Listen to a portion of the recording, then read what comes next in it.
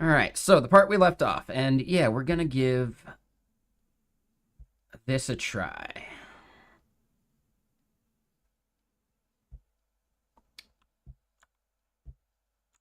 Yeah, I really do wish these were like linkable better. Like like you could have entire like sections.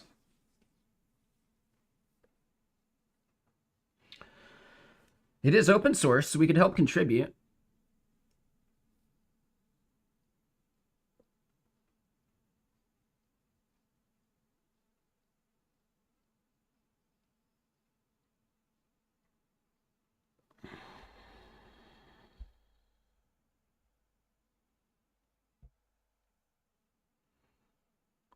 All right, so let's close all of them down and let's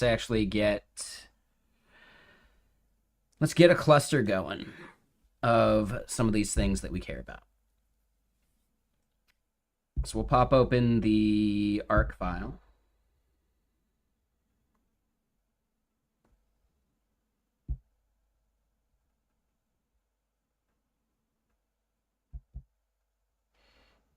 Oh, I like how you can double click and head to it. So then if we look at API keys in the routes,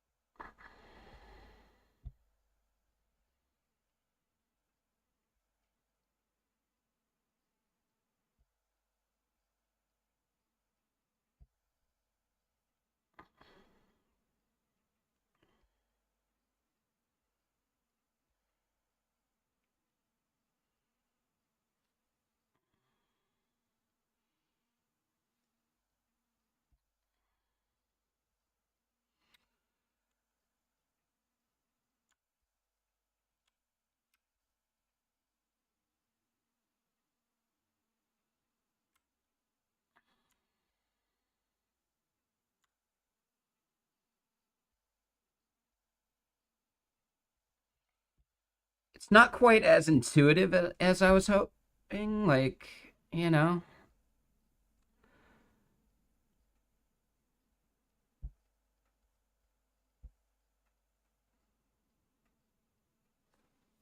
like I almost want a hotkey to be able to pan the world.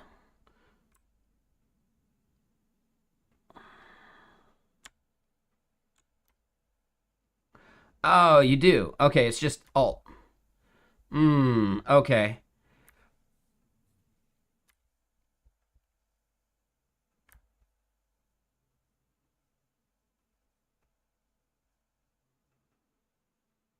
I don't have a middle mouse button. But if I do Alt, then we're good.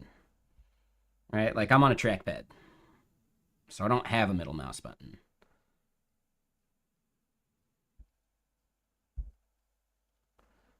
Three mouse drag just does like selection like I would expect it to.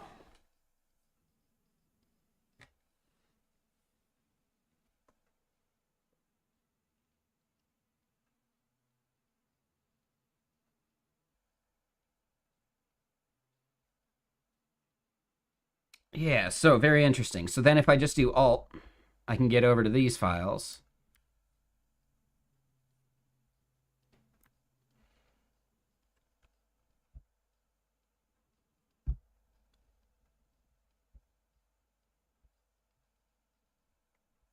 Oh, key bindings and help.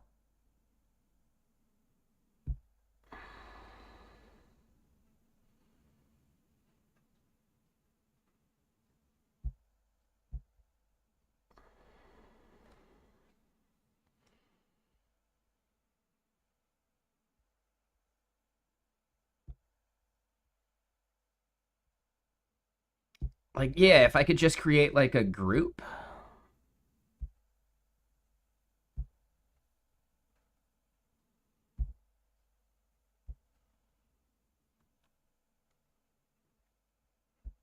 You can move them all around together.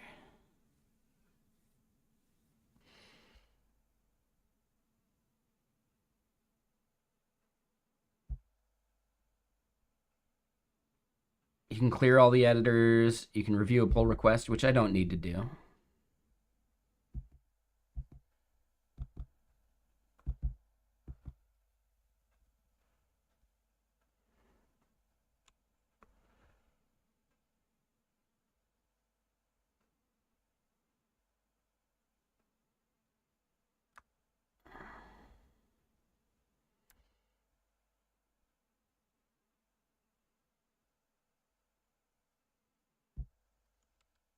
And then by pinning it, oh, that's interesting. So then I unpin it. The pin and unpin functionality is a little weird.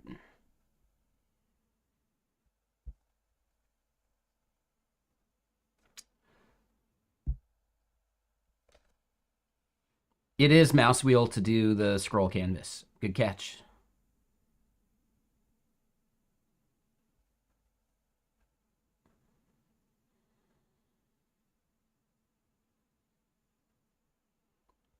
Pin basically, like, so notice how when I'm like panning around over here, it's like pinned and stuck to the middle.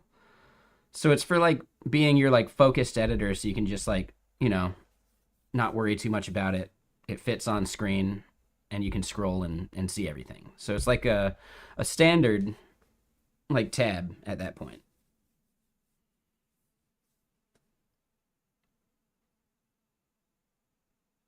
What's up, Ladle? How you doing?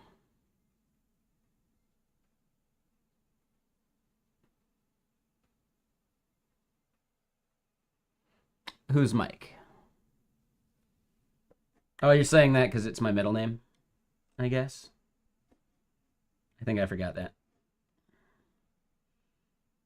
I think I forgot that's something you do.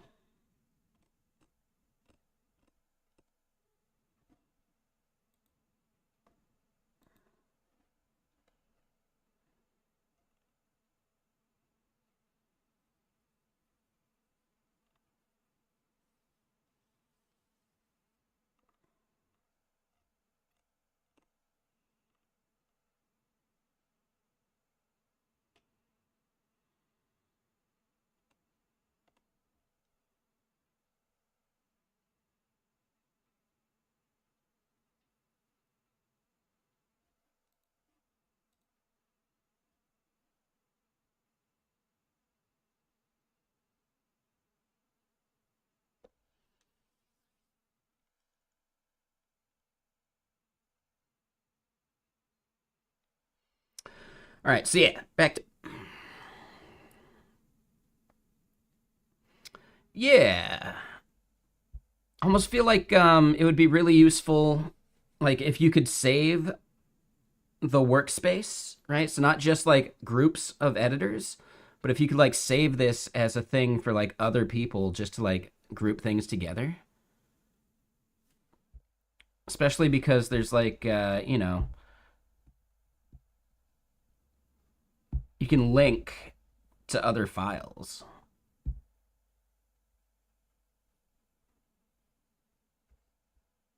Now this one, less relevant.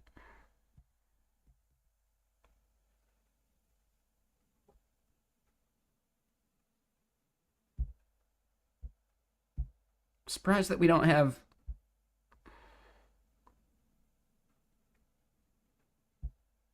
like any of these like navigable.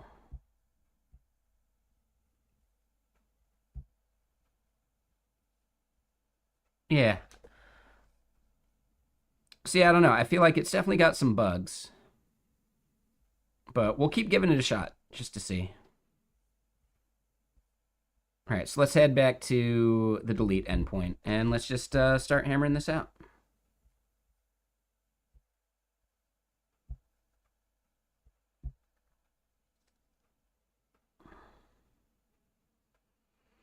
All right, so this is the delete endpoint.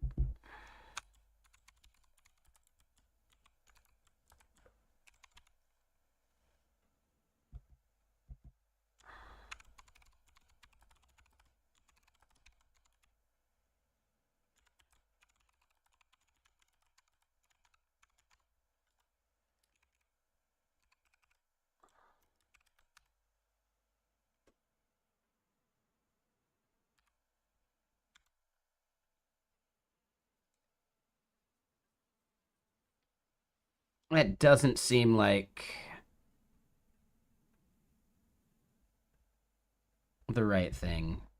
Let me turn Quota off.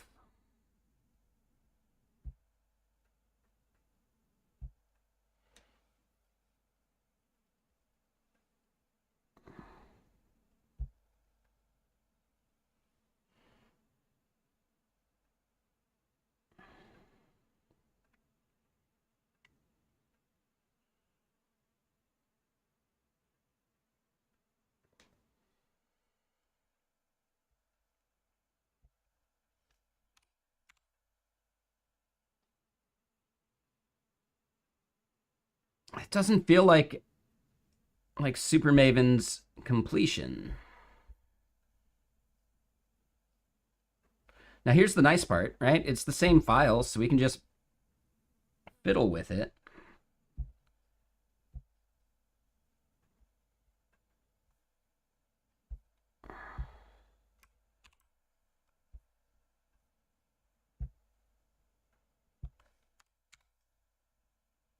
No?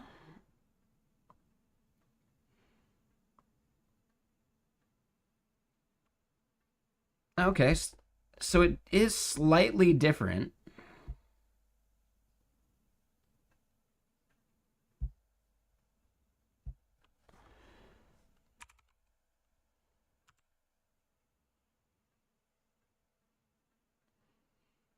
But yeah, that works.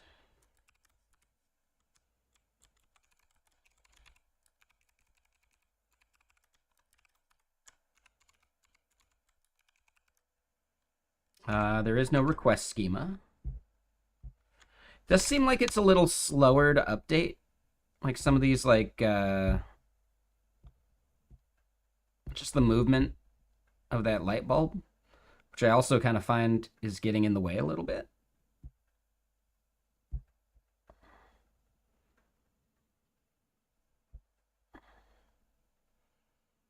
But all right. Yeah, I don't know. It's a cool experiment.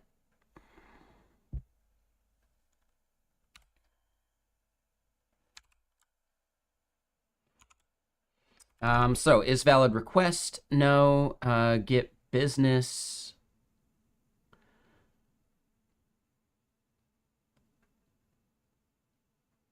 Hmm.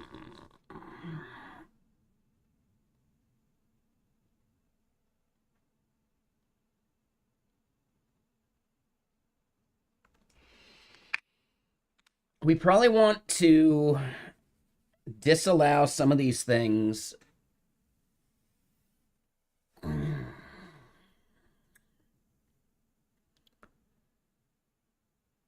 From being done with an API key. Like, you shouldn't be able to use an API key to delete API keys. Not yet, at least. I could see that being a useful, feature, though.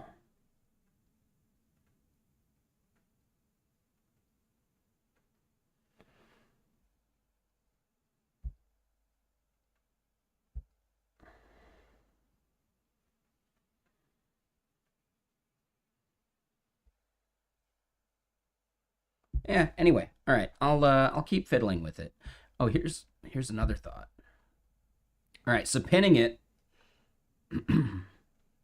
doesn't make it go full width even if I hid the sidebar. Huh. Okay. So yeah, it has permission, right, to delete one of these.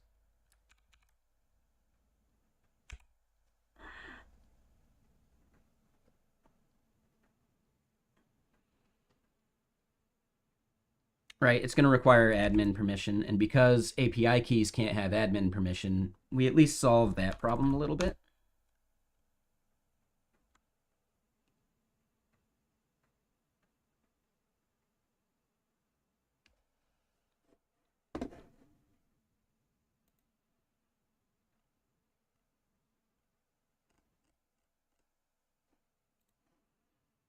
Let me check on something.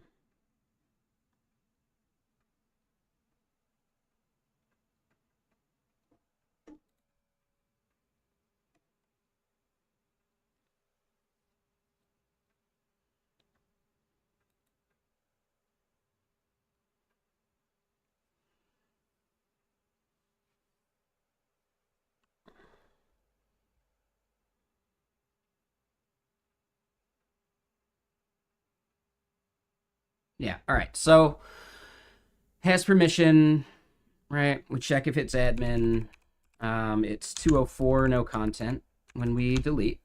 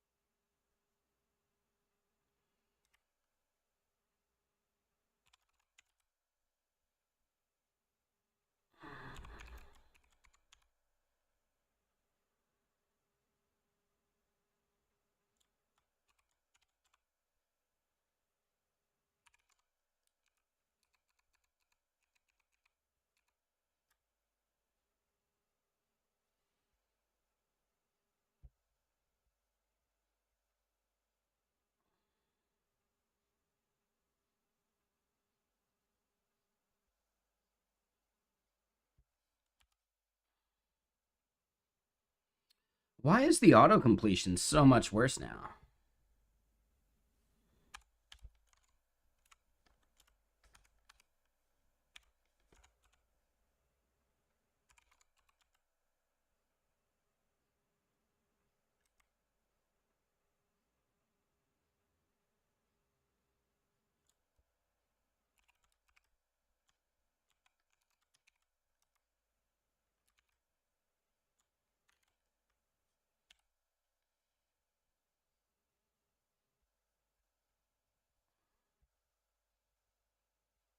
What's up, War? How you doing?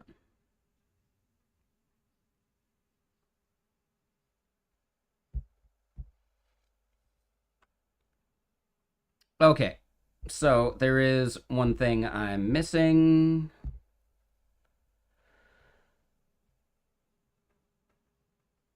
It's going to be here in shared data keys.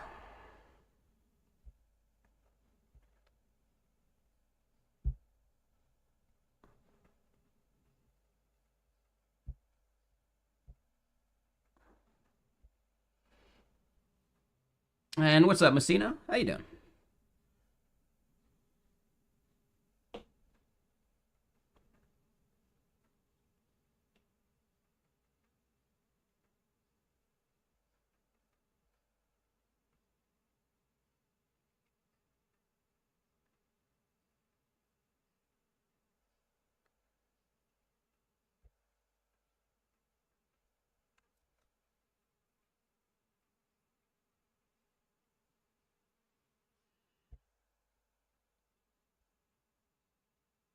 Now hold on. It's been a while since we created an entire new entity.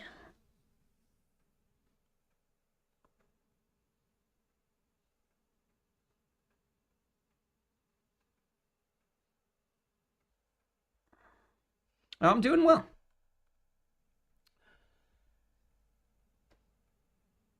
Do I have a command for this?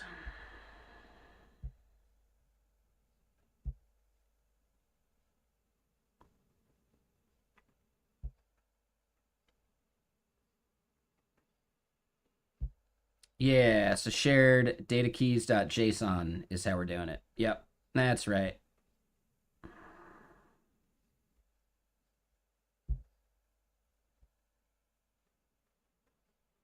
That's right.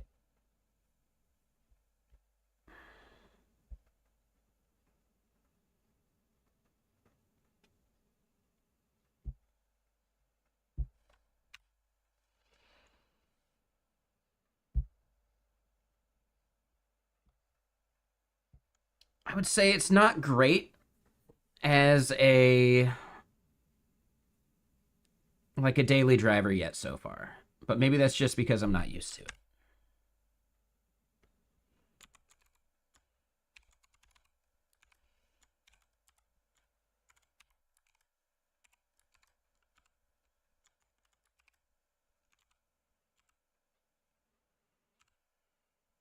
So yeah, the partition key, sort key.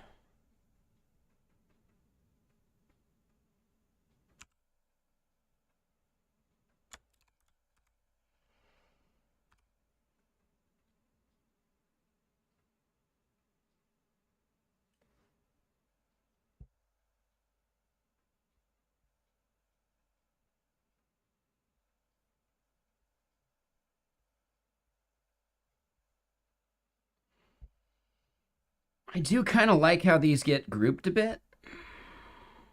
I do need to go look at one thing here. So we actually already have an API's key map.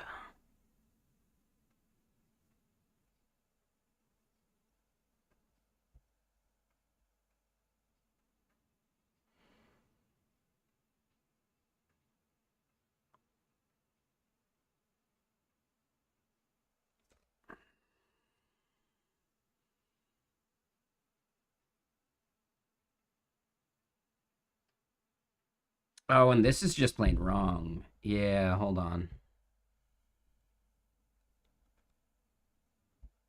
So partition key.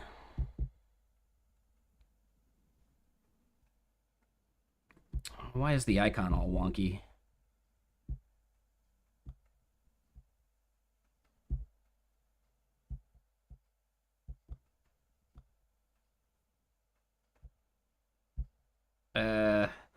Yeah. I don't think it's a daily driver. We'll give it another try here at some point. But yeah, just not feeling that productive with it. Like it's a lot to manage, like the panning around and all that.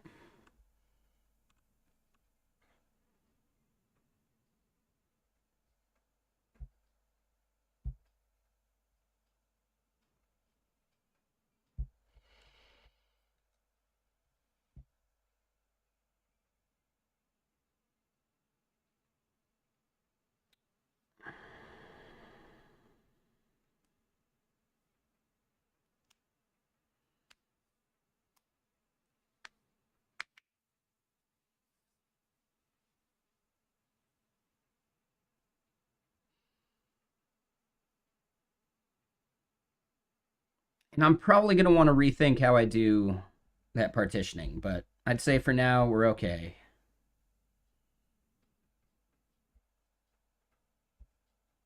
So we go back to data keys. The open editors is actually kind of annoying. But yeah, API keys is already taken too, right? Yeah.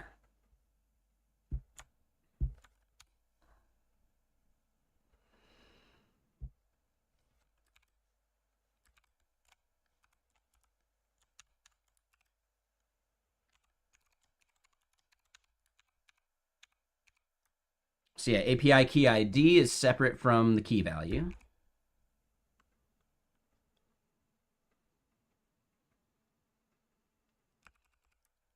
But yeah, those are wrong.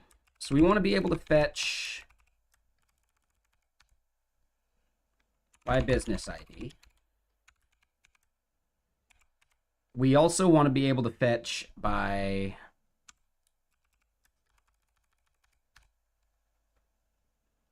key value, right?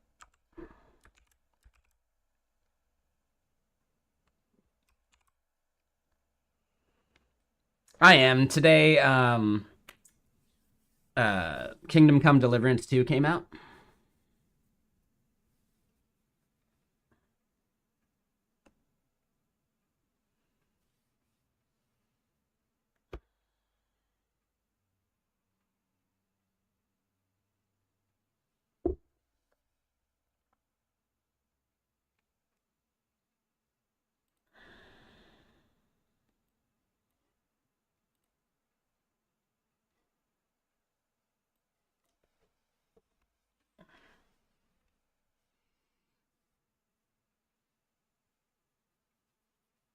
Then everyone got to bed.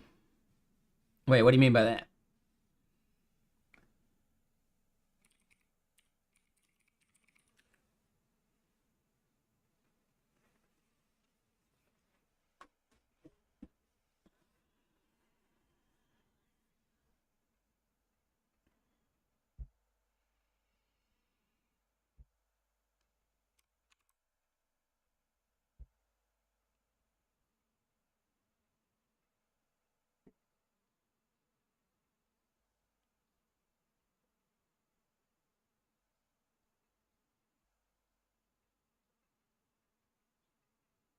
It's 12 a.m. There in Denmark. Makes sense.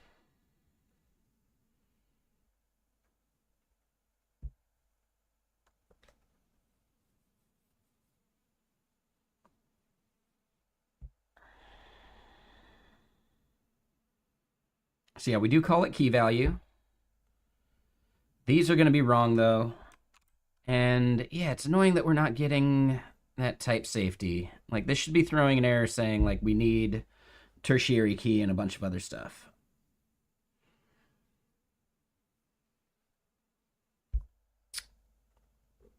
But it's not the end of the world.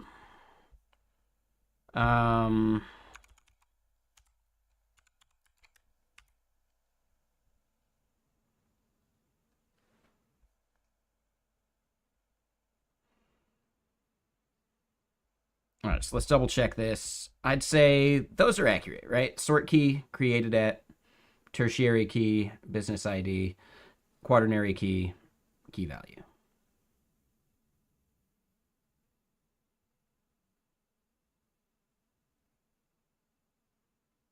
Yeah.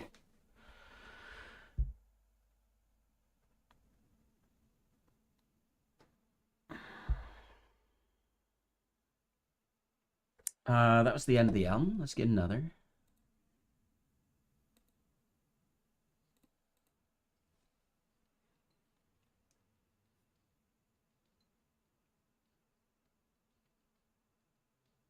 Nah, you're good, man.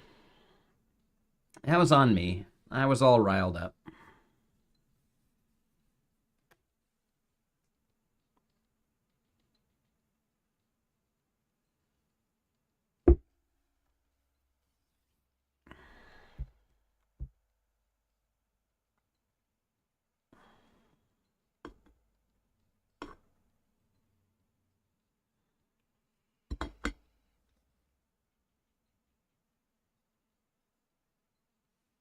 Yep, no worries. And Mishra, thank you for the follow. How long have I spent on this project? I'd say probably somewhere around like 6 months total. Could be 7. I don't know.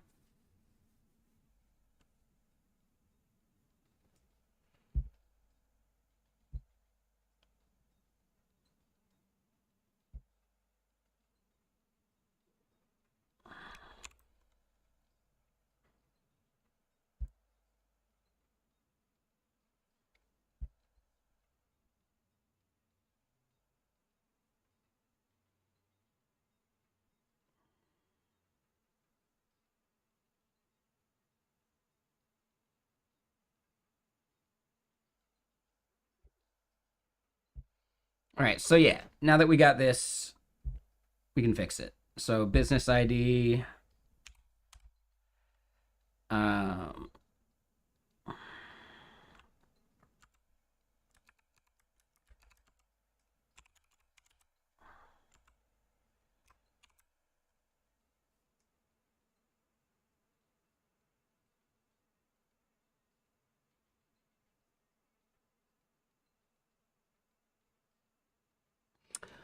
I like the idea of using the API key ID here.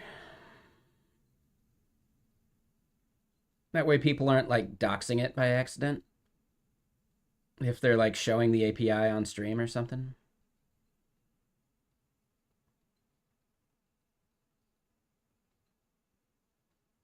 I'm not sure it matters.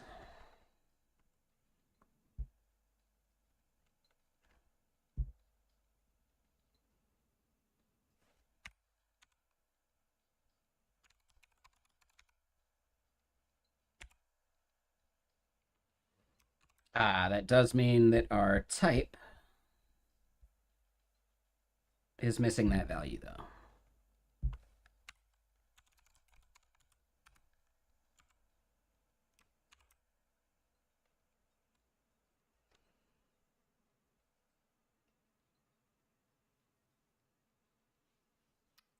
Right, like, does it make sense to decouple? Right, like the database key ID from the actual value of the API key? I think it does. I don't know if it's going to matter that much.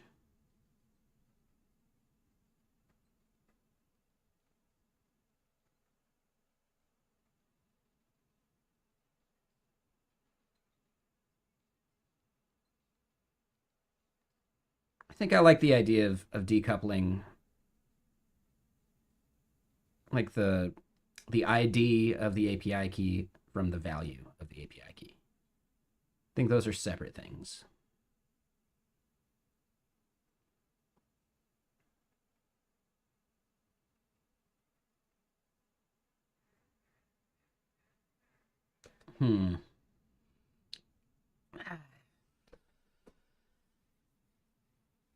I think they are just fundamentally separate things. Yep. All right, so business ID, API key ID. Oh, you're right. This album's louder than the other. Yeah, good call. One of the albums we had on earlier was much quieter.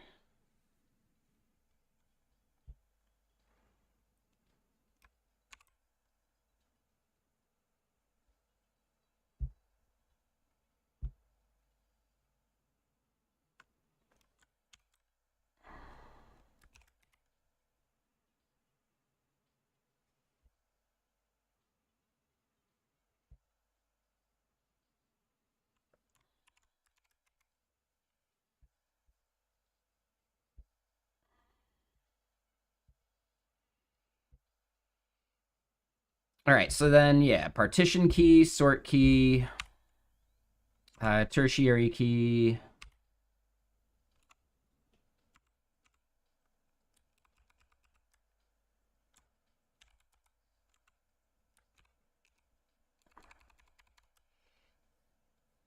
We could just call it key value here, and that simplifies some stuff.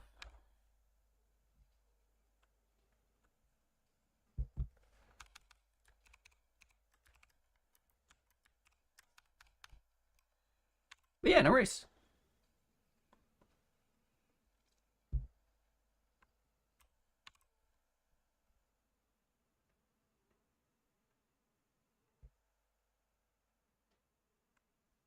$320.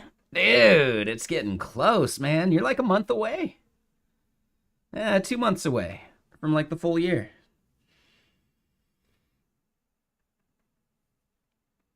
What do I need to do to celebrate it?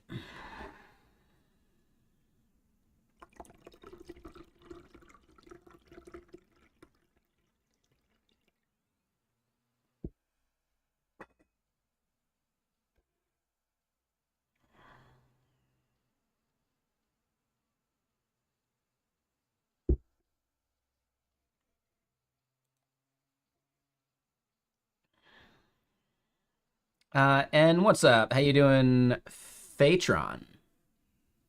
Welcome. Have a whiskey? I think I can do that.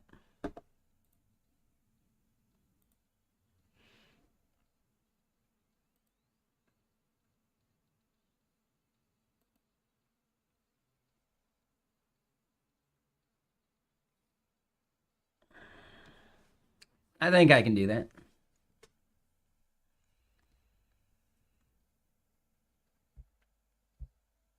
Oh, I'm thinking about doing the Indian food tonight, since I consider it like a special day, right? Like, look at the hoodie. Kingdom Come Deliverance 2 time. I am skeptical if I should hop into Kingdom Come Deliverance 2 immediately, because I do kind of need to finish the first one.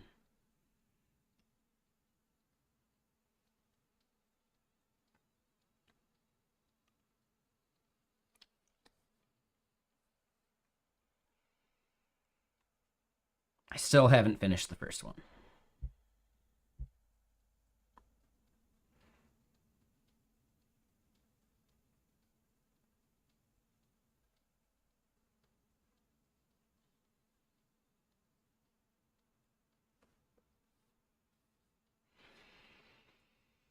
I don't know. We'll see.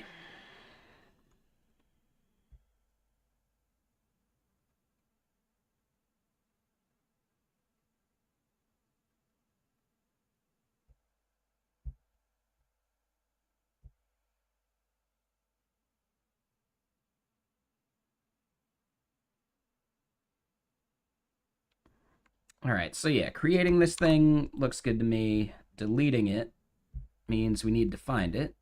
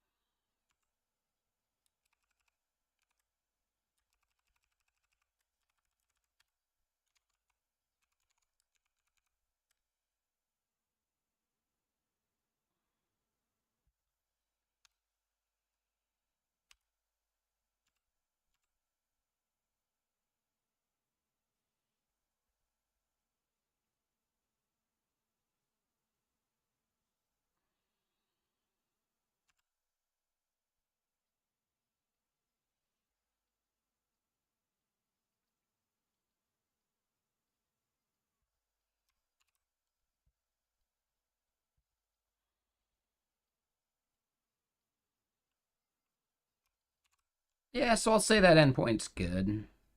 We just check for it. So then the get all endpoint.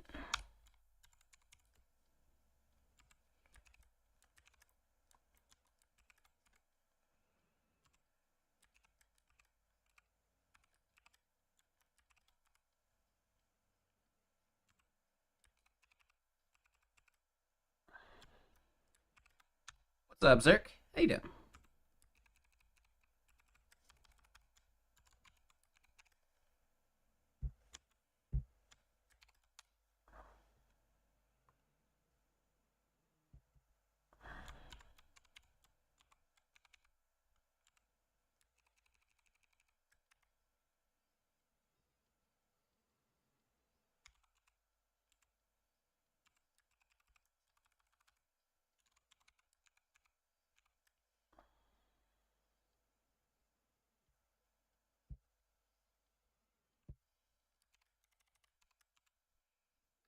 All right, so then here we got business ID, tables API key, scan. Hell no.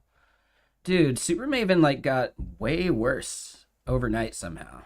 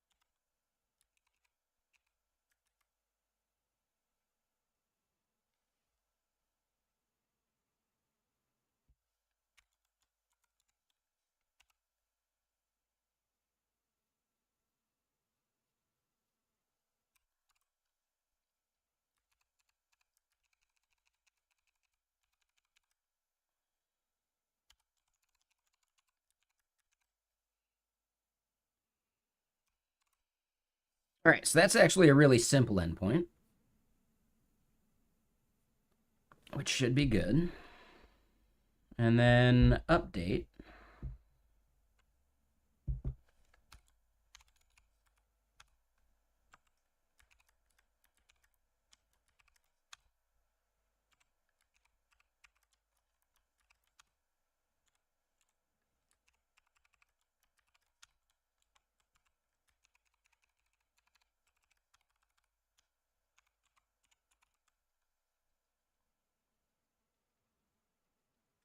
What is Calatrava? Calatrava is my wrapper around Architect.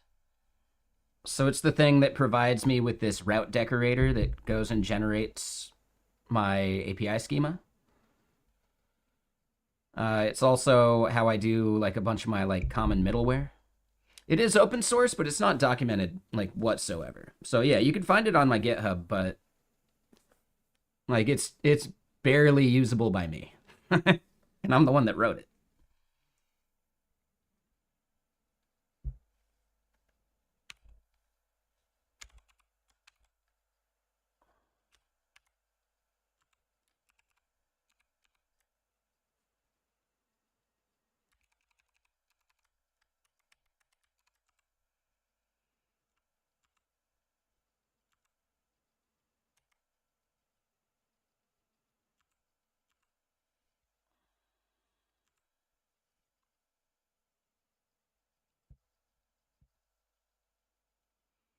And yeah, there's like a lot of rough edges. We still don't get enough like type safety for certain things as I would hope.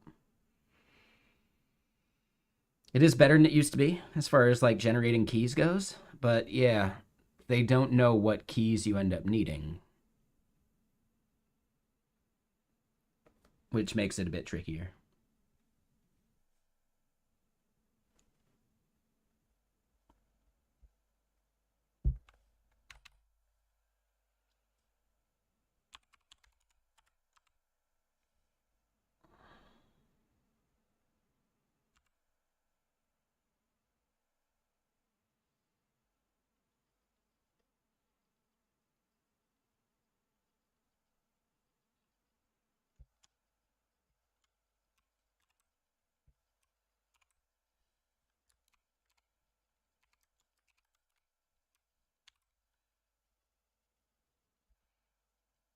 We need to make sure it's valid.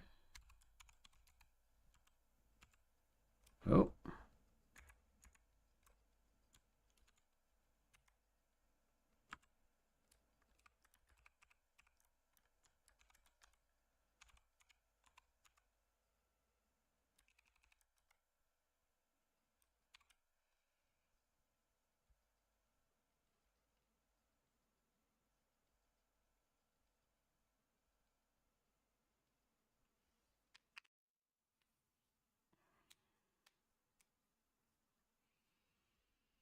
That looks pretty good for the backend endpoint. Like, we're validating the body before we get to it, so it should be fine there. Only an admin can do so. I think that's fine.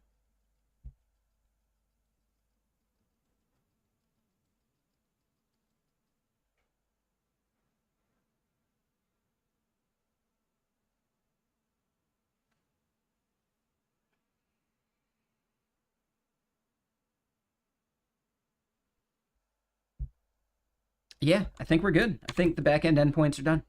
So now we need to start getting into what the front end's going to look like for this stuff.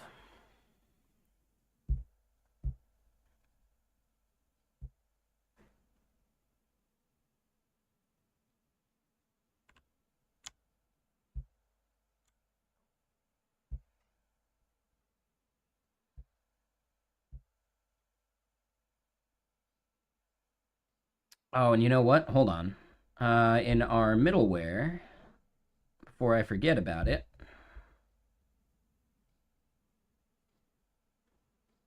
we're doing get business.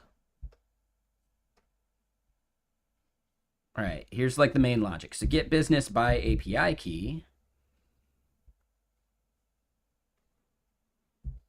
Oh, yep. And yes, this is going to be a problem anyway.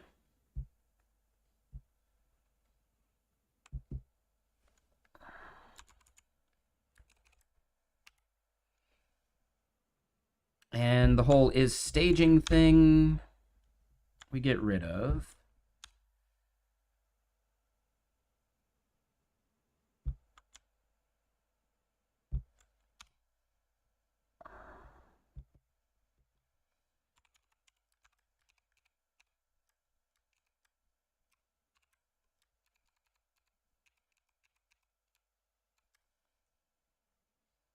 That part doesn't exist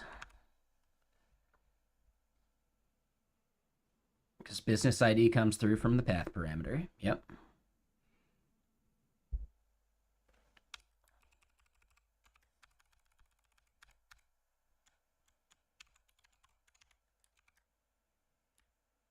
Oh, and it's not primary, it's partition. Oh, no, this is going to be quaternary. That's right.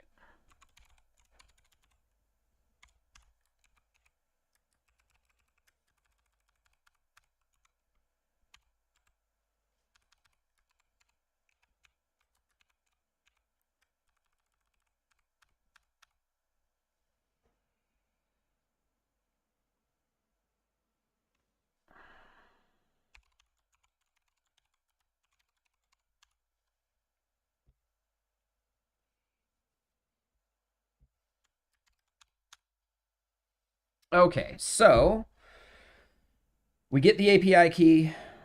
If it doesn't exist,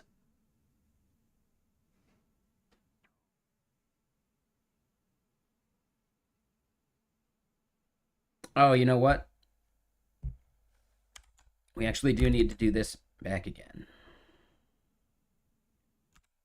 We don't care about the sandbox part. But we do need to validate that the business API key is equal to the business ID.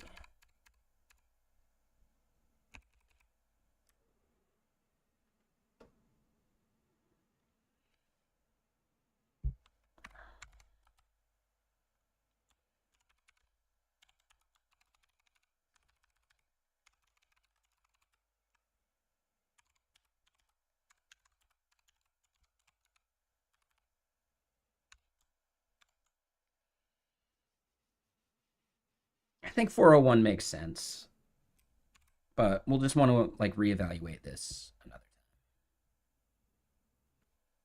time.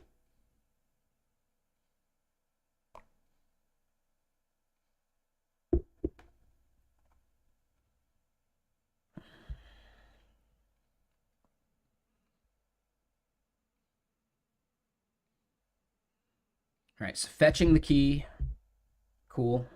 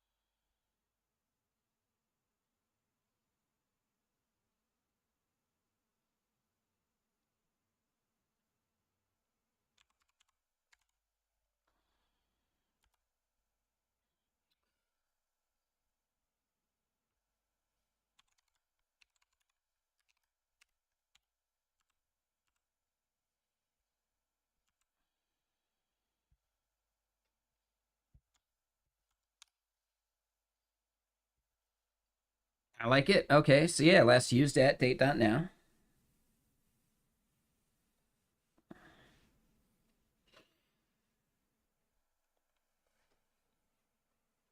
Yep. Yeah, all right. Now, so that all works.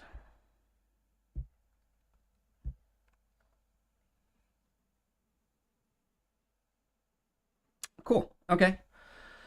So then we can start fetching.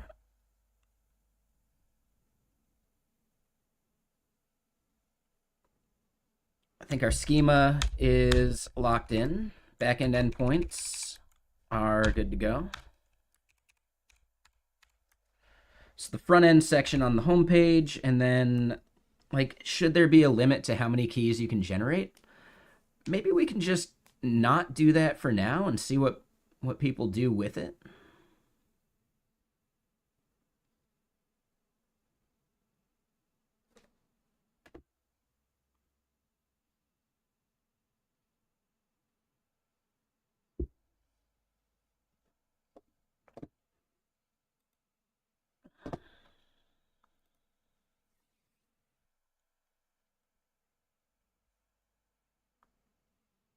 Yeah. All right. So let's start building out the page, and I think we can just get rid of that part.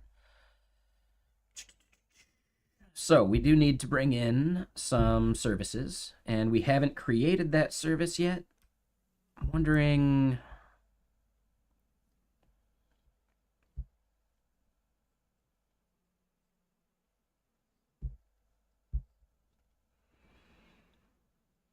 We got create, get, update, business users, business logs. Do we just want to move this all to a separate service? Yeah. So we'll create a new service for it.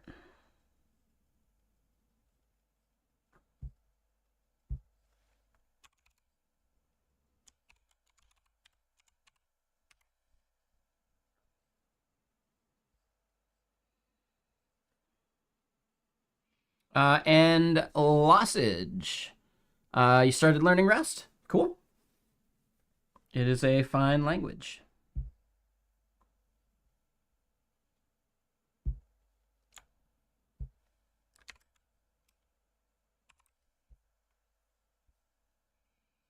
And Alatar, how you doing? Welcome.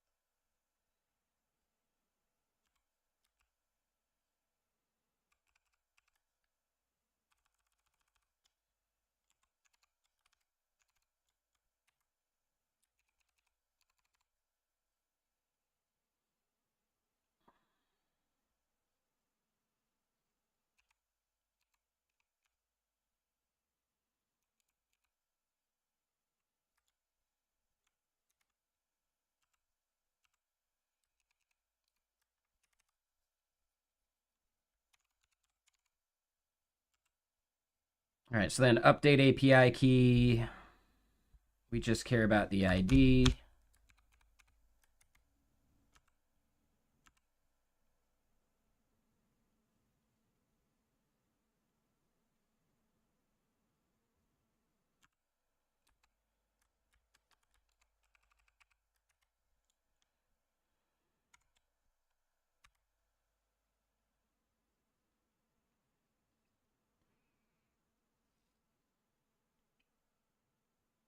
So the only thing that you can update on the API key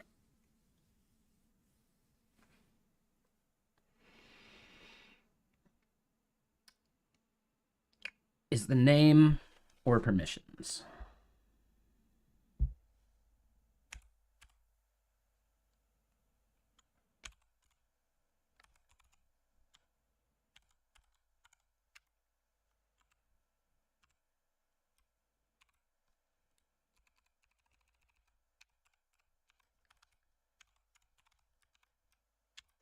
Let me get more music going.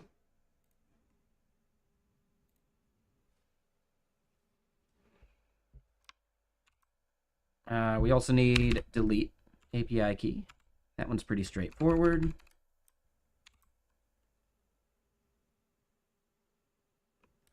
Oh, and we need create API key as well.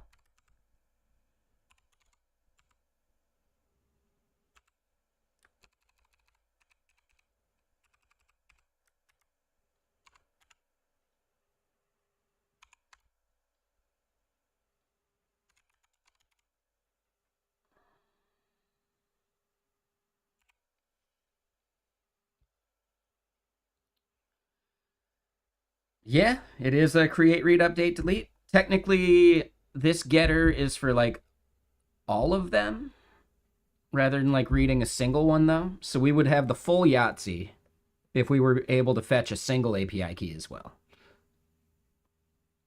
So it may be a read, but technically this is closer to like an index.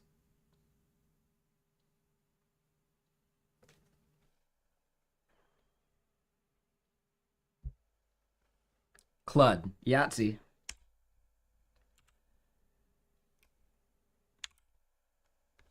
Where's Cody? I don't know. We were playing a fun game, and then all of a sudden, Yahtzee! Bam! Stands up, hits his head, falls. My mic might be a little quiet, but volume's at the -20 like it normally is. I think maybe it's my mic.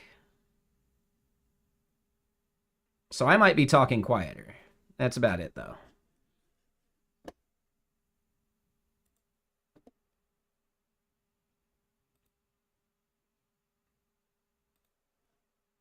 God, I've already got a bunch of gain.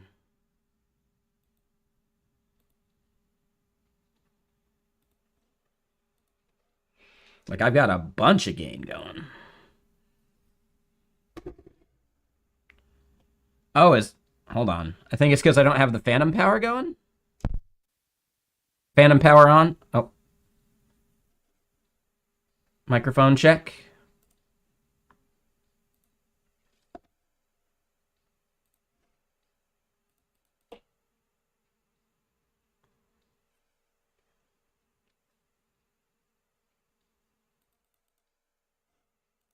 All right, microphone check. Is that a little better? Yeah, I forgot. Like, it's probably been quiet for the past few days because I fiddled with having phantom power off and on. So, yeah, volume should be a bit better. You're saying I should turn the mic up? Or you're saying the mic is too loud? Because I did just modify it. Oh, it does seem like hold on, one thing.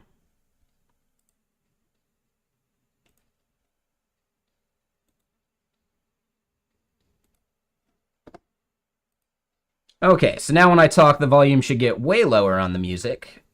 Man, how long have we had the compressor turned off?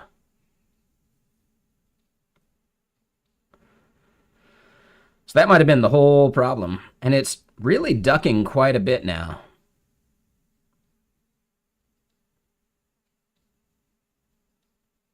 How do we feel about the music while I'm talking? Is it ducking a little too much?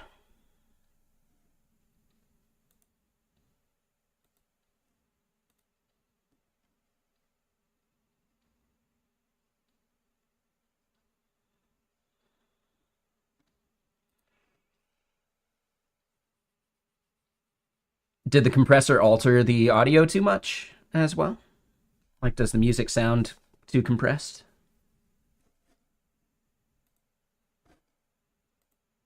It should be only while I'm talking, but we'll see. All right, sounds good to you? Yeah, good call. I didn't realize that I'd forgotten to do all that.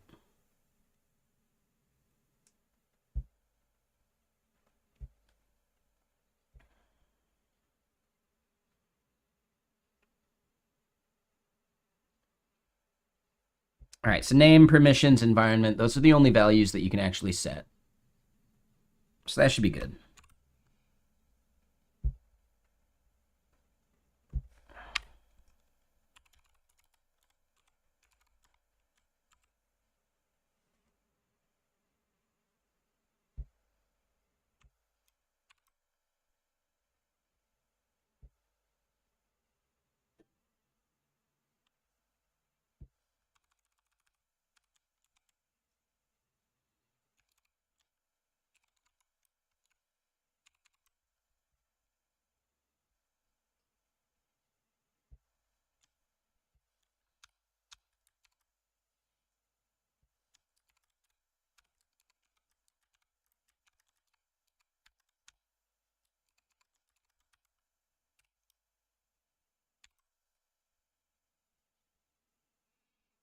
Electric. If you don't like the music, over on YouTube, we don't have the music going. That's like the one like major like difference between the two platforms. So yeah, if you prefer not having the music, YouTube channel might be for you. Up to you. But I am a DJ. Come on.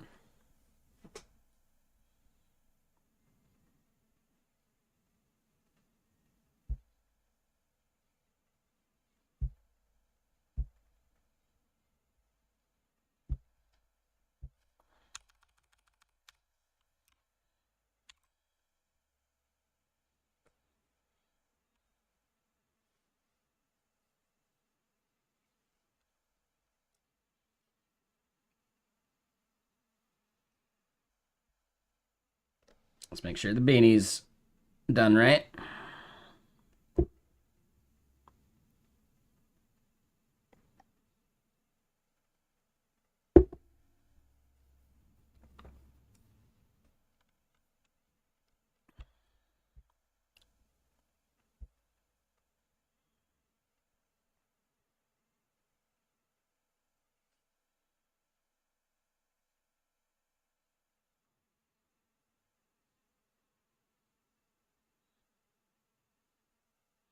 Oh, so he's not using a compressor to do it? That's strange. It's just so much more effort that way.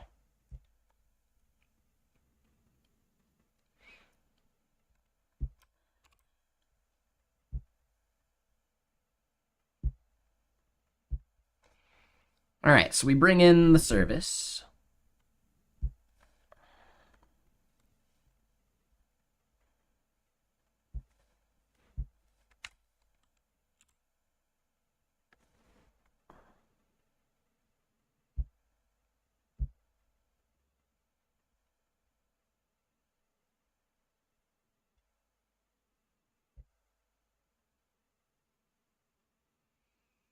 Oh, we're not saving our business settings either.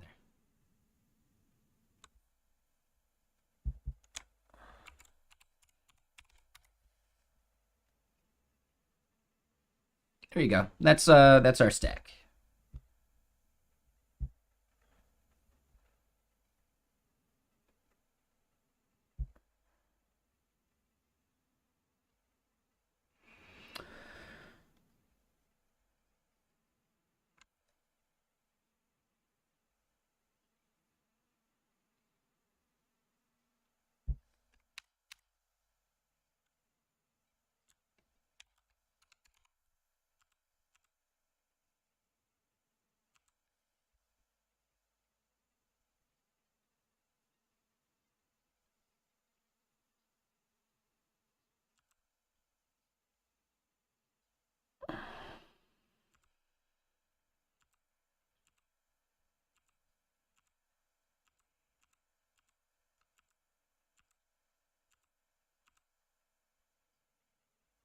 How do we think it did with that auto completion?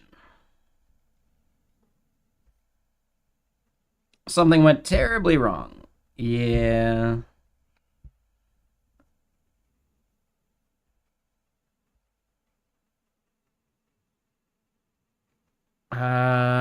Connection refused. Wait, did I kill the API? Oh, I did kill the API.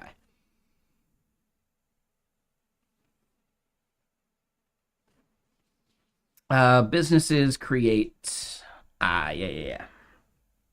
So we do have a bug on the back end due to a refactor.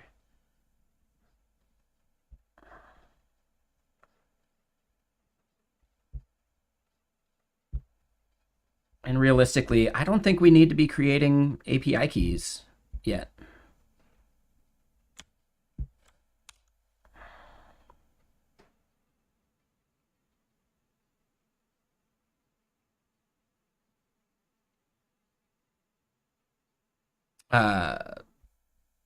What's up, one guy?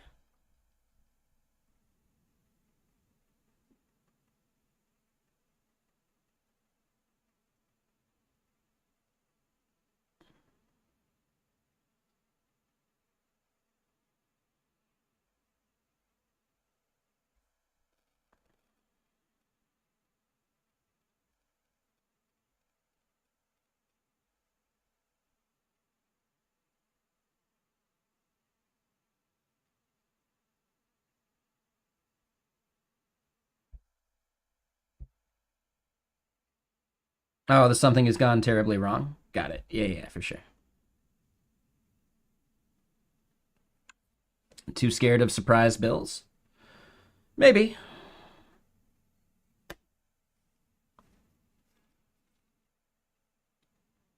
No, I'm using a thing called Architect.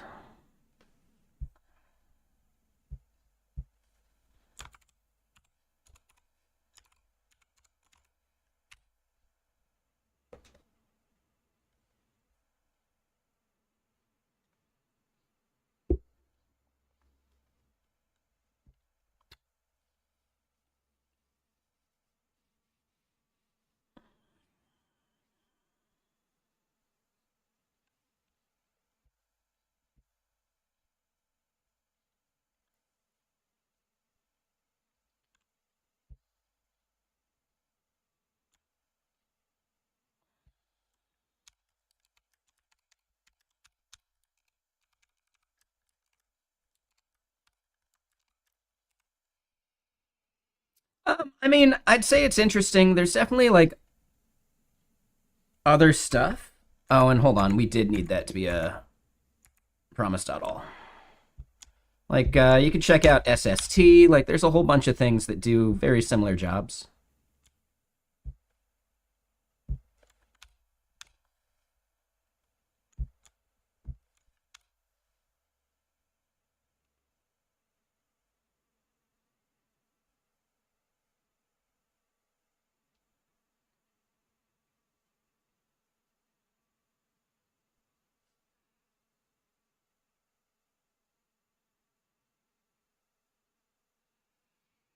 Oh, and creating a new business, this part's wrong.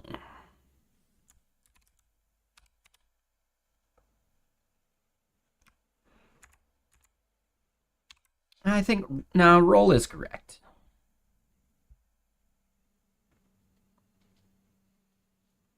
Yeah, I think we're fine there.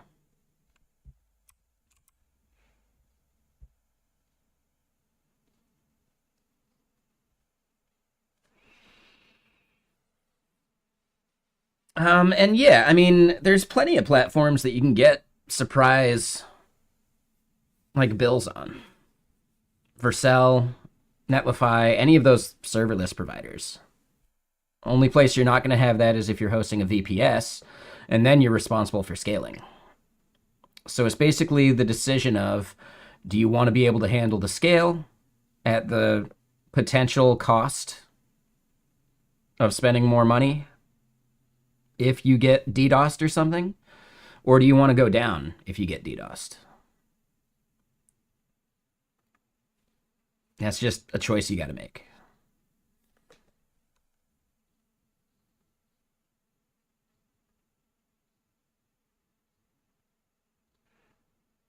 I would say for this project, scalability is important. Much better than the service going down.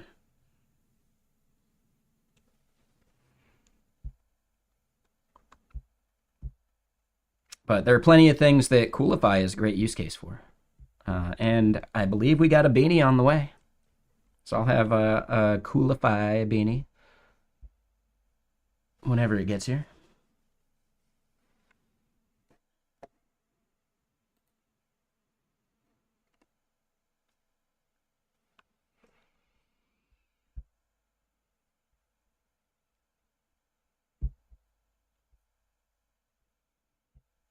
All right, so I actually half expect our token to be expired. Nope, not yet.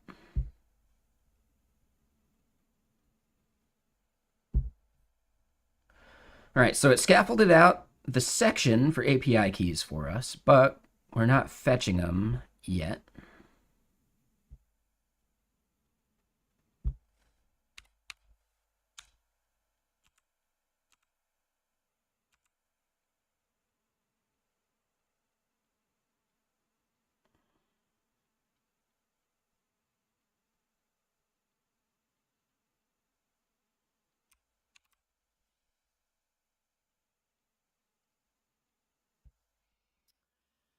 And we don't have any API keys created yet, so we need a button for that.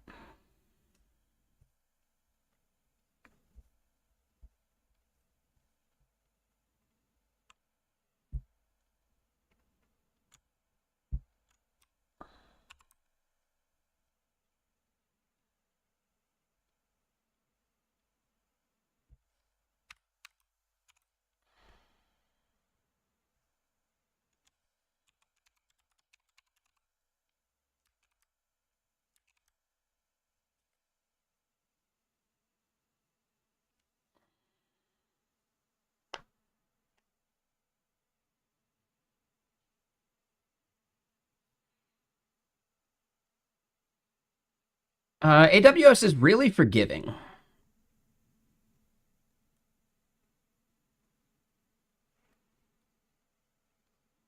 AWS is really forgiving, and the free tier is really reasonable. Right? Like basically with Vercel, you have to go viral for them to forgive a bill because Vercel has to pay that bill to Amazon no matter what because they're a middleman. Amazon knows that if they burn you, they've lost you forever. So they are pretty good about forgiving mistakes or surprise DDoSes and things like that.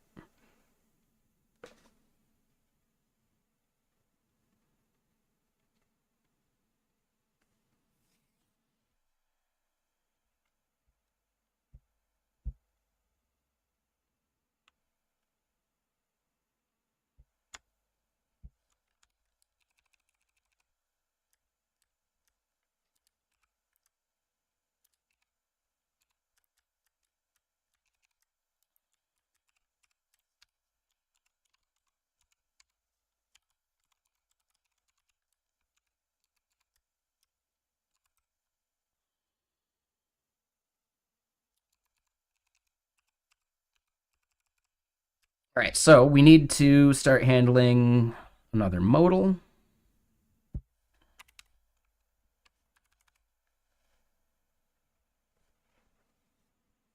Yeah, the Cloud Practitioner cert is a good one. I highly recommend it. AWS Skill Center.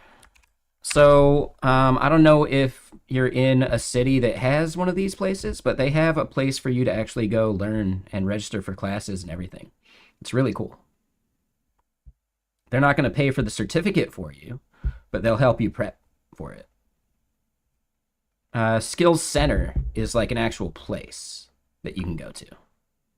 Skill Builder might be like an online thing, but Skill Center is a place where you can actually get like hands-on training. Right? So I don't know. Definitely worth checking out.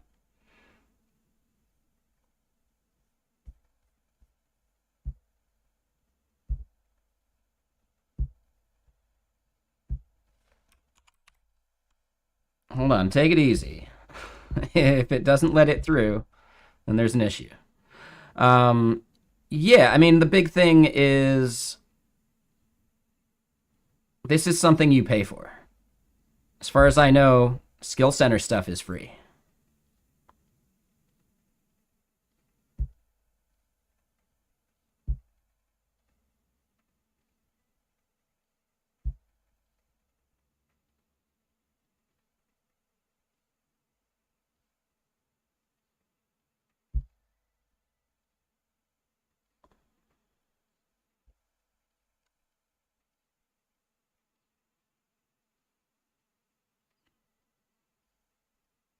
No, they should be back.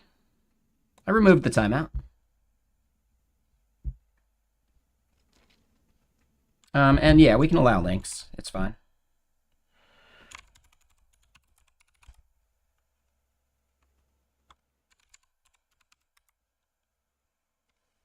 But yeah, I don't know.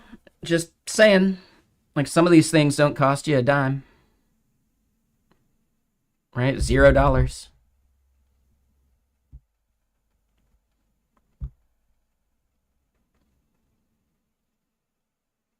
There's also online ones if there's none nearby.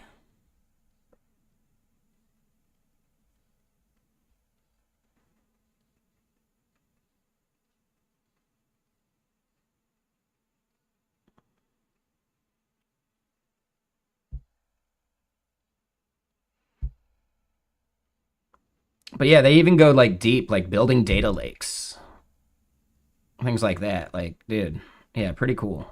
And a lot of them look like they're virtual. So yeah, it's actually free and official. I mean, we just looked at it and it has a subscription plan. So I'm not sure where you're finding that.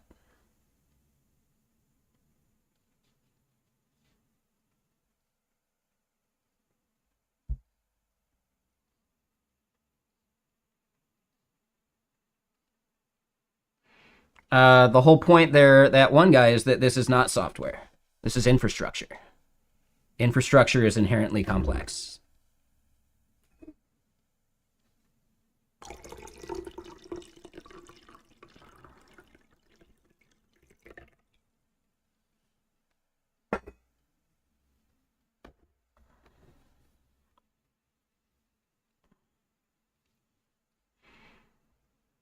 See, I see that you can create a free account, but looks like there's some kind of cost to it.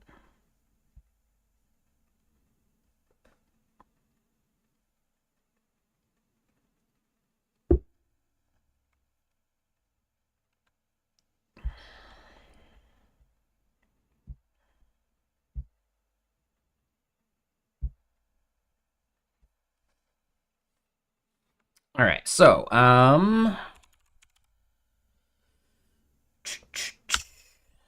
we'll say new API key modal open. New API key name, permissions, and environment. Sure.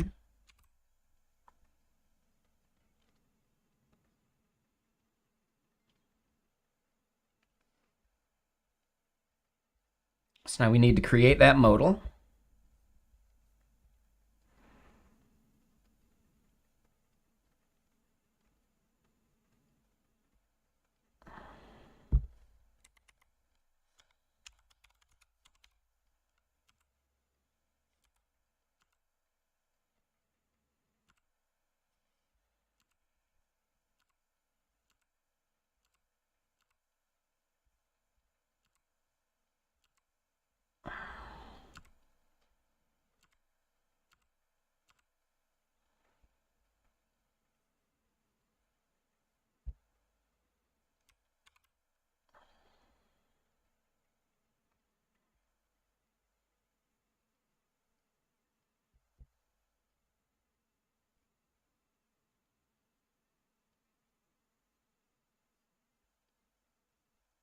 It was close.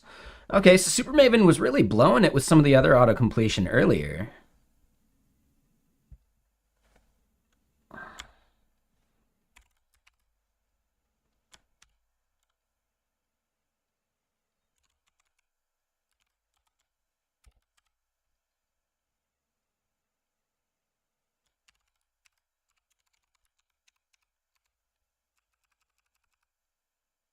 So you don't need to? Oh, that's cool. I didn't know that.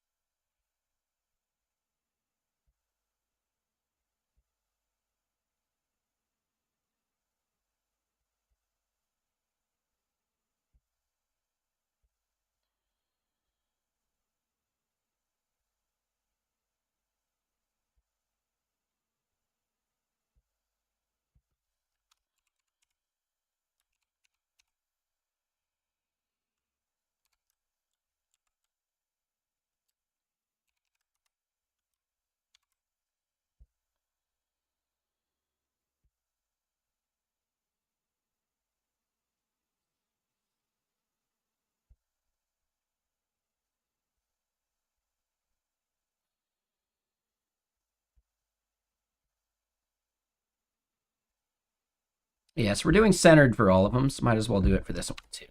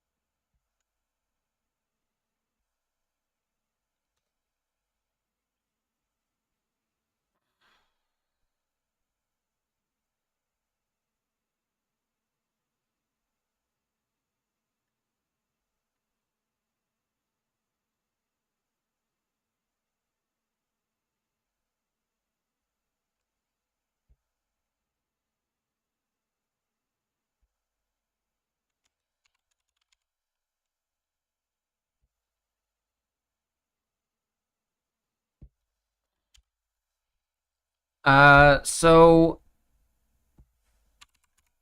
SST is kind of like a wrapper around Pulumi. So I'd say check out SST. Also check out Pulumi.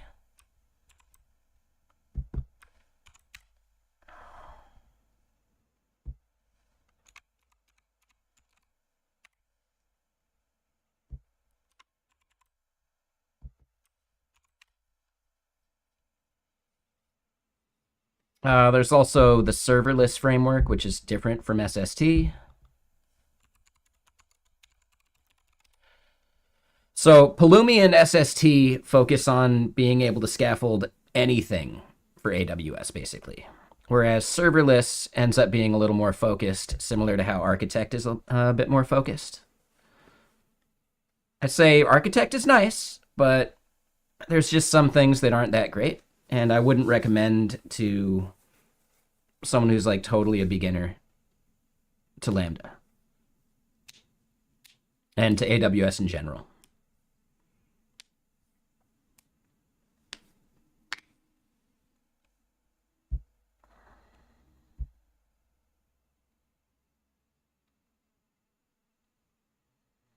But yeah, like as an example, you know, you can just create like sst.aws.email and it's going to go and actually like scaffold things out for you.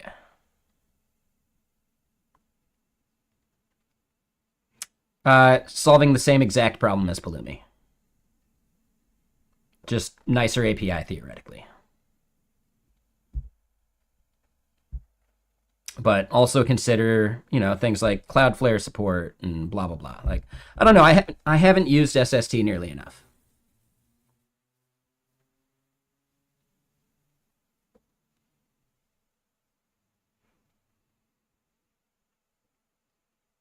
But Architect seems, I don't want to say like abandonware, but it just doesn't seem that actively maintained anymore. I could be wrong.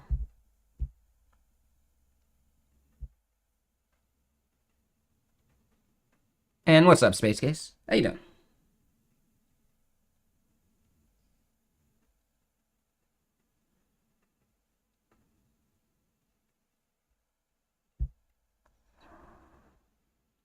Really? I'm sorry. Not feeling well?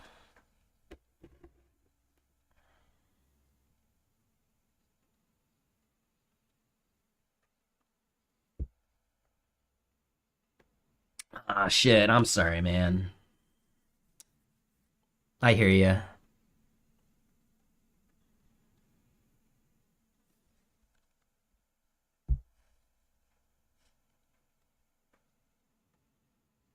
Um, I know you like really value the freedom from your contract, but there is this hnhired.fly.dev that you might check out.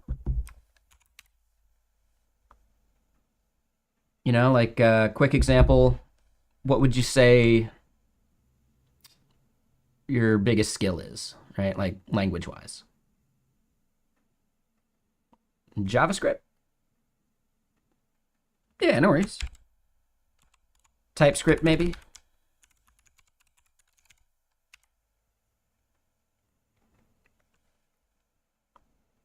So yeah, some of them are going to be, you know, 3 times a week in office.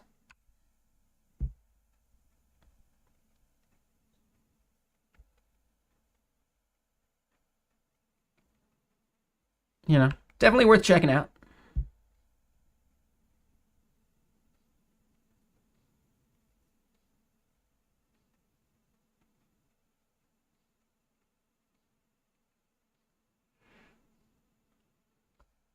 Yeah, I think there ends up being like a lot more European ones here, which is interesting, but you know, definitely worth checking out.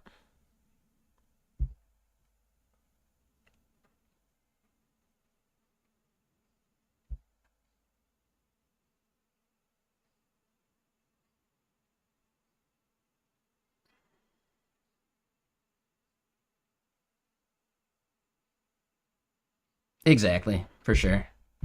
Yeah, especially because as a contractor, you don't have as much of a safety net via like unemployment insurance, etc. So yeah, you got to find something like ASAP, which I understand.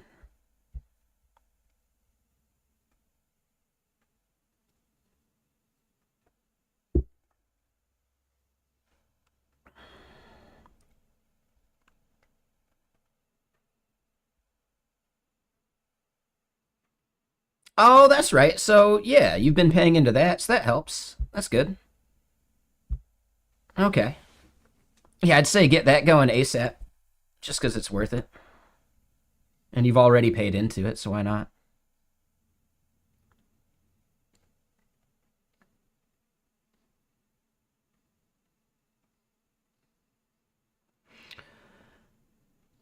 I guess that's the thing, though. Do you technically have to lay yourself off from your S corp to get that?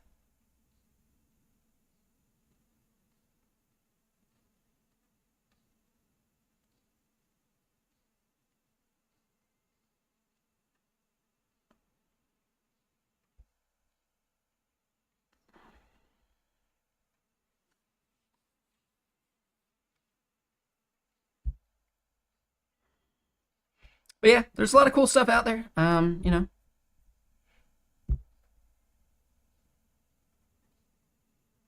Ah, okay, that makes sense. You're from Europe. Does this apply to fully remote jobs? Some of them, yeah, are fully remote. Like, just depends on the article. I would say check it out. Electric, you're most likely looking for a junior role. I don't know. I'm just guessing. Just totally guessing. So yeah, depending on where in Europe. If you're in the Netherlands, check this one out maybe. And yeah, turn off the remote only just in case. Like if you're in Paris, France, we come from France. So yeah, I would recommend checking this out. This is a site that gets updated basically at the first of the month, ish, right? So it was technically yesterday, but this is from Hacker News, and this may end up having some jobs that wouldn't be available on Indeed or LinkedIn or some of those places. But really, just look everywhere. I think that's the important bit.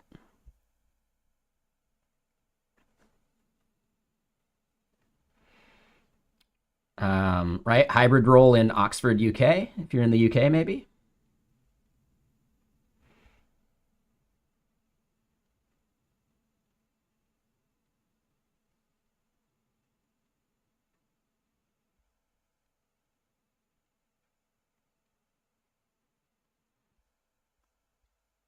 But yeah, always worth a shot.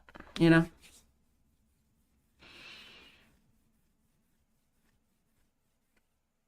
I would say here's the biggest thing there, Electric. Do not spam your resume out. You should be crafting your resume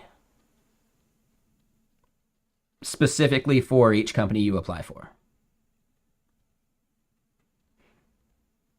So just keep that in mind.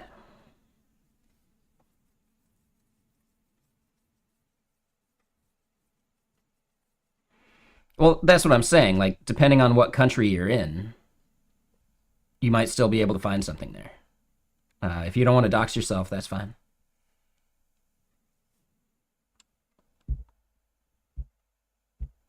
Messino. No, we'll allow that one. Yeah, if you're desperate and you're willing to work for Oracle, you can do it. I think we also know someone else. I believe he said his name on stream.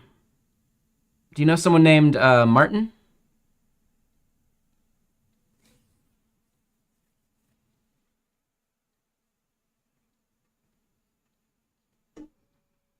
It's accurate. It's accurate, Sergeant Pepper. I appreciate that, though. And I know Oracle's a big company, so there's more than likely a few Martins at the company. So, yeah. They're Canadian front end, I think a lot of Angular work.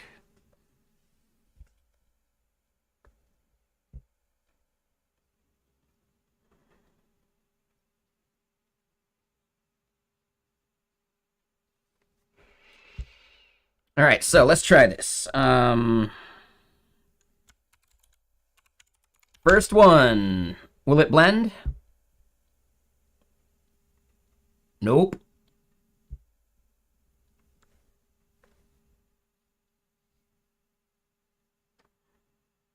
I don't think that's accurate. We shouldn't be on missing token. That should be an expired token.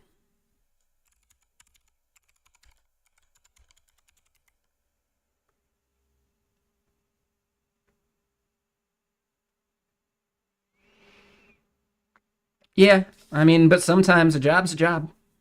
And yeah, a big part of why they're always hiring is because people don't want to work for Oracle. But that means that there's less competition for those jobs.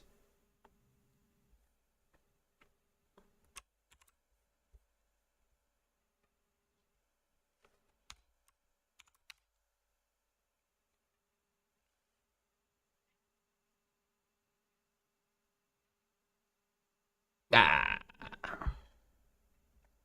I typed it wrong.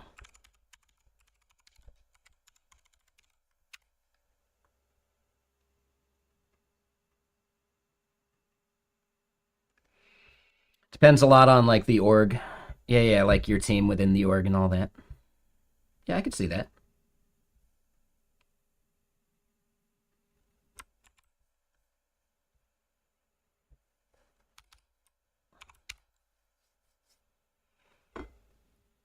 Let me get more music going first.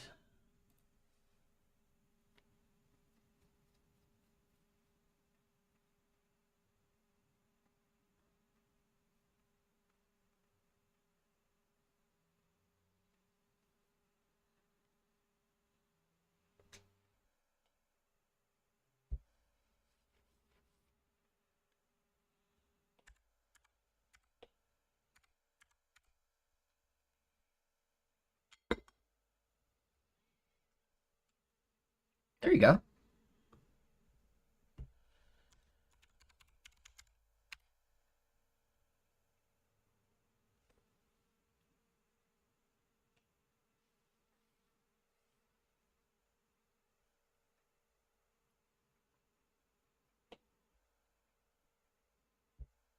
Okay, I like it. So we'll do the same thing. Man, yeah, Super Maven nailed it with hammering that part out. That's kind of cool.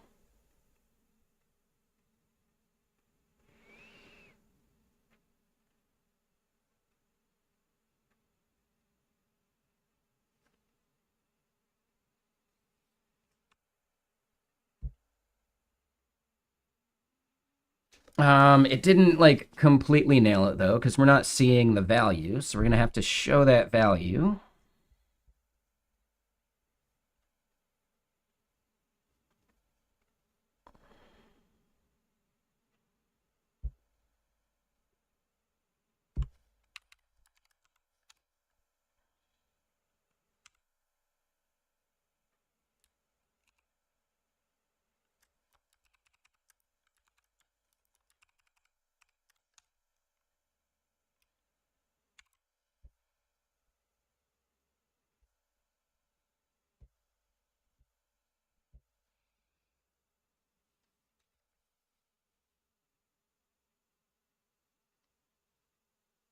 Yeah, there you go. Just making sure they're electric.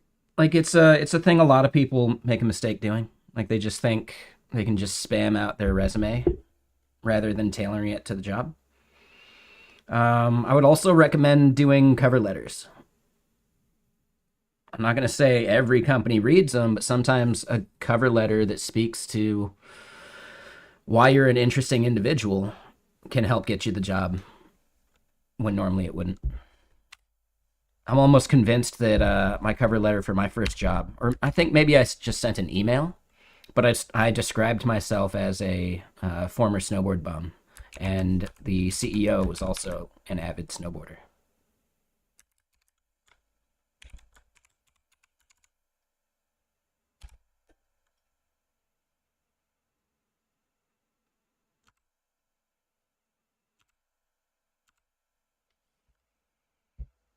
And real quick, no more villains and Diogo. Thank you for the follows. Welcome.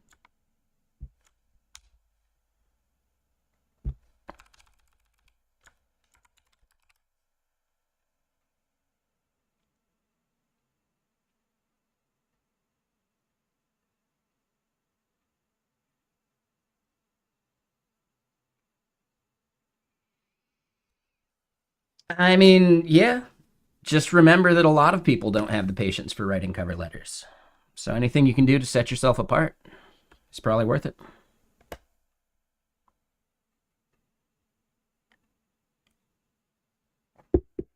And electric, I've heard that it's far more important over in Europe as well, right?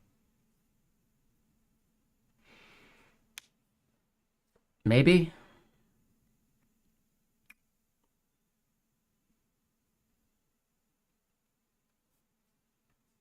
I'd say try it. Someone sometimes reads them, and sometimes that can be the difference between getting the job and or getting the interview and not getting the interview. If you need a job, you shouldn't be neglecting any part of the process.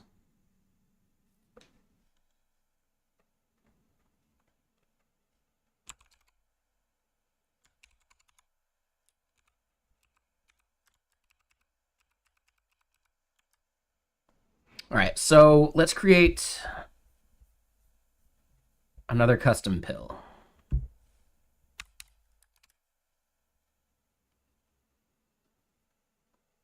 Yep. But again, no one can force you to do it, so don't do it if you don't want. Totally up to you.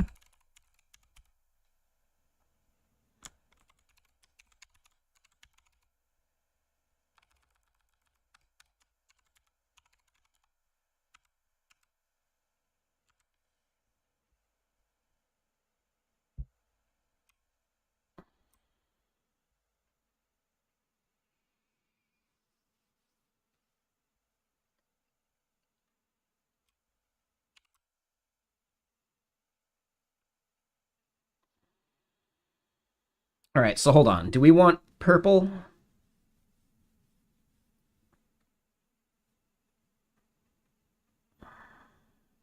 I don't know. We'll have to think about like the color of it. I don't think it matters that much right now.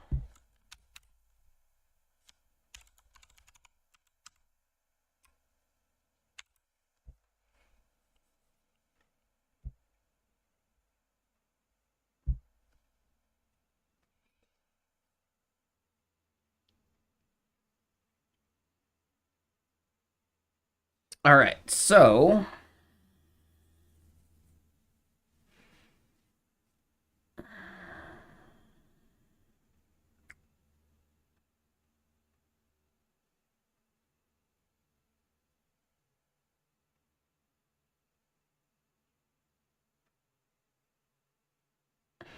thanks, Argus.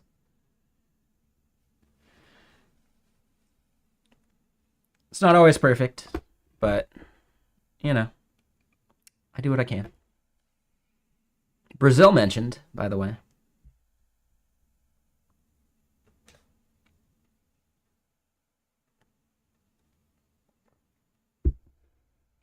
Are you making it in from Gonki finishing up his stream?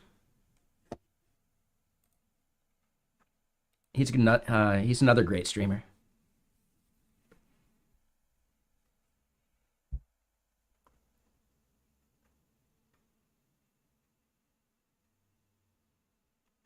All right, so the delete key. Instead of a delete button, we're going to say action icon.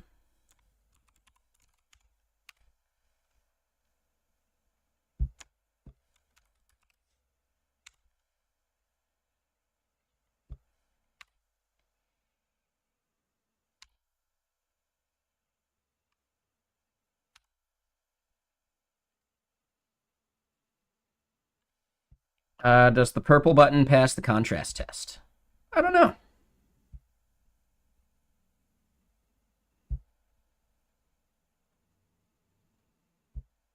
It's just straight up the word purple.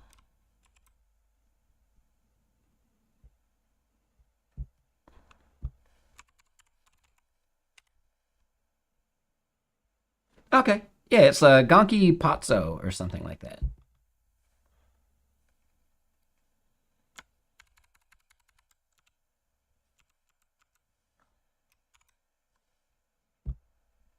Yeah, passes it 100%.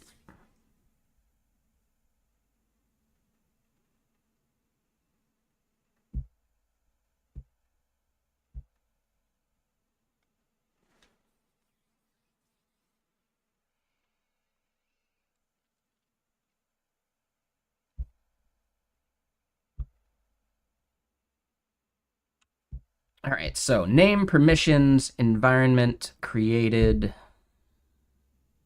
Yeah, no worries, space case. We want last used.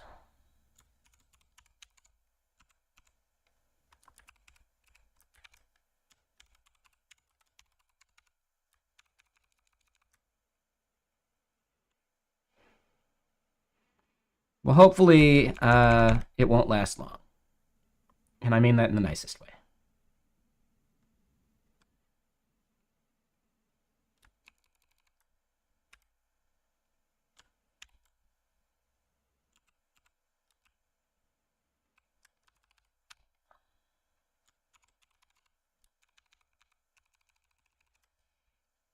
All right, so name and then value.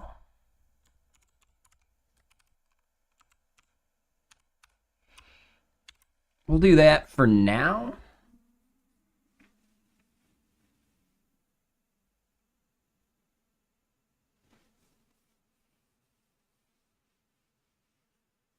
But we'll want to put it inside of an input.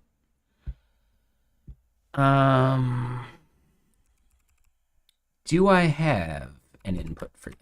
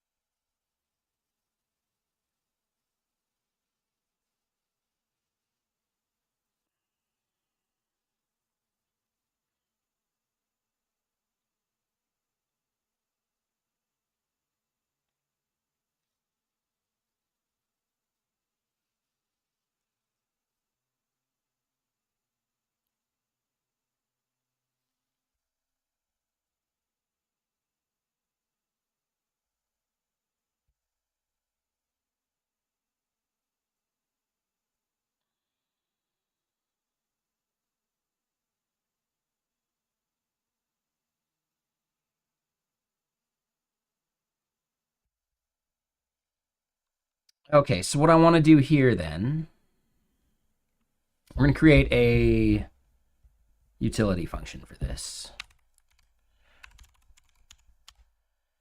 Um, redacted key value.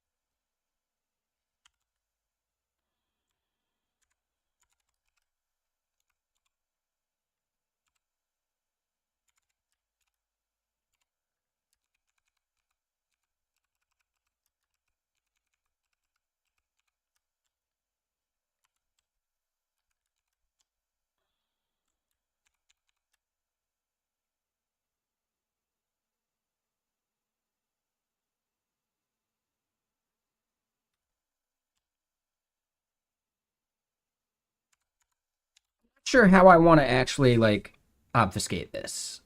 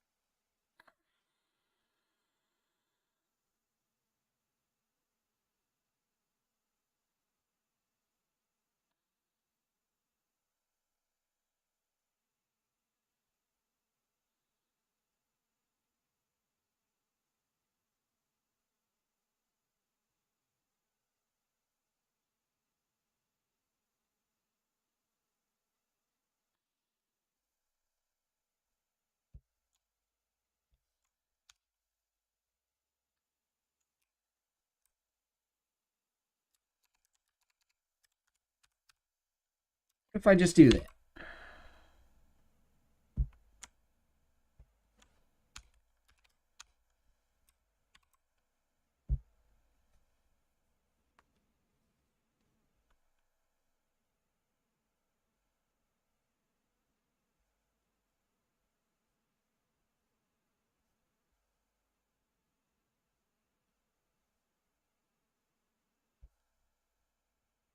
It looks like this. And yeah, so I don't want to do the split on the underscore because it could make it into the key.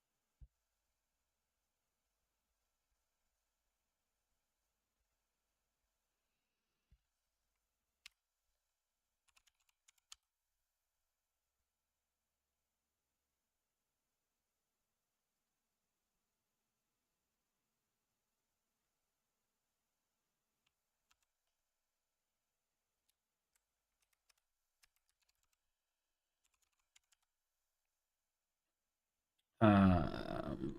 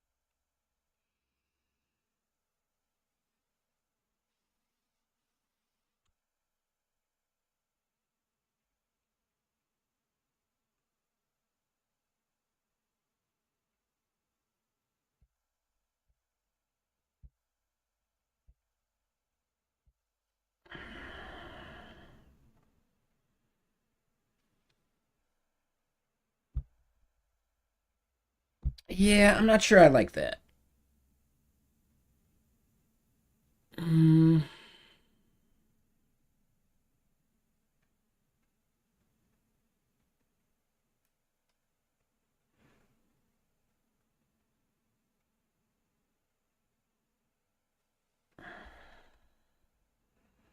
I don't know. We'll keep it for now.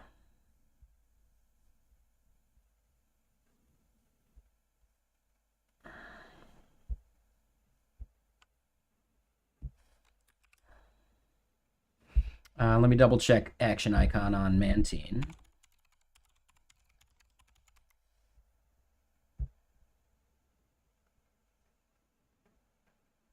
Yeah, okay, so icon just goes inside of it. That was my mistake there.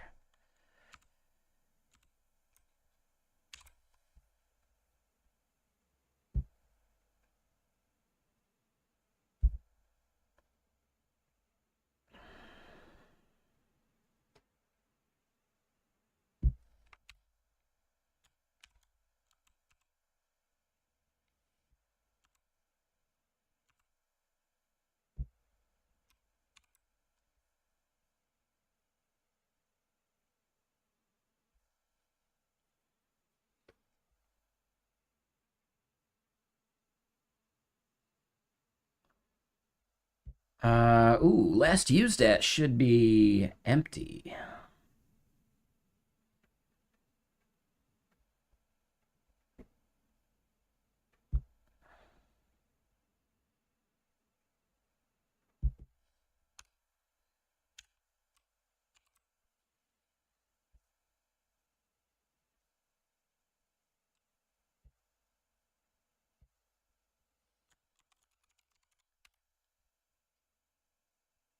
Yeah, okay, cool. So never.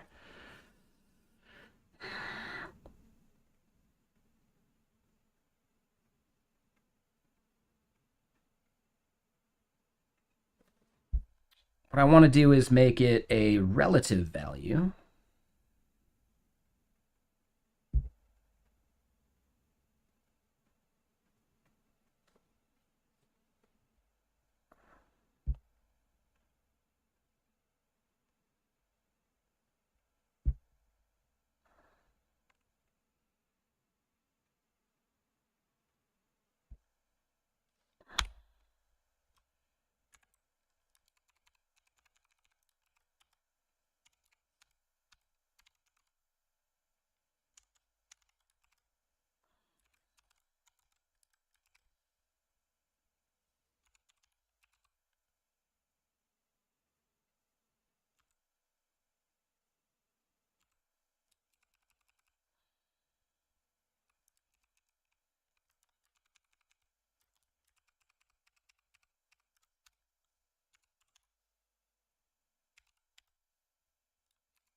So day.js dot.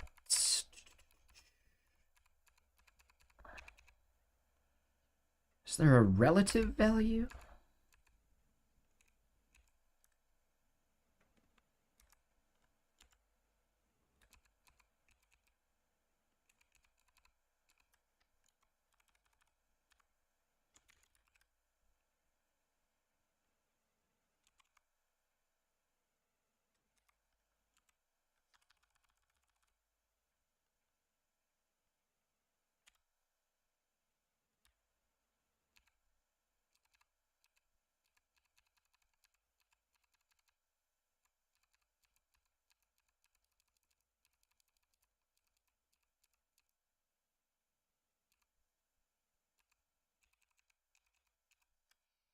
I forget how to do the from now thing with Day.js. Let's go look it up.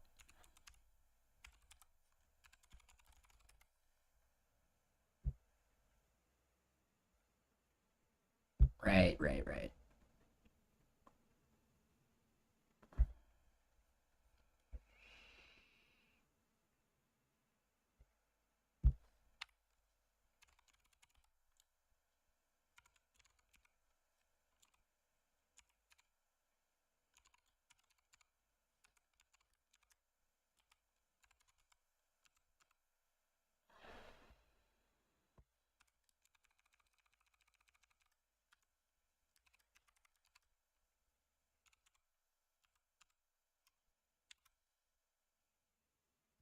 And then we just do Day.js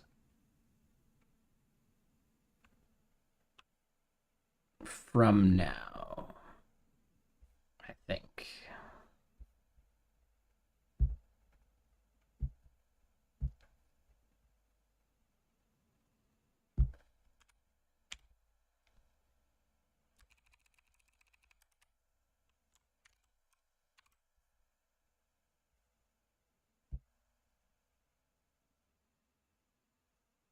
Yeah.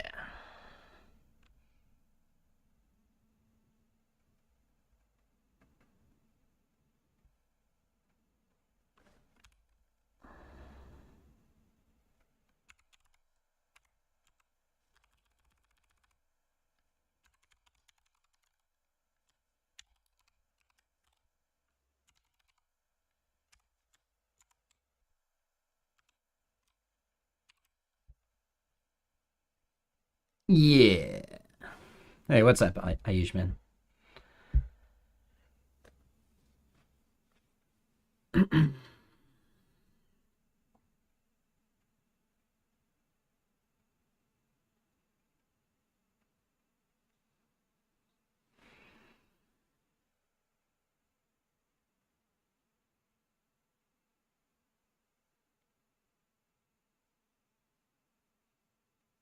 Yeah.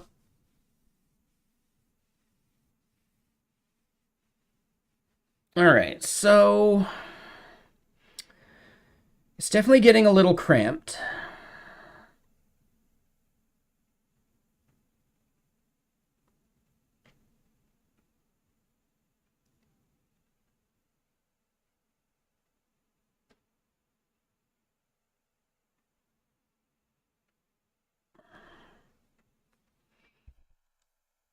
Instead of the word permissions, we could say role.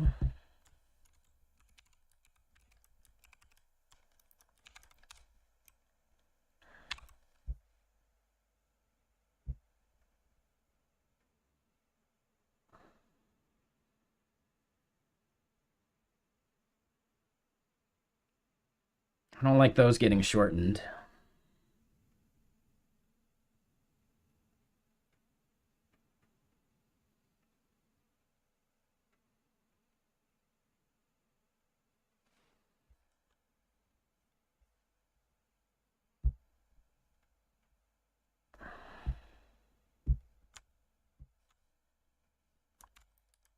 Oop.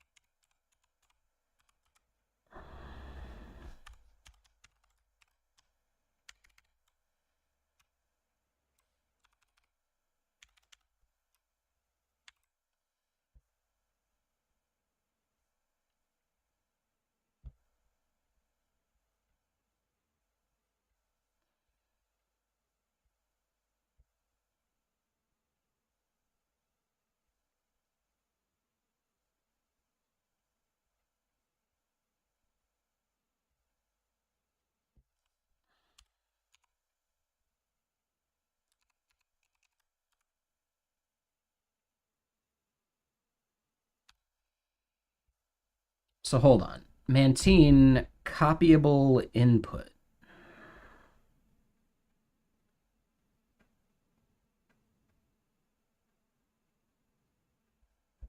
Wait, did I create copyable input myself? I think I did. I did.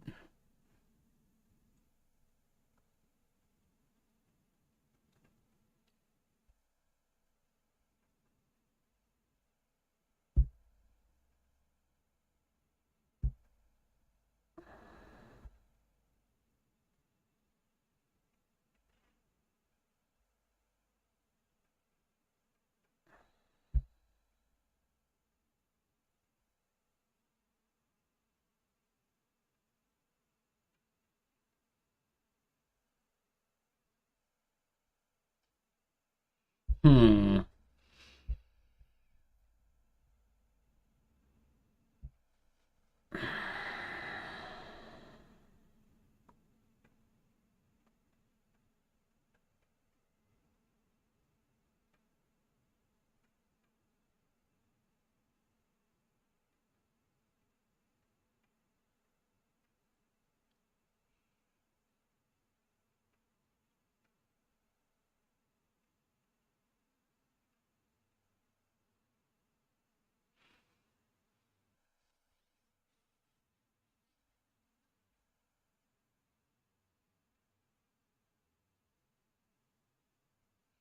So what if I get rid of the copyable input and we just do the text, and then the copy button just sits over on the right?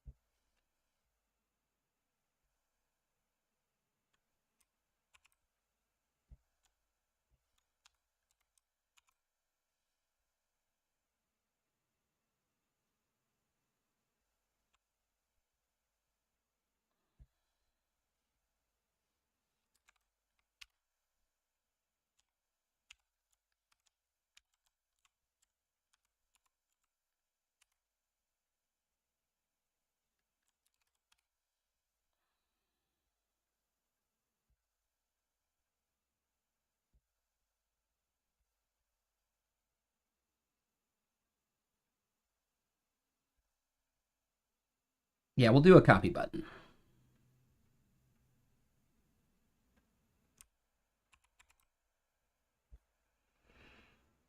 You still want to be able to differentiate them. And I know that's what the name is for, but just still being able to like validate that could be worthwhile. Maybe you're right. Maybe value doesn't matter if it's just the name, because you can always just copy it and look. I don't know. I'm on the fence.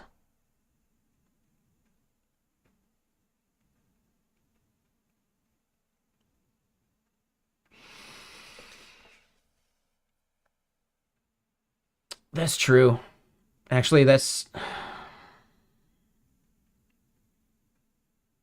kind of a good point.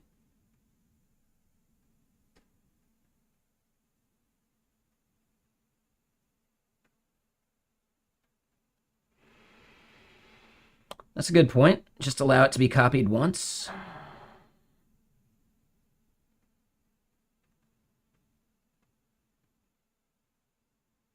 Take it easy, Electric. I'm not looking for that type of feedback right now.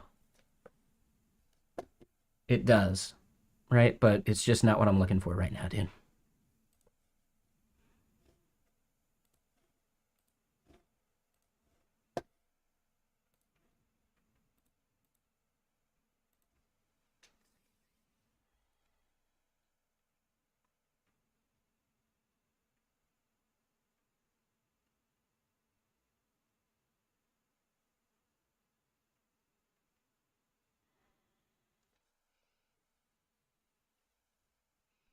I guess here's the thing.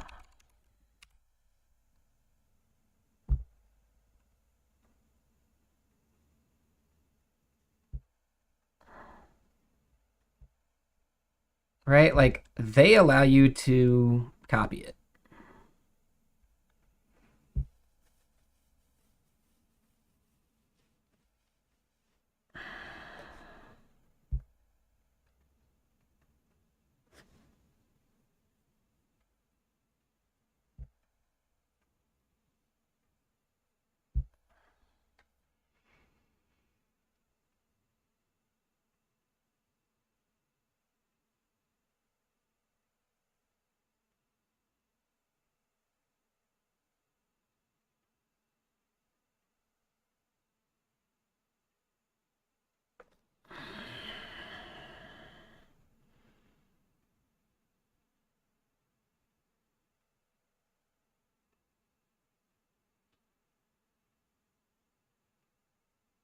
Yeah, I don't know. I know AWS does it that way,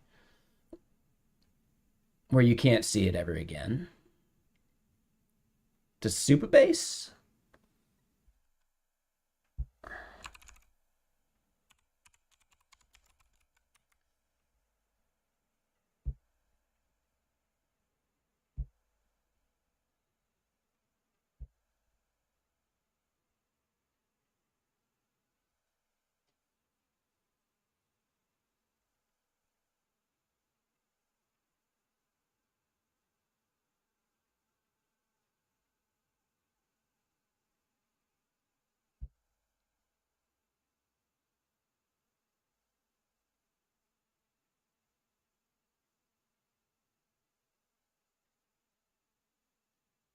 So Airtable doesn't let you see it. Okay.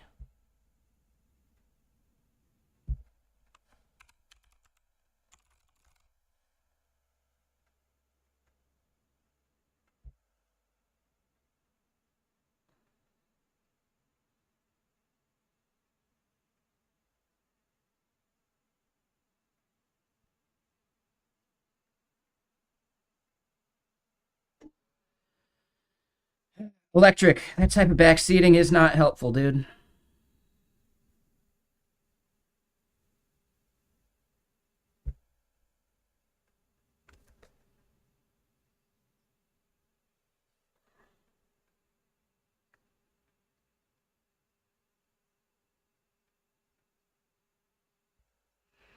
So they allow it to be copied.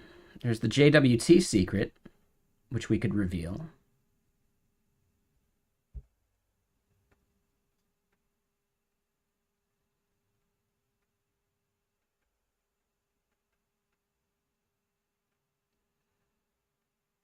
Yeah, they show the API key still.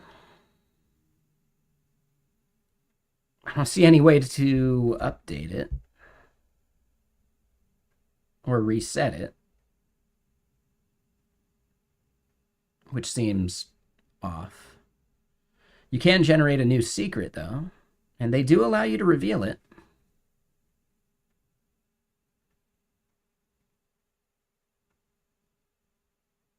Hmm.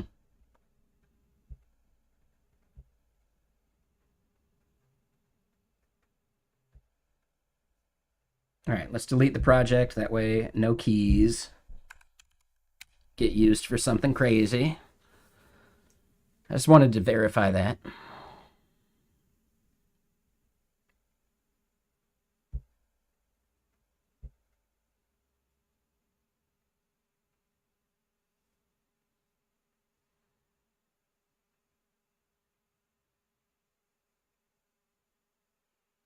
We definitely need it to be deletable.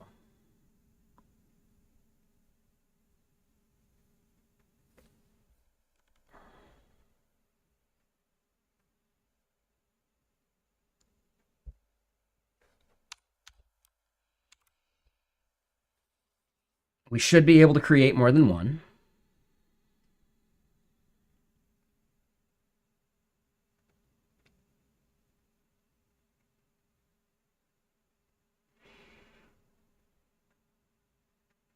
Yeah, I think that's okay for now. But now I'm thinking about like how we copy it.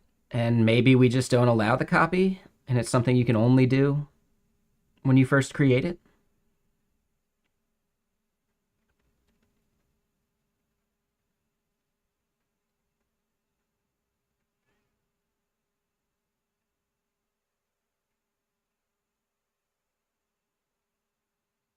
Hmm.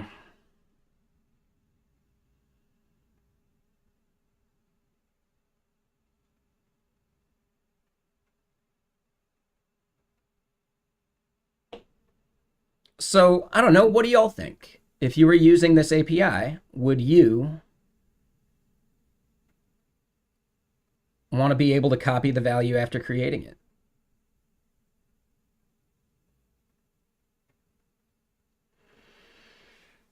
Yeah, OpenAI. Yeah, I think that's a good point.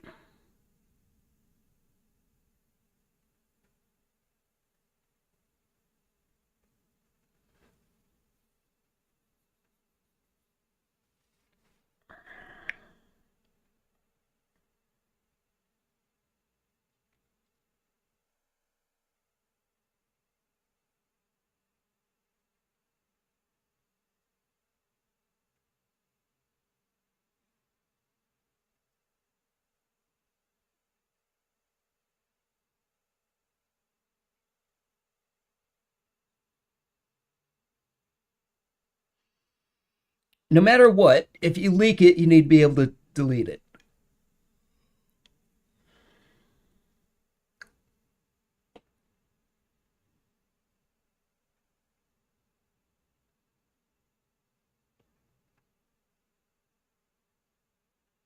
Because we allow more than one, yeah, I think it's actually okay.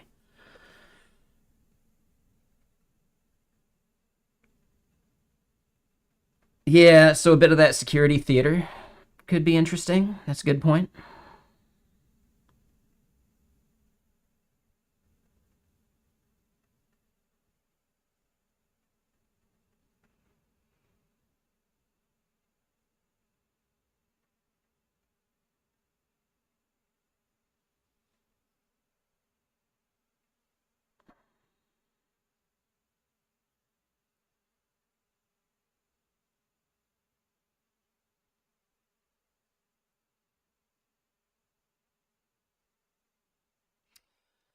Yeah.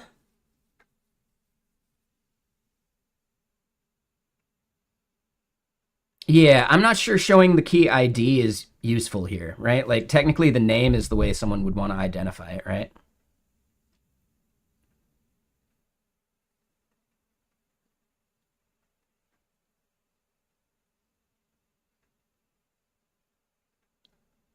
Yeah, I like the idea that it does convey more security.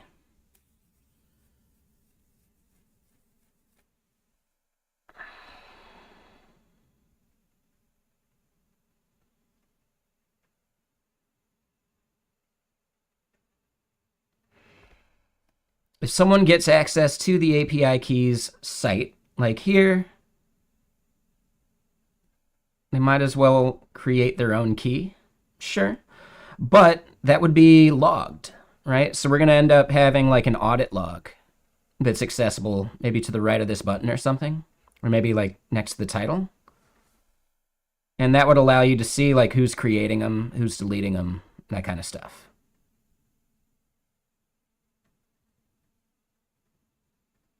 Yeah. And then you can see that something has happened. Like, yeah, rather than just leaking it. So I think I like this idea, right? We'll give it a name. I don't think we end up needing an update endpoint. I think I want to get rid of the update.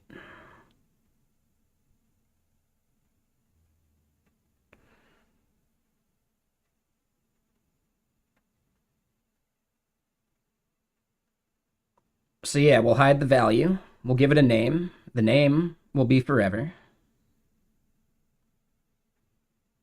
Yeah, logging the reveal, I think, is like way more effort.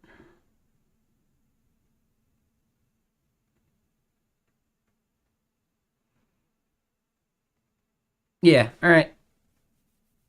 So let's modify this a bit. There is no update. There is only delete. There is no Dana, only Zool. So get API keys, create API key, and delete API key. Yeah, exactly.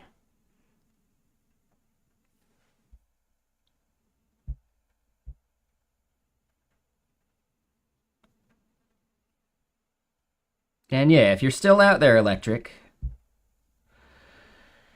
it's definitely worth it to think about these things properly. What about a disable enable?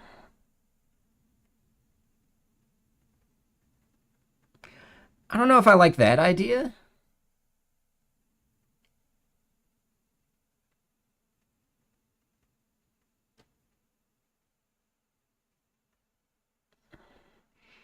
I mean, the settings are very simple, right? So it's not like there's a whole lot of permissions to deal with.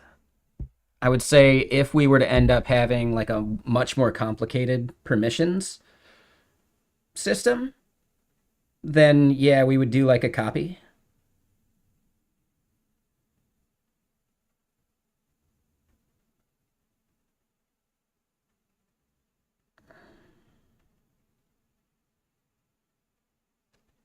Yeah, so I don't think like the copy is necessary because it's so simple right now anyway.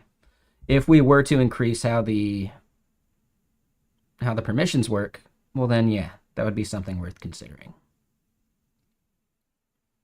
I like the idea of giving it a name. I like the idea of not showing the value on the front end. And the rest seems okay.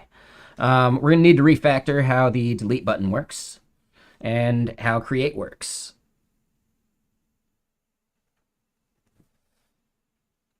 So yeah. This project was started over 2 years ago.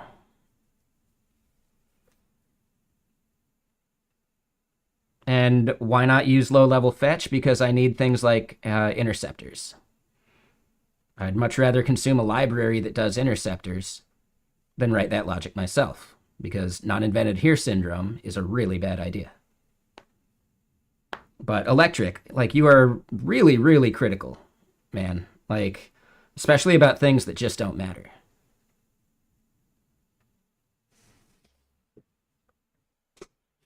But I'll be right back. Let me go use the restroom. And let me dump this out. It is 5 o'clock, so yeah, we could pour a beverage. I don't want to overdo it tonight. I did yesterday. Apologies to the people who got caught in the crossfire. Yeah, let me go pour some more water.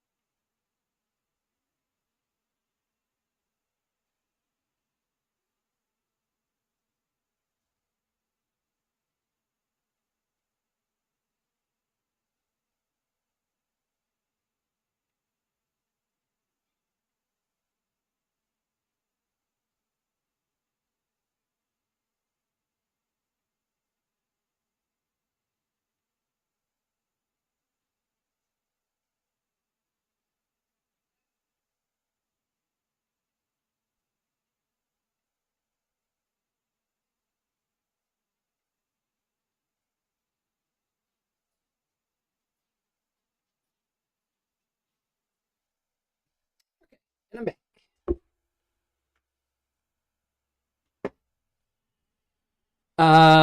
This is nothing compared to your real hot takes. Well, yeah, I don't want that. So, yeah, you might just want to leave if you're already warning us that you can be worse. No, thank you.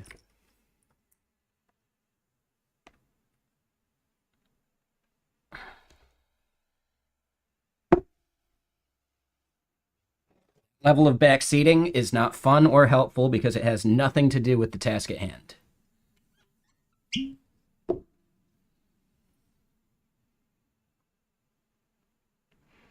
But yeah, there you go, Space Case. You got time to work on side projects? Hell yeah.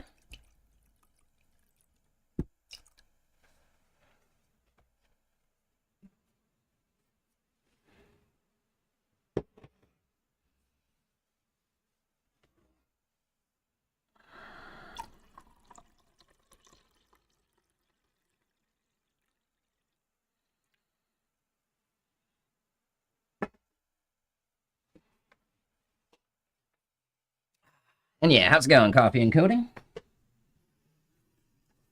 Ooh, I'm running super low on lemonade mix, though. That's not good.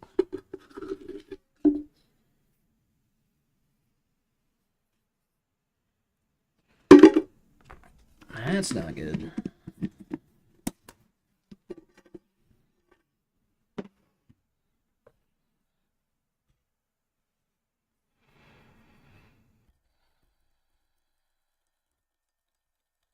Procrastinating coding while doing more coding. Nice. And yeah, what's up, Kenny? How you doing?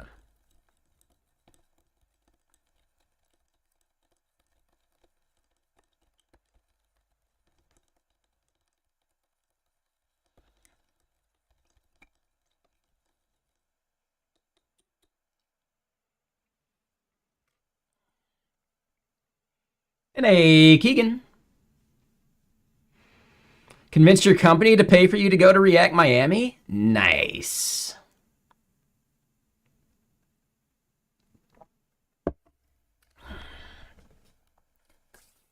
I'm probably not going to be able to convince Get Kraken to pay for that.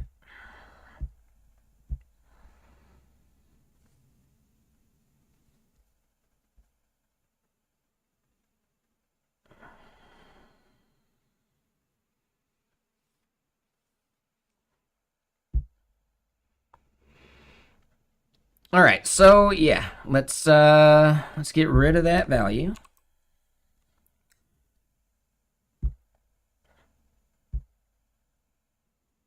Did he?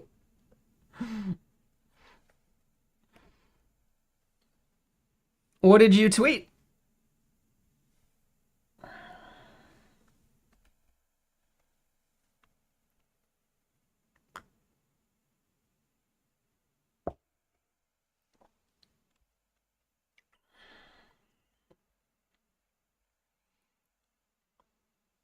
All right. So yeah, we're gonna end up needing another modal.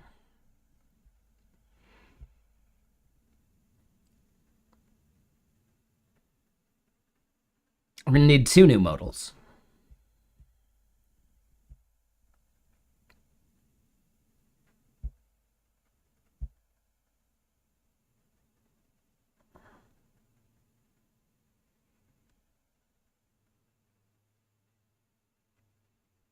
Oh, yeah. Oh, good call. I actually saw that he replied to someone about Arizona being a good place. That was you. Oh yeah, because I never recognize your name. Yeah, you're real dinosaur, right?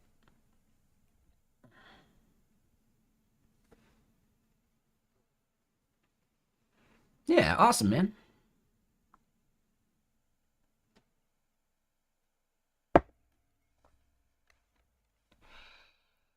Yeah, only problem I see with doing a startup in Arizona is the fact that it's going to be without water within the next 10 years. Right? As temperatures are increasing, like, I don't know, man. Water is like a major problem down there.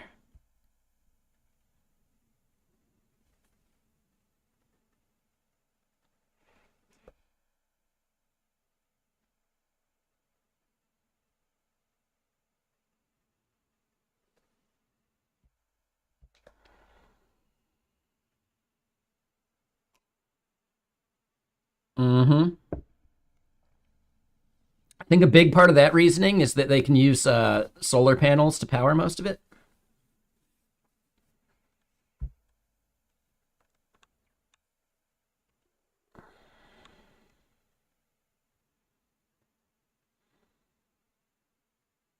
Okay, that's a good take.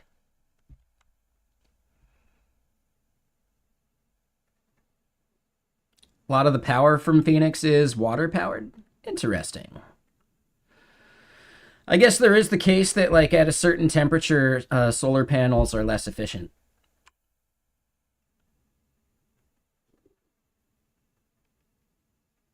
So yeah, yeah, that could be a big part of it.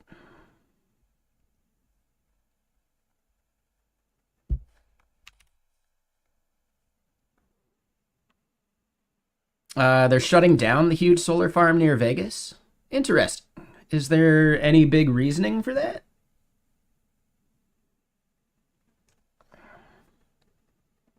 There you go, Sergeant Pepper. Yeah. Figure out how to generate power in whiskey, or power from whiskey distilleries, right? Like the fermentation process or something.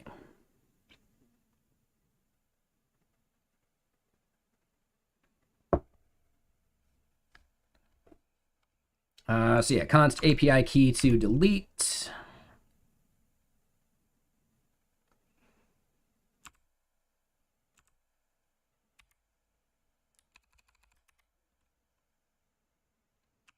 Delete API key, modal open. And yeah, we've got a lot of modals on this page. That's already hinting that we probably want to move some of this elsewhere.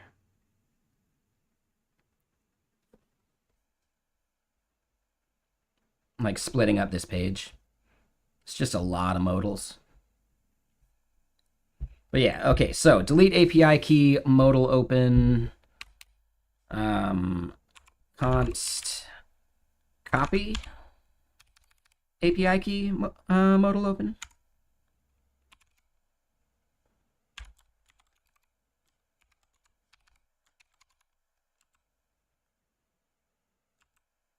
API key to copy.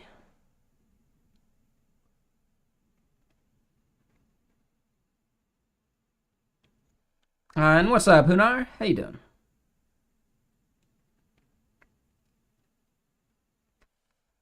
All right, let's go create those modals.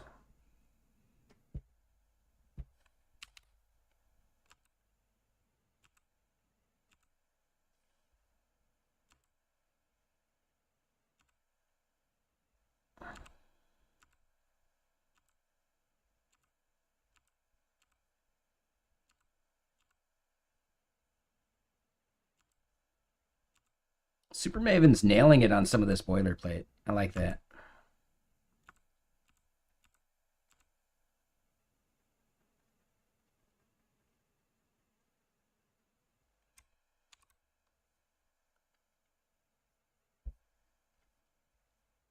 You're saying like the design is working? Yeah, I'd say it's not terrible.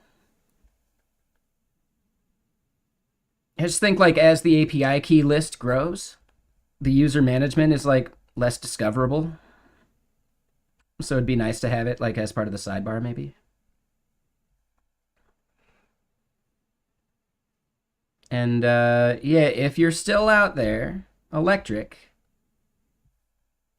see how it does hide? So it's fine.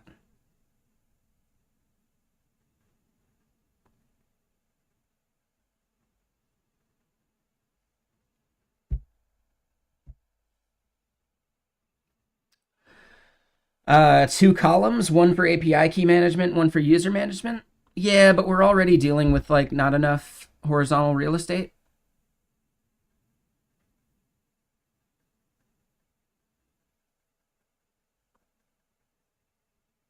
But yeah, like as these lists grow, not ideal. Making them collapsible, that's not a bad idea.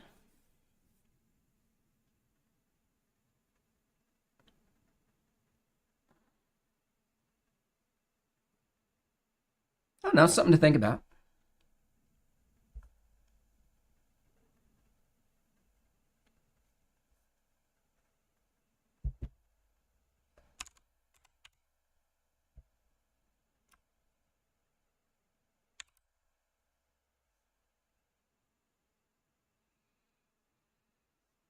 Overflow scroll? I think I'm good on that.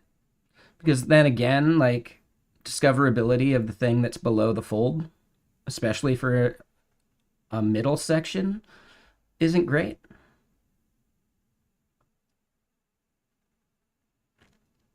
Now, my instinct is actually just to bring settings out to a separate thing. Right? So settings might even just become its own like cluster. So we've got this cluster here, and then settings becomes another cluster below. I don't like horizontal tabs for discoverability reasons. Adding pagination? Yeah, I mean, how many keys do we think are even going to be there? Right? Like 10 to 20 max anyway, right? I would say same thing with users, at least for MVP.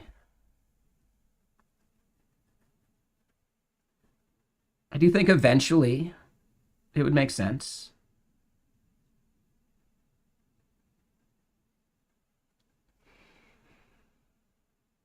If I were going to do that, though, I would definitely want to just have API keys be on its own page.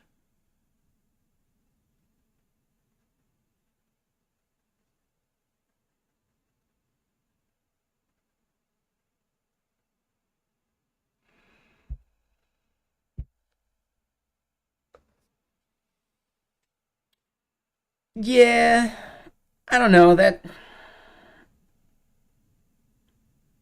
That's a tomato tomato kind of thing. Like whether it becomes another cluster or not, meh.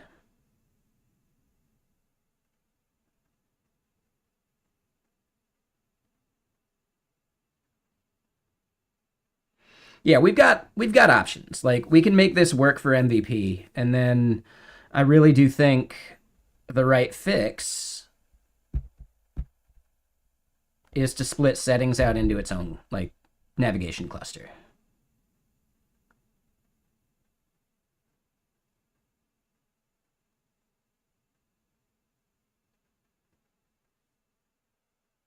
Which would also fill up a bunch of that space, which makes it pretty worth it, right?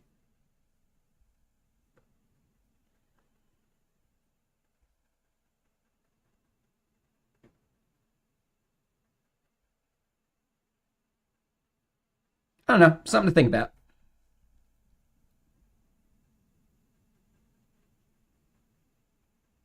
Yeah, exactly. I think a lot of this is just post MVP.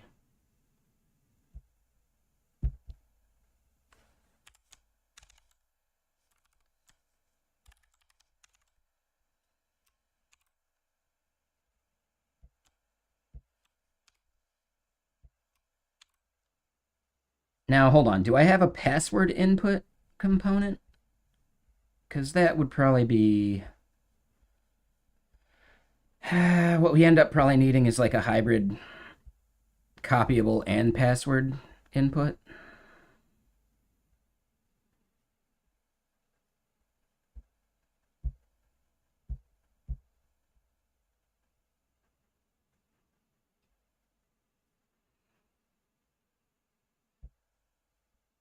When we don't have a password input right now either. Which I don't think we need. Like, there's only one place where we would even use it. So we'll just do it ad hoc inside the modal.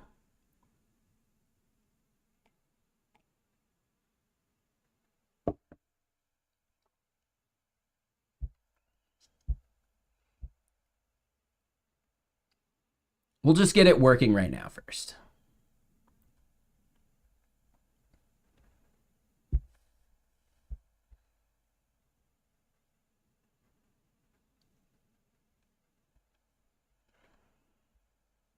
Let's get rid of the columns that we don't care about. So value goes away.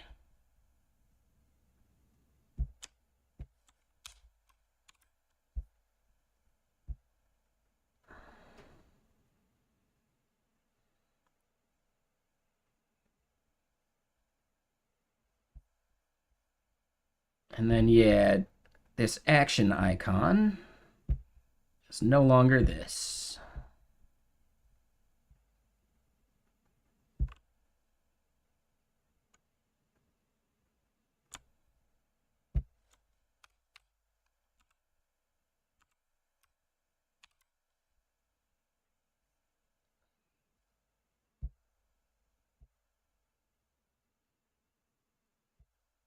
But API key ID is not right. Like, dude, could you imagine making someone type that? Especially if we did the Amazon thing and didn't allow them to copy it. Ooh, that would be so brutal.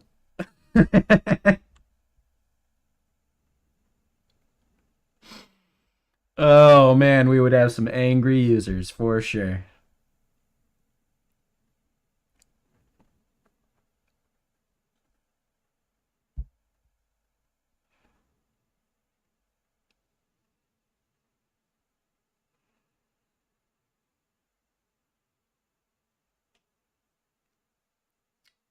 All right, so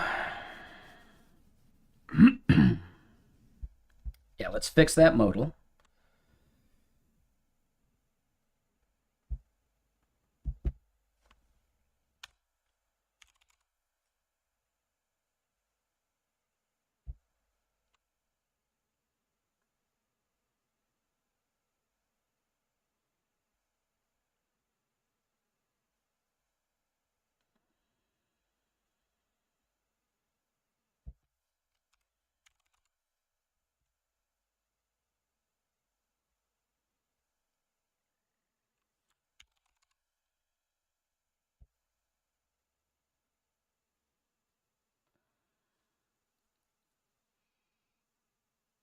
Yeah, exactly, the bread. Do it with the zeros and ones and yeah, capital I's and lowercase L's and all that.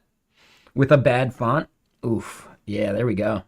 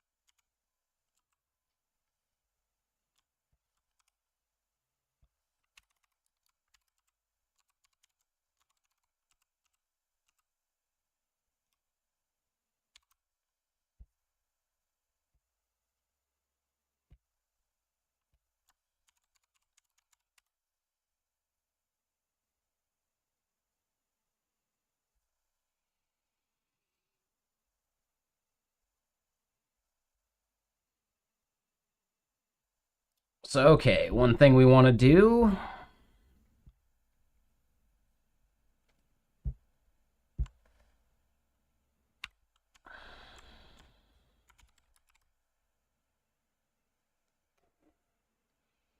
I mean, whether they copy and paste it or not doesn't matter to me because it at least signals intention. It's not something they can accidentally click.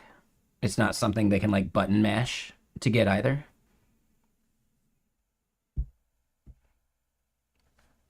Like a big thing that those types of like confirm modals are doing is actually like preventing like the pocket, like you put your phone in your pocket type problem, right? Like the ghost dial. At which point it's like hugely worth it.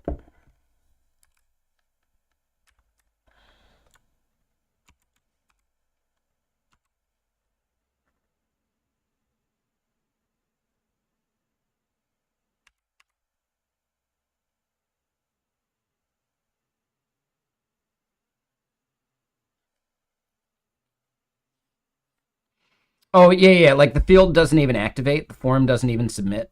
Like yeah, no, we got that part. That part's easy.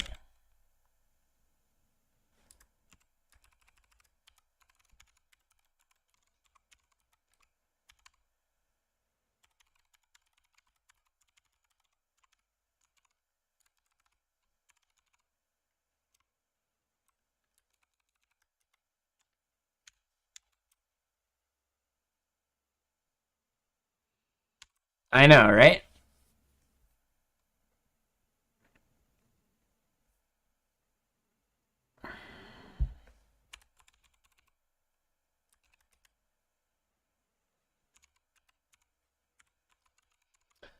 How'd you take down prod? I but deleted the API keys.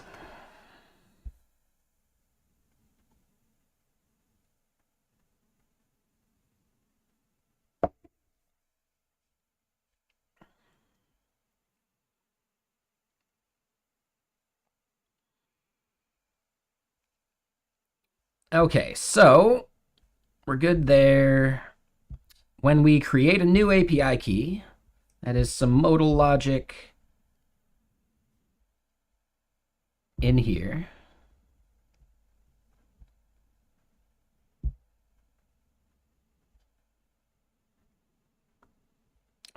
This only happens here. New API key, modal, open, false, nope, those are fine. And modal, open, false goes away too. This is set, copy API key, modal, open, true.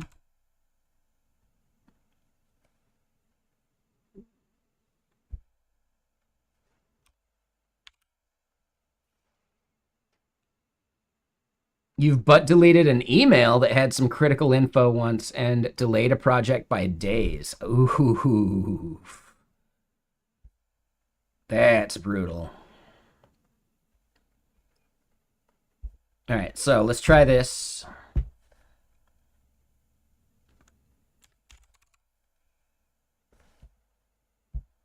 We'll give it write permissions, and we'll make it a production key. There we go.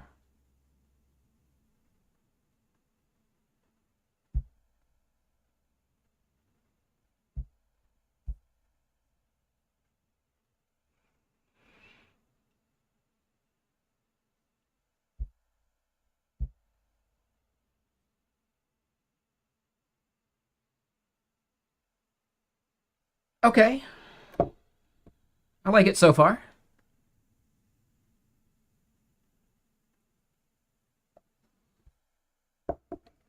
Um,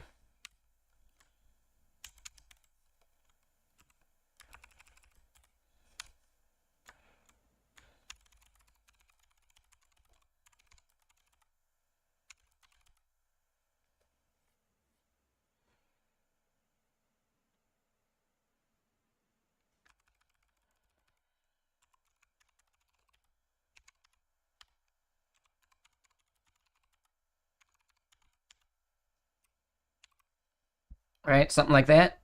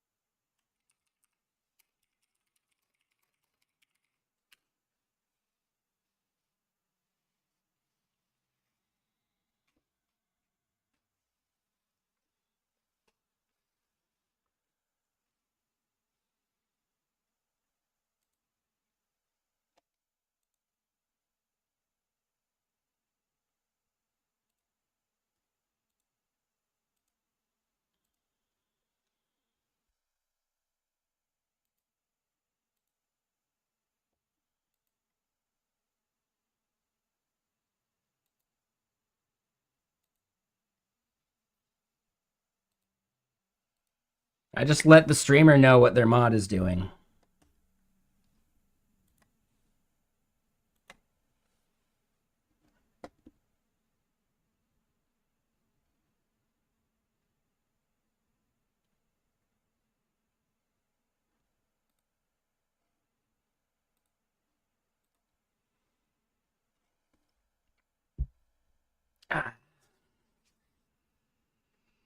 Not being able to see it. No, we should have it be a star and like show the like hide unhide thing.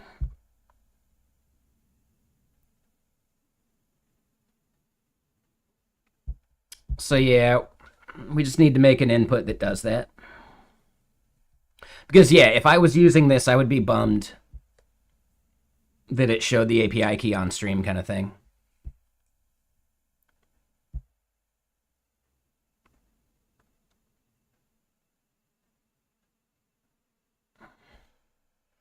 And wait, what's that?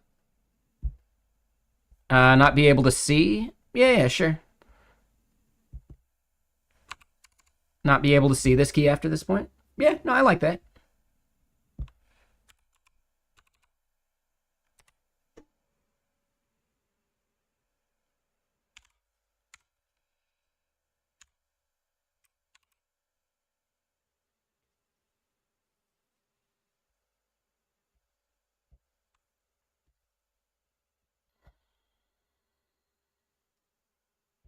All right, so instead of copyable input,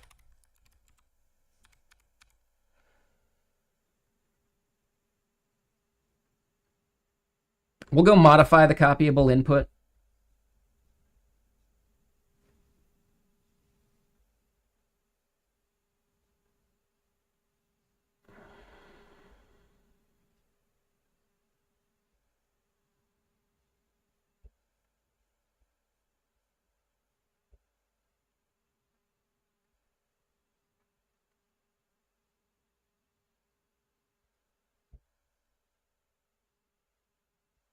All right, so text.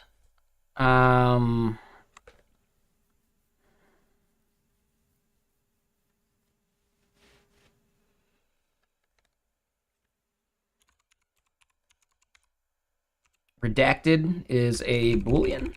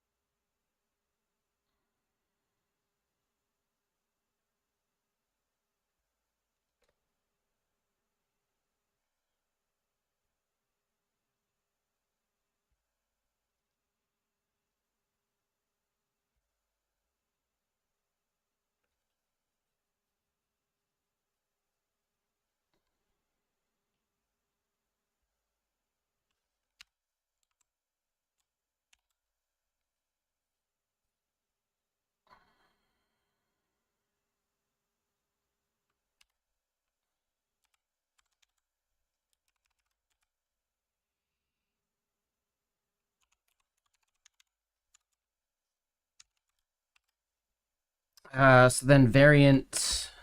Hold on, let's go look at action icon again.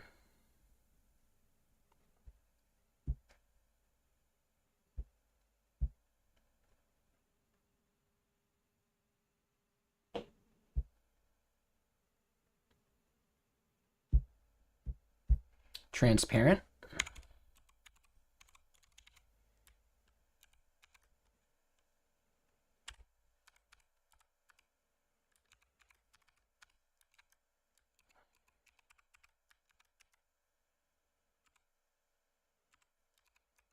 But yeah, copy duotone. It's not what we want. And oh yeah, we should fix that. Let me get more music going first.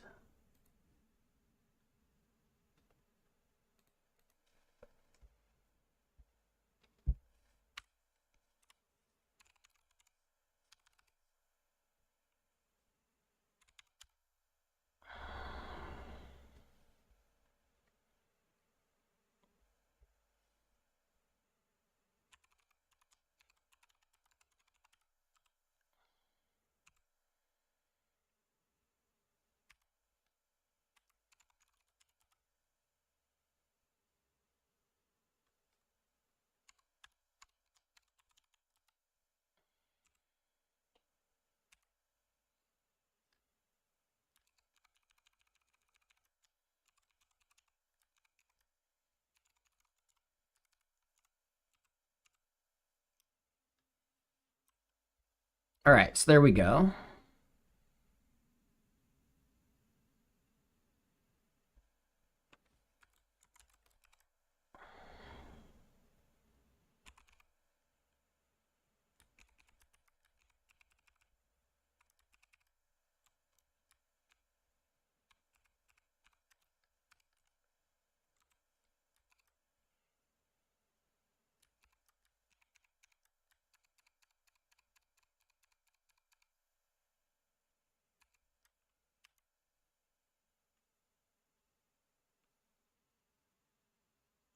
Redacted is actually wrong.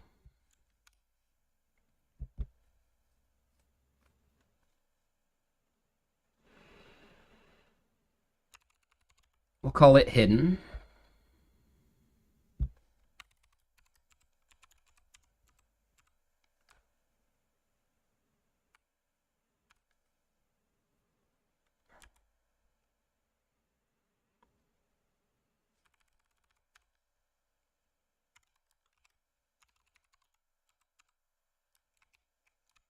Why did it do react dot?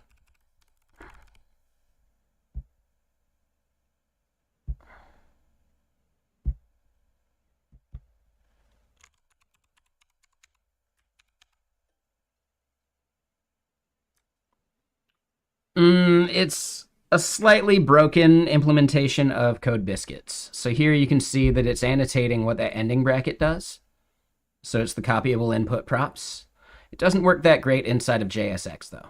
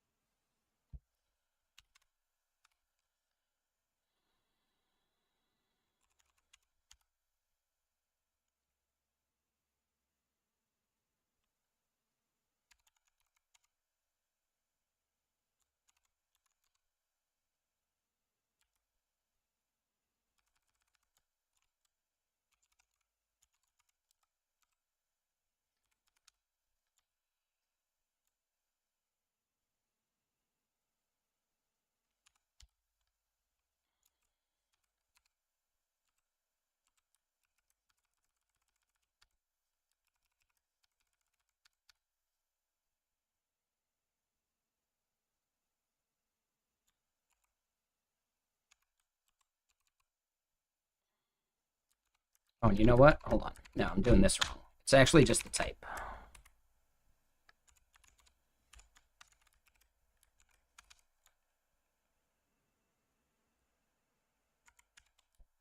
Steal the key before I realize? There's no real key. It's fine. Like, it's gonna get deleted. It's okay.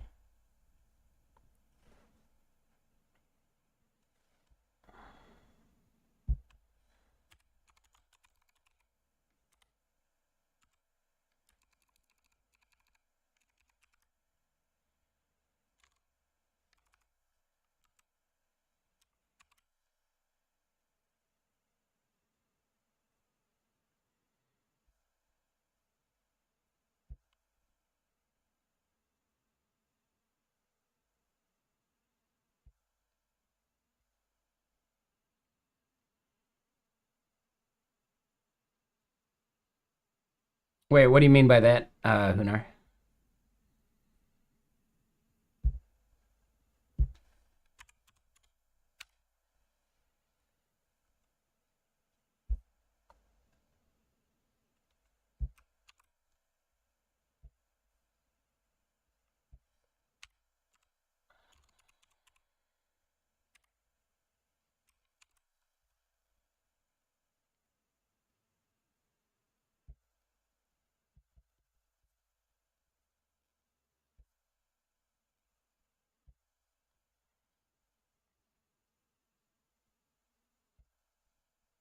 Ah, shit. So I do have to swap it between text input. Yeah. All right.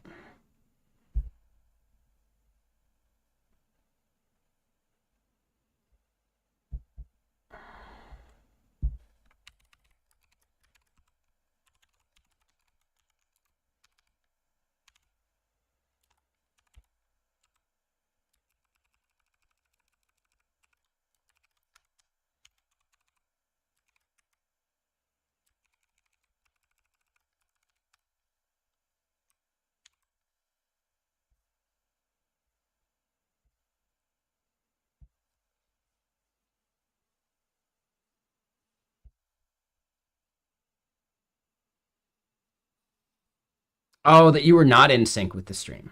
Oh, okay, got it, got it. No, that makes sense. That makes sense. Okay, so right section doesn't seem.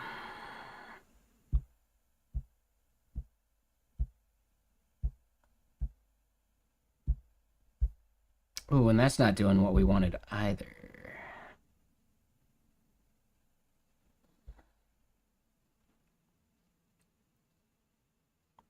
Oh, and that should be hidden.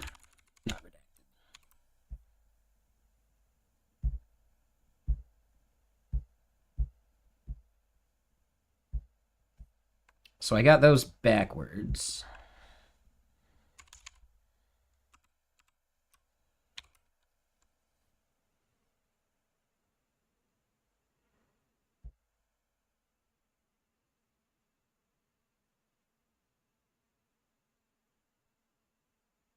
Oh, yeah. The exclamation point is there. So yeah, now we're just dealing with like a width issue. Can we?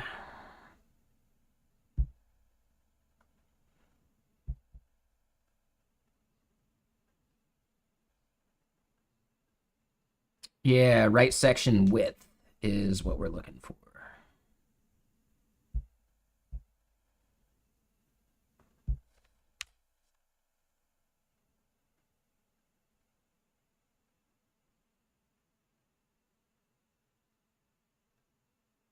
I mean, you should definitely have a font that differentiates those.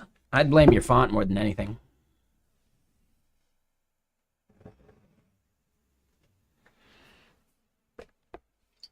Right? A good font will have a dot or a slash and the zero.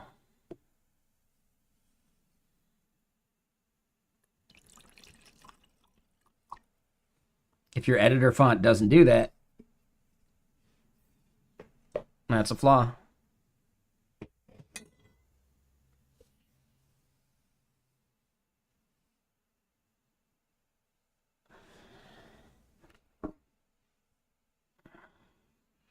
In the editor, it's fine, but yeah, that's true.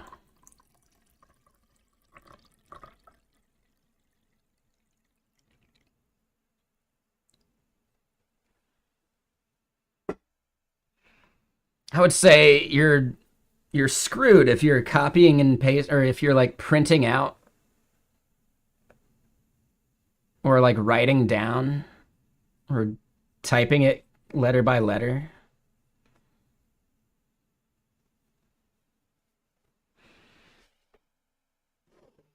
Oh, I need more lemonade mix. Oh, this is a bummer.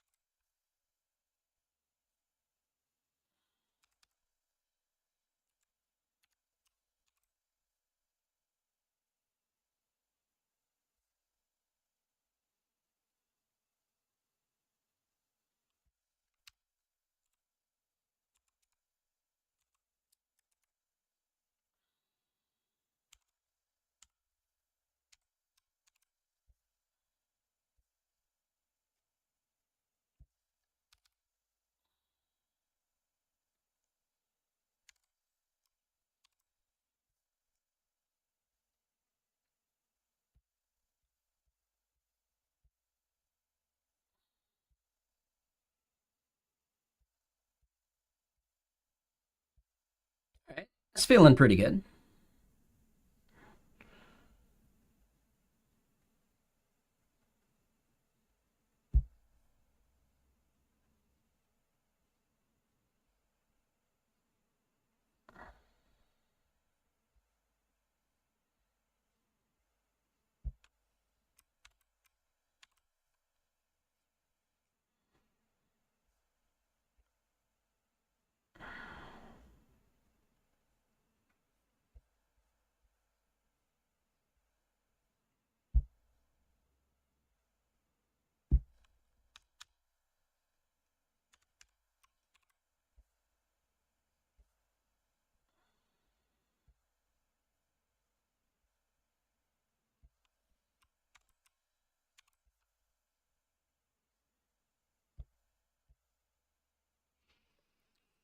I guess here's another question. Should the eye icon just be on the left instead?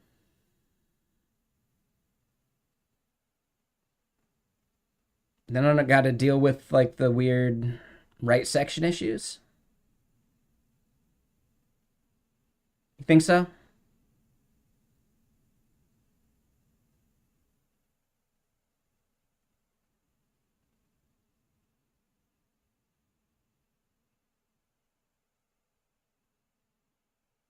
On the left would be unexpected.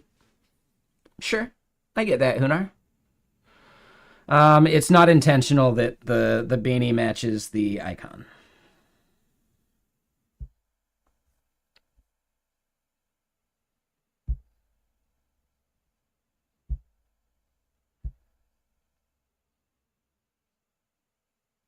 I know, it's fine. I was just curious. It does mean that I wouldn't have to do any of those like width issues though.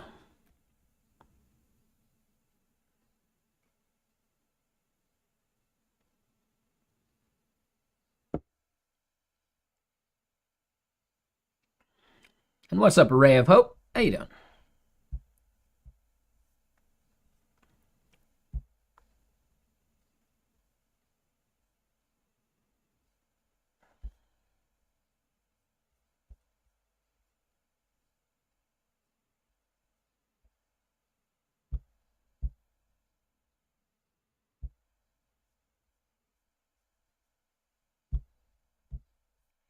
I mean, they're not an issue. Like, we're already done. It's just, more code that needs to be maintained that we wouldn't have to maintain. Now, how much is the maintenance going to be? Probably nothing.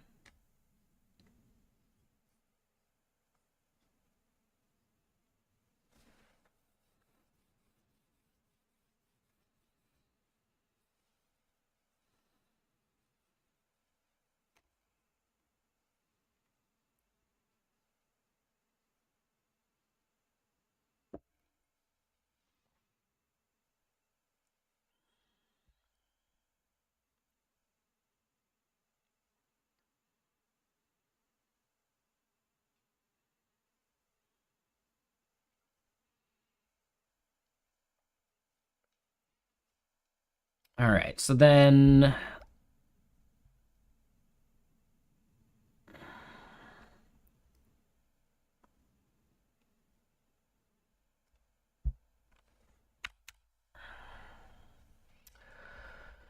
we want a little bit more state.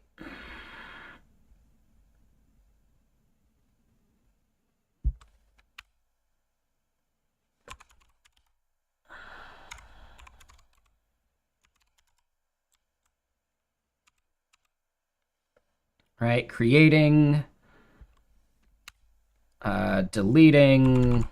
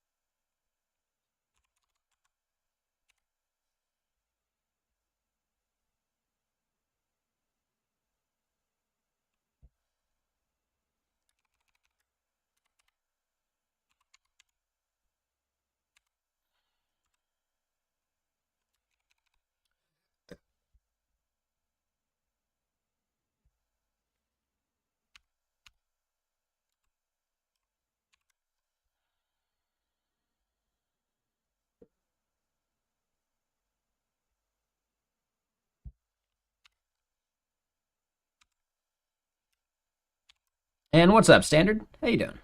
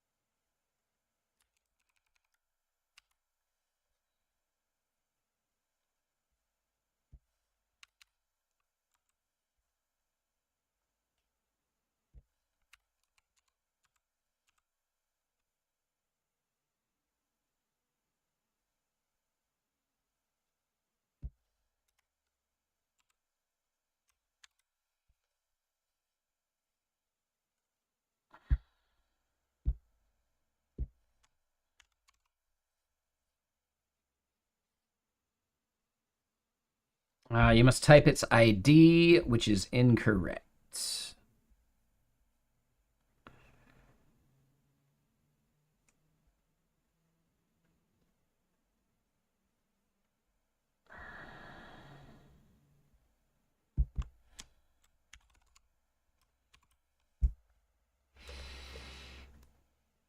And OCE? What does OCE mean? And what's up, Kyle? Nope. How you doing? Guess who's back? Shady's back?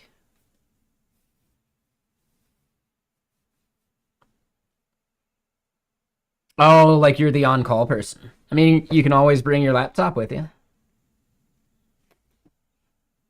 Nah, I get it. That's fine, man.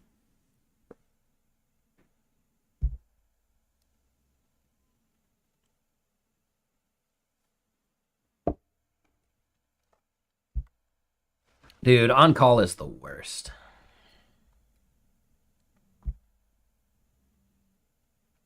Yeah, exactly. No, that makes sense. Oh, like if you have to like actually go into the office while you're on call? That's a good point.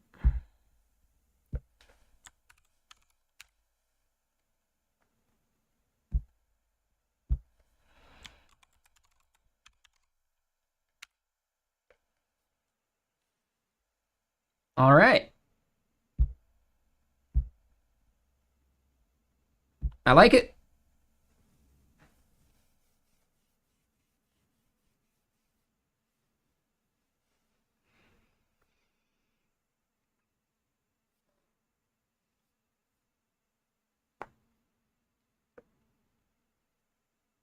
Not gonna lie, I wasn't sure we were gonna finish it out. You just knew you were gonna get paged? Yikes.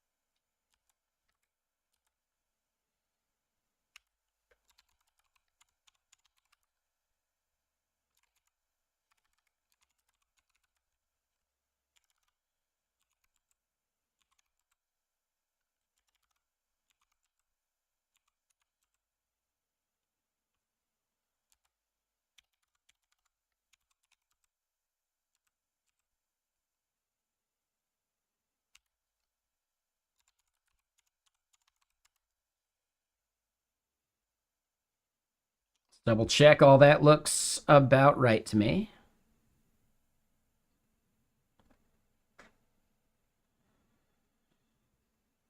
Nope, not quite. So what we end up wanting to do is we go to, not Calatrava,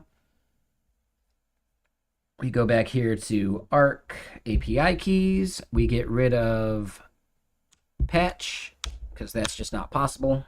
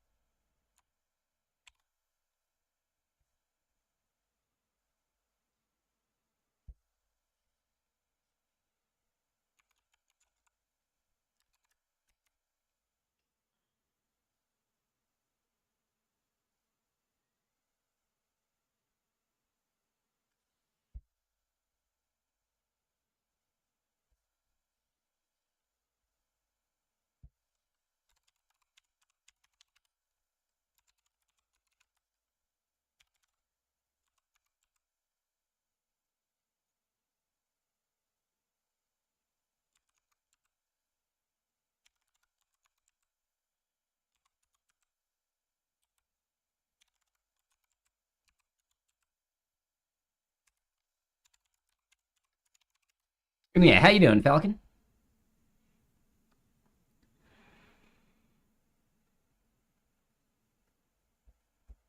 Yeah, all that looks good.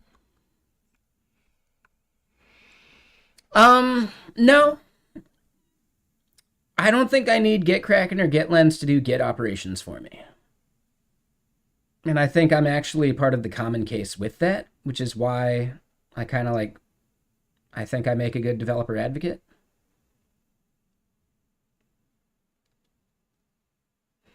I think GitKraken does a whole bunch of stuff really well, though, so that is like more like team collaboration focused.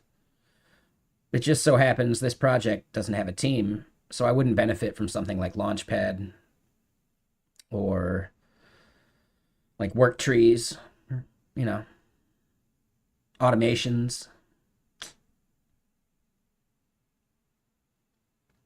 Now, I think for people that like GitKraken for doing just general Git operations, yeah, go for it. Um,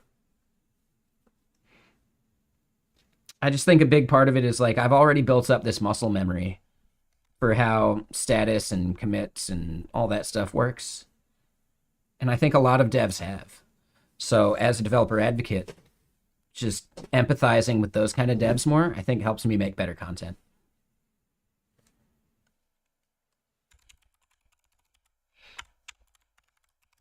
Now, keep in mind,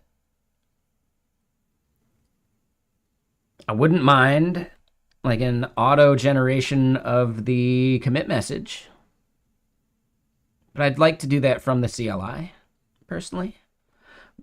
Luckily, we do have a CLI tool that we're working on.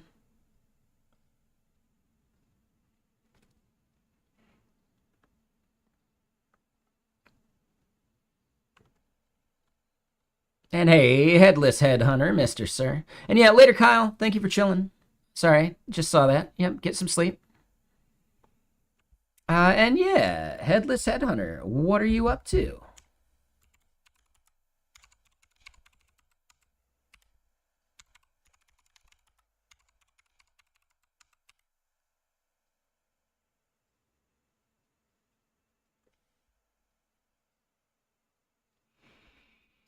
Recruiter reviews resumes and gives job search tips and tricks. Hell yeah. So, pretty much same as before.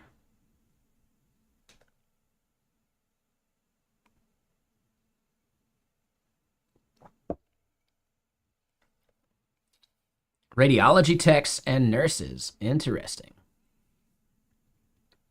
I like that term, radiologic. It's probably accurate, but it's still like interesting. Yeah, no worries, Linus. Yeah, we knocked out this feature. We got to start thinking about what we do next. I'm not gonna lie, I don't think I expected to completely finish it today, especially before 6 o'clock. So I'm kind of pumped on that.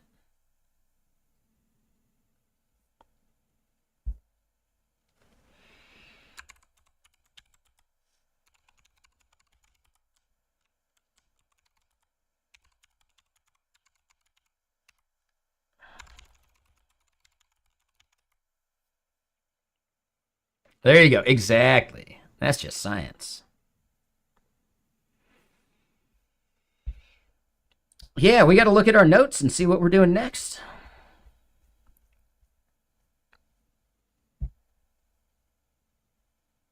I mean, we can look at what our plans are. So, plans for the short term: user settings page, which is pretty light. We need to fill in the overview page. We got user and API key management.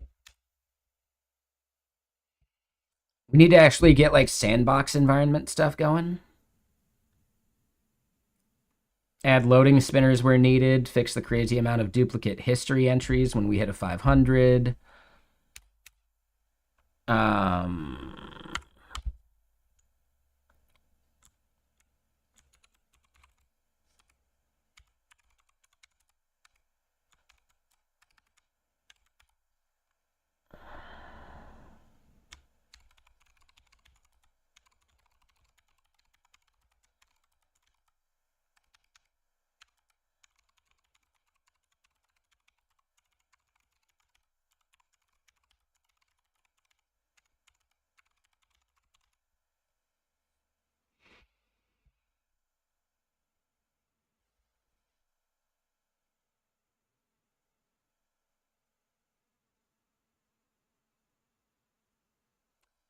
So yeah, a few of these.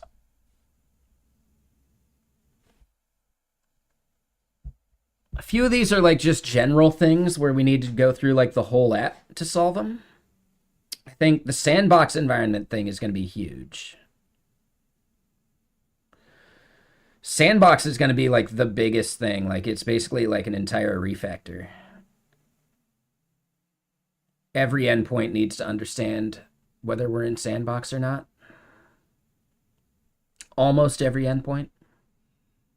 I think business users, maybe not. API key management, maybe not. Business settings, probably not. But anything to do with transactions, quotas.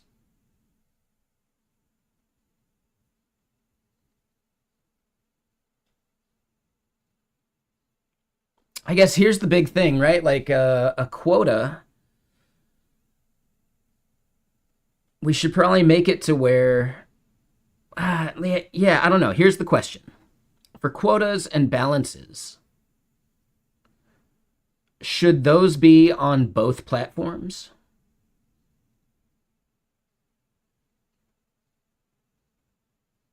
Like on like both sandbox and production? So if you create a new quota, does it exist on both? Or should we segment them? Like business users, yeah, duh. API keys. I mean, that's just within the settings page.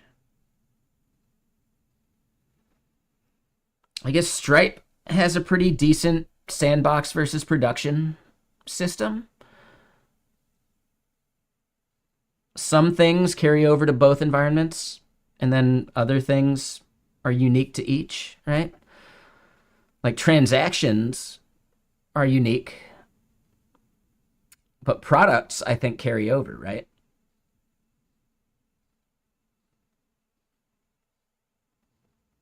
Ooh, I haven't actually logged into Stripe for quite a while. I probably need to figure that out.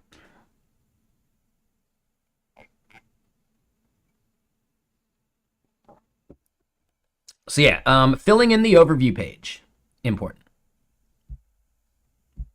Implementing sandbox versus production, important.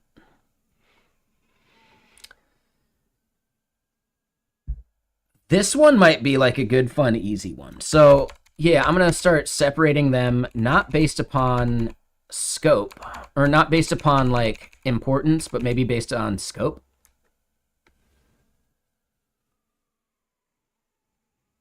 Oh, so products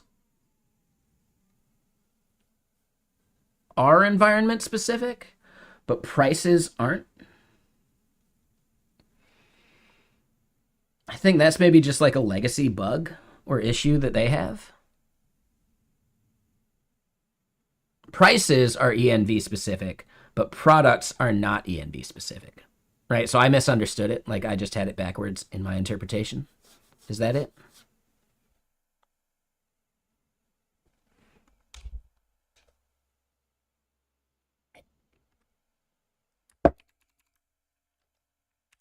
And yeah, I want to create these as separate sections real quick.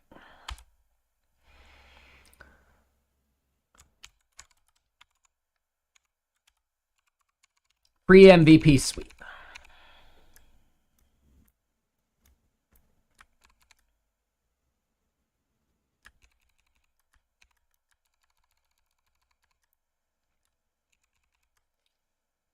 Oh, they are.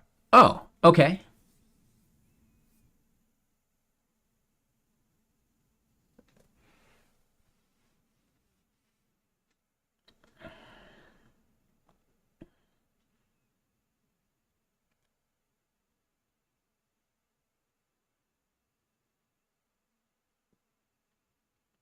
Interesting. All right.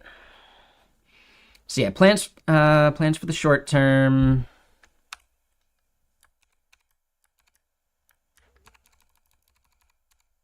I'd say those are like smaller. How's Super Maven? Really good. Like some of the stuff it auto completed earlier for like the modals we needed to make. man, it just like it knocked it out of the park. Like I had to make some small modifications, but yeah, like a lot of that boilerplate was just knocked out, which was nice.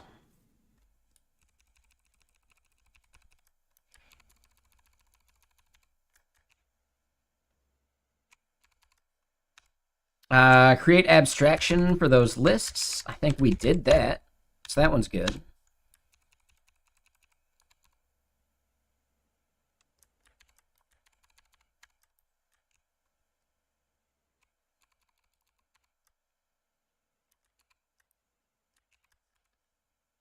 I think updating title tags can be post MVP maybe.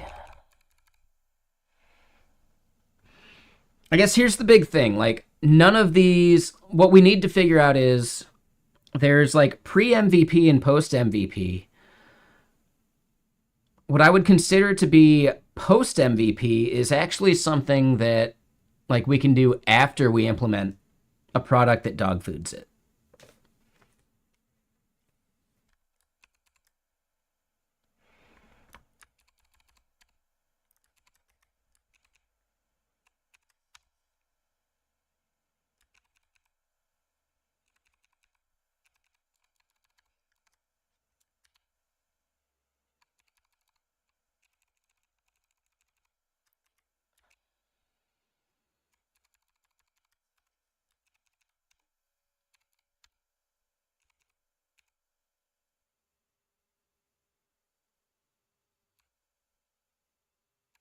What, here in my notes? Nah, that shit doesn't matter, Hunar. Like, this notes file is very, like, ephemeral. It doesn't matter. It'll get deleted. It's not a big deal.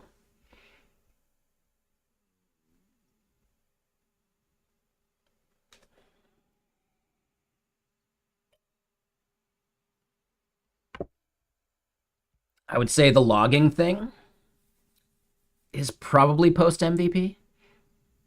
Oh, and yeah, Eisenheim, how you doing? Yeah, I mean, so Kingdom Come Deliverance 2 released today. I'm still not certain. I'm not 100% certain if I want to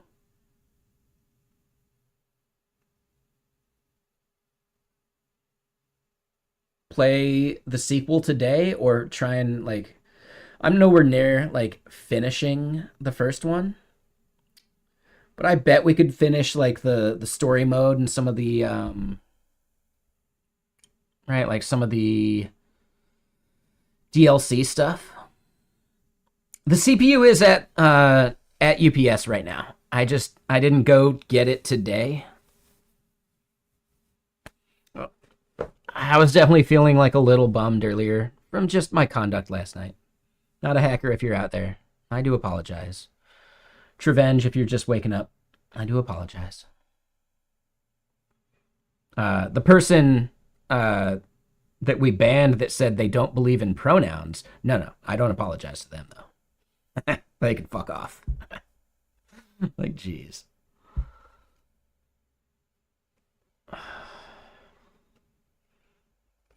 But yeah, no, two other people got caught up in me getting worked up about that a little bit. Like I let myself get worked up politically even, which I shouldn't do. But yeah, I did spend most of the morning like being pretty bummed about my conduct to some nice people.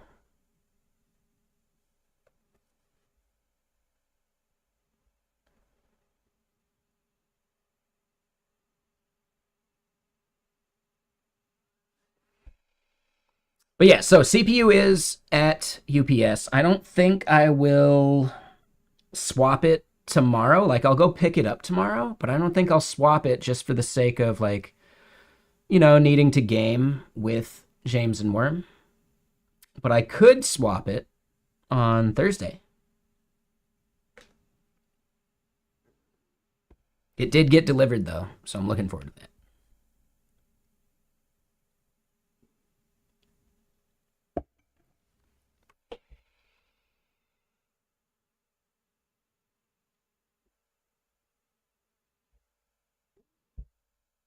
So I'm on the what is it, like the 1151 Mark II architecture, right? Like the 300 series version of that architecture with this motherboard. So I got the best CPU I could get for that. It's the 9900K.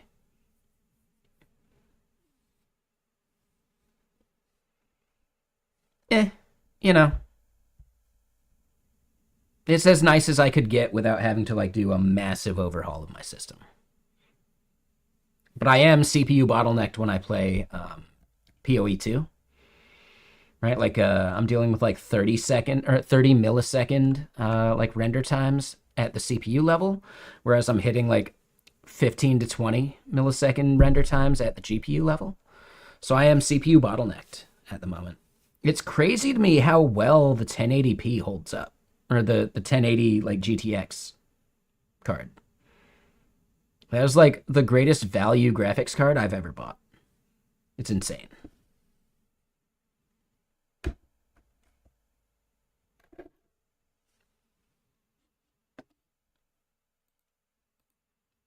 You prefer AMD? I get it. Yeah, no worries, Eisenheim. Like, dude, like, yeah, the pronoun thing doesn't harm anybody, man. Like, let people represent how they want to represent themselves.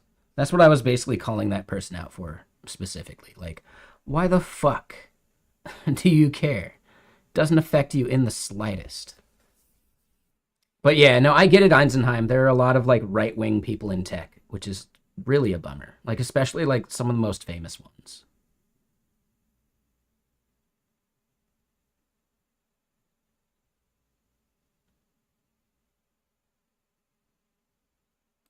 So yeah, we don't want to get too political here, but just recognize like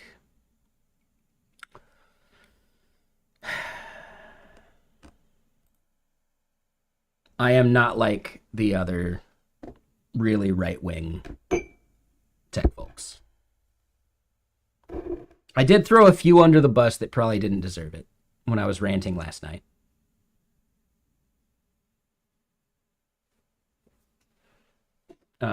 But then there's a couple that deserve to be thrown under the bus. But we're not going to get political about it here. We're not going to name and shame people here. Just recognize that a lot of tech Twitter is really right wing. And it sucks.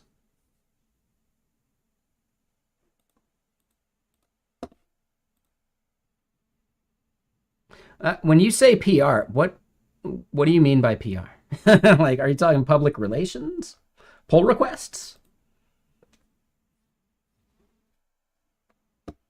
Puerto Rico?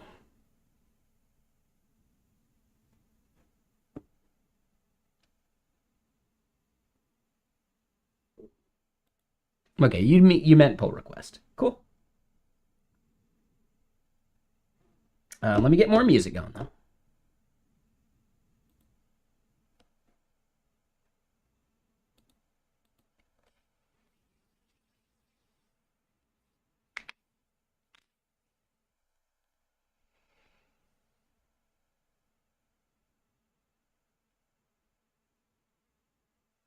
Oh, I like how you totally misspelled Porta instead of Puerto, but it's fine.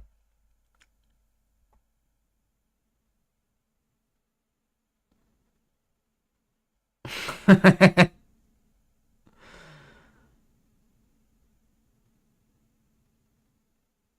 It's like from Surf Ninjas. Portasan?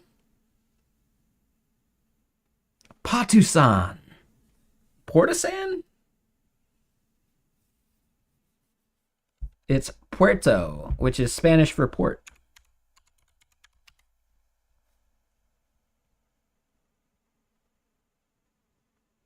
No, no.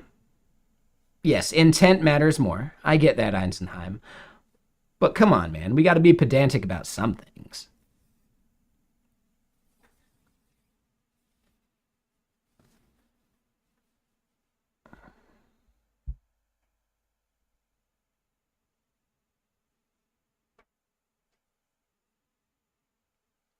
There is definitely like technically a difference between Spain Spanish and Mexico Spanish. Like there really is. In the same way that there's a big difference between like US English and England English. Right? Listen to anybody speaking Cockney. You're not going to get shit. I know they're using words that you should understand, but in the context, the words don't mean anything to us. But they do to them. You'll be brown bread. What? Okay. Like a good rye?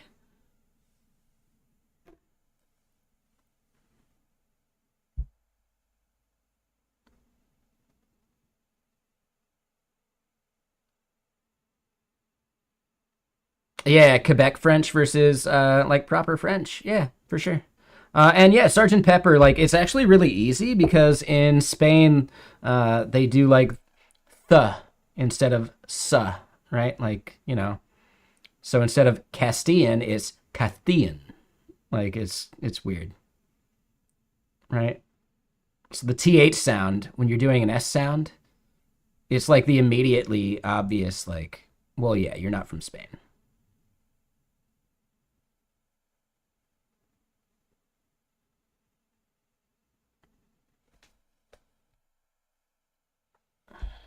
Sevilla. I took 3 years of Spanish in high school. Spanish. Espanol. And no, I'm still like I'm really bad at it, but I do believe I could be dropped into a Spanish speaking country and figure stuff out as long as I had like my phone to figure out the stuff that I'm not specifically onto. Different tenses and extra conjugations. I don't remember the extra conjugations. ¿Dónde está el baño? Or ¿Dónde estoy? Or ¿Dónde esto el baño? Nosotros versus vosotros. Oh, touche, touche. Right, just a different version of we. Yeah, no, I get it. Um, yeah, I don't think I remembered that part. That's a good call.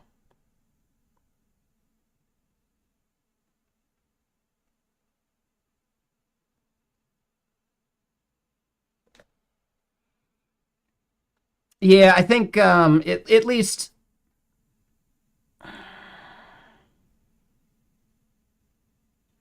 for me, you can probably get by with not even using like the proper like, you know, present tense, past tense kind of stuff.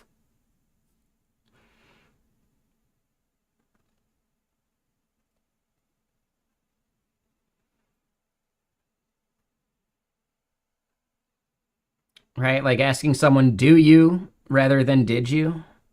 They'll probably get the context at least.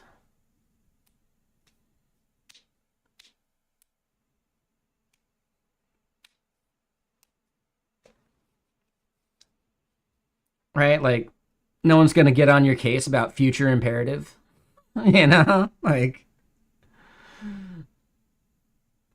but yeah, no, I'd have to like relearn all that stuff.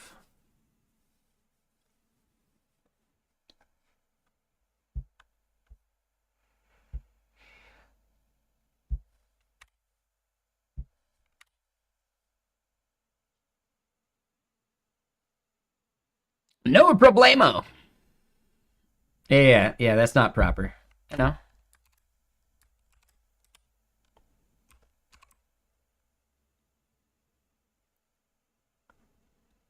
Here's the thing though, they would still understand.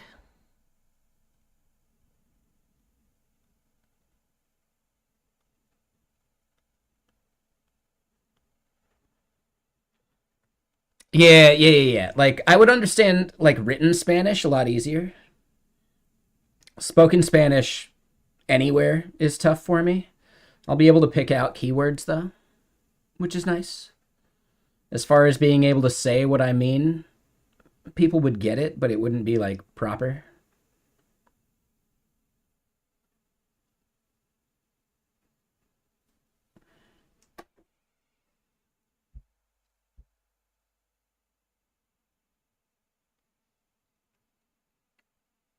All right, so yeah, let's continue sorting some of this stuff a bit. Because this is important.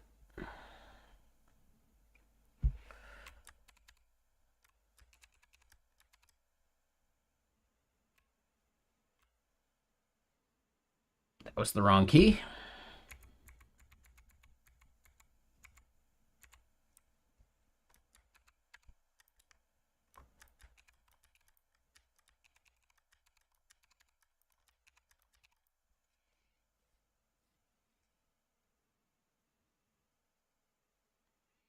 So this one is actually more of a sweep item.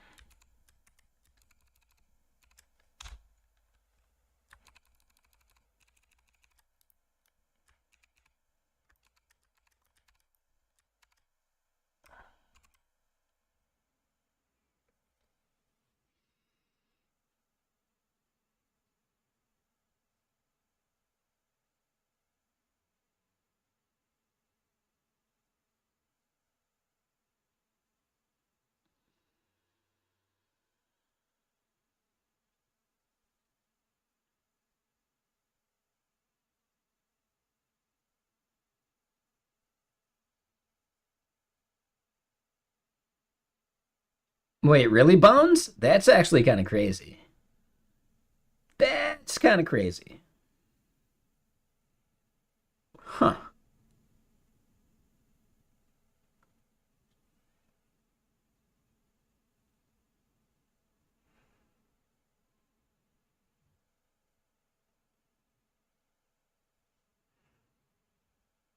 All right, so I'm thinking real quick.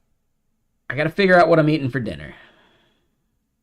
It's either going to be chicken pot pies,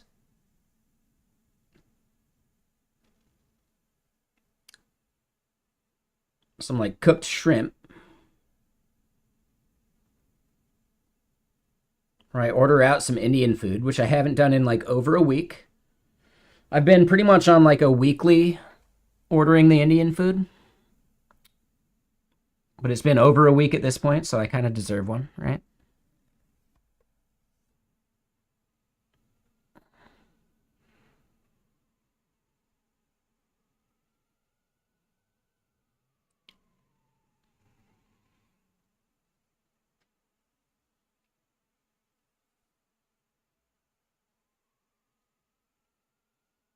I know, right? Like it is just so good.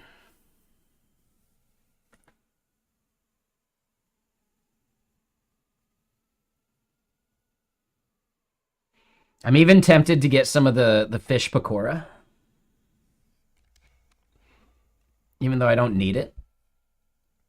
Yeah, if I can get a good delivery driver, that's the tough part. That can be really annoying, actually.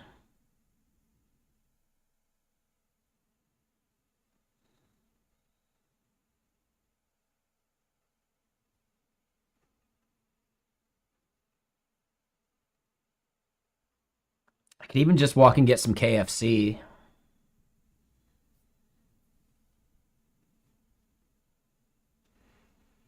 You gotta go get breakfast? Yeah, no worries there, Bones.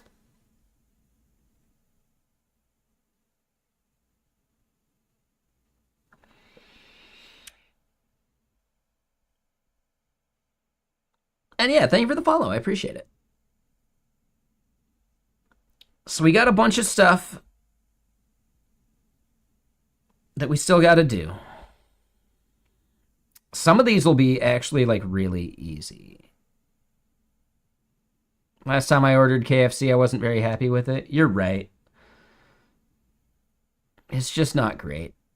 I can do better like fried chicken at home.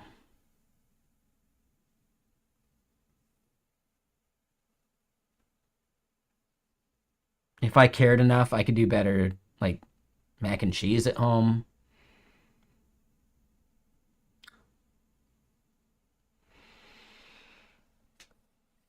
Yeah, it's a tough one. Shrimp with some noodles? Yeah, if I was gonna do shrimp with noodles, I'd be doing like the shrimp scampi. That's a little like that's a bit of effort. And I don't have my pot actually cleaned. I could clean it. But yeah. Nah, I need to do some dishes before I can do like a big cooking thing, right? If I was just gonna do shrimp, it would just be like just the shrimp in the wok, season it, and just gobble them up.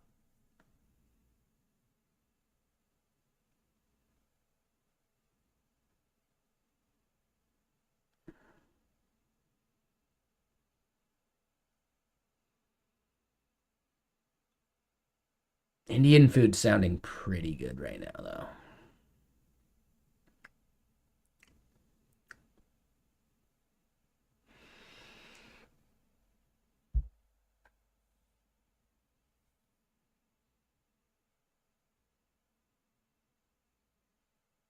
Serve them to guests. Oh, yeah, yeah, yeah. Like, no, those are good. Yeah, just as like finger food almost. Yep.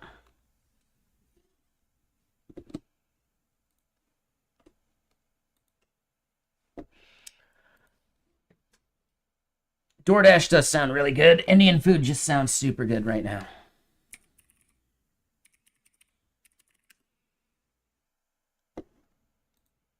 It's more expensive than it should be, but it'll be good enough. It'll be fine. And the food's like an hour out, which means we got some more time to like work on this stuff.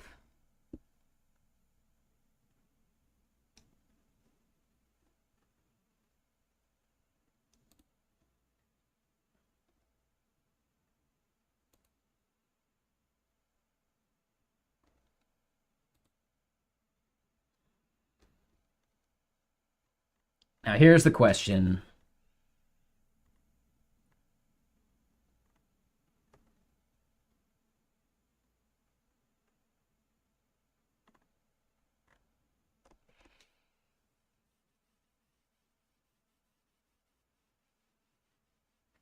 You do need a deep fryer. Yes, absolutely there, Bob. Yep. No, I have a deep fryer, and that's the big answer.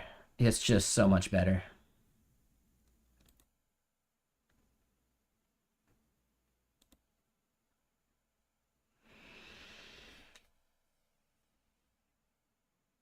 Fish pakora is probably not the best idea, but I'll do it anyway.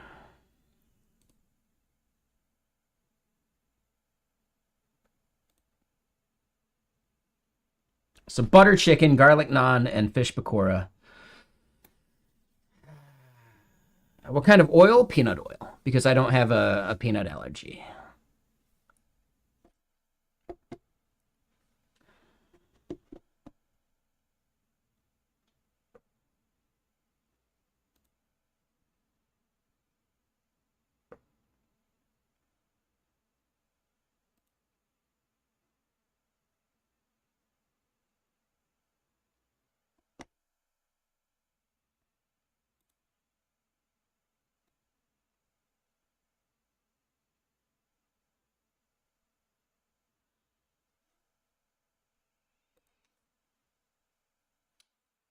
Oof.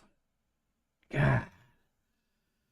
Yeah, spending an extra 20 bucks just to have it delivered. Sometimes you just gotta treat yourself.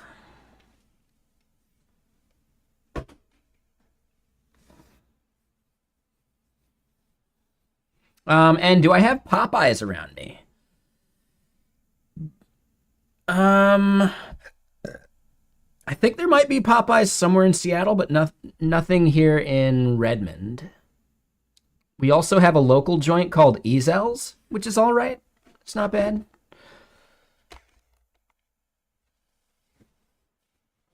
Yeah, here's the thing. Like, if I went out to Seattle and I ordered like a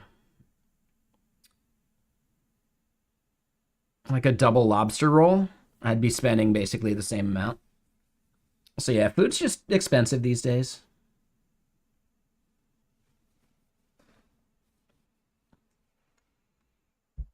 That's why I like cooking at home. Prices are quite reasonable.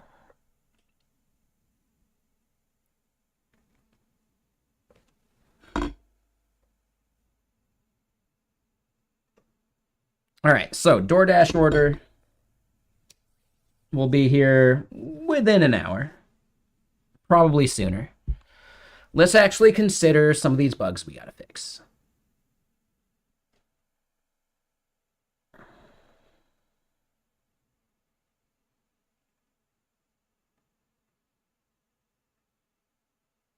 And yeah, exactly, Hunar. And Skycell, thank you for the raid. What are we up to?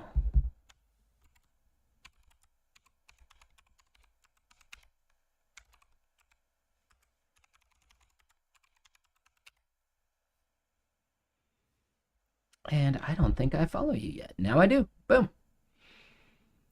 So you're doing what looks like some WordPress dev?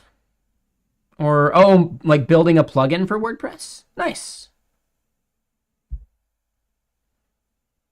Yeah. Yeah, I think, yeah, building plugins for WordPress, it's actually like a really nice experience. I think the hook system and a lot of that stuff is like really powerful.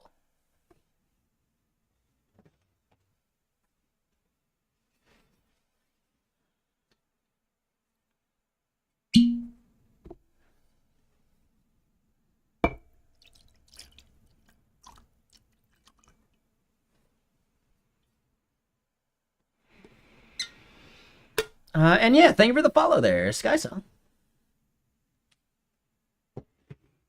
Hunar, yeah. Yeah, with Matt Mullenweg just jumping the shark, it's kind of a bummer.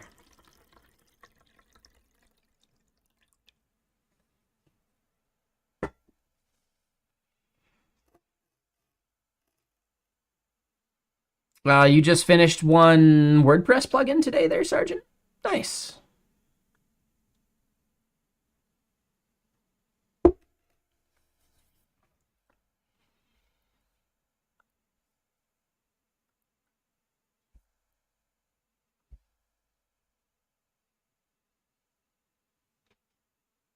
Oh, that was the Airtable thing you were talking about. Oh, cool.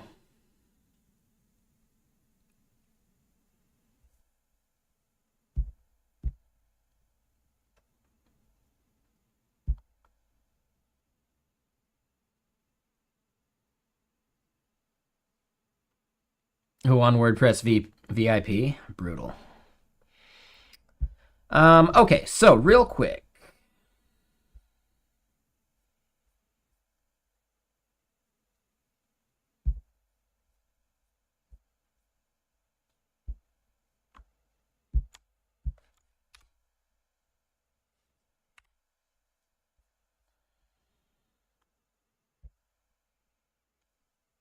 Oh, this part.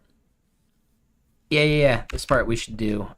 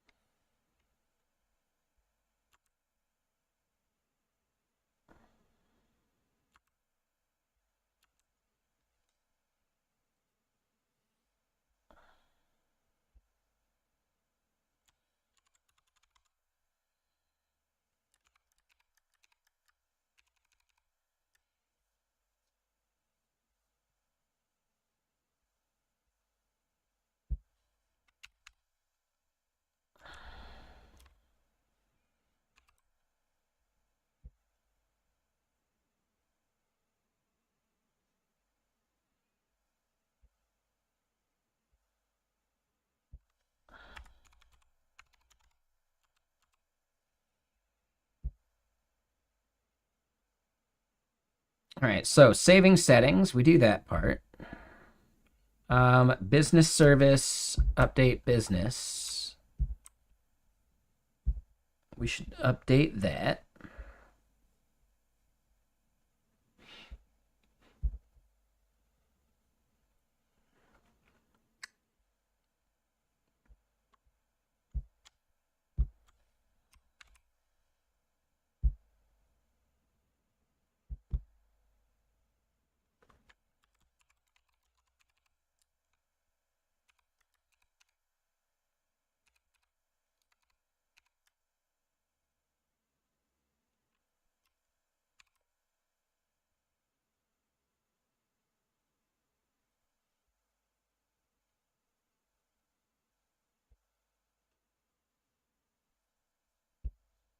Let's go double check that that endpoint does what we want.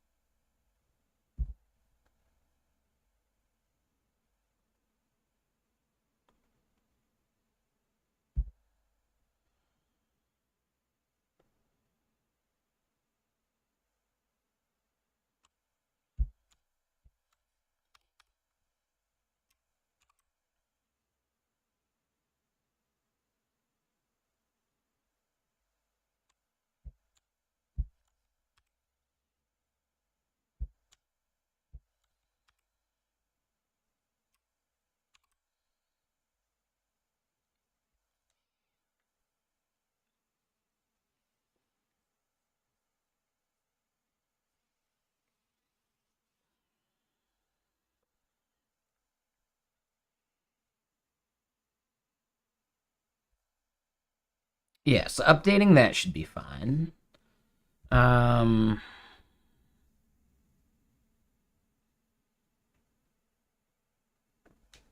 Let's make sure that works.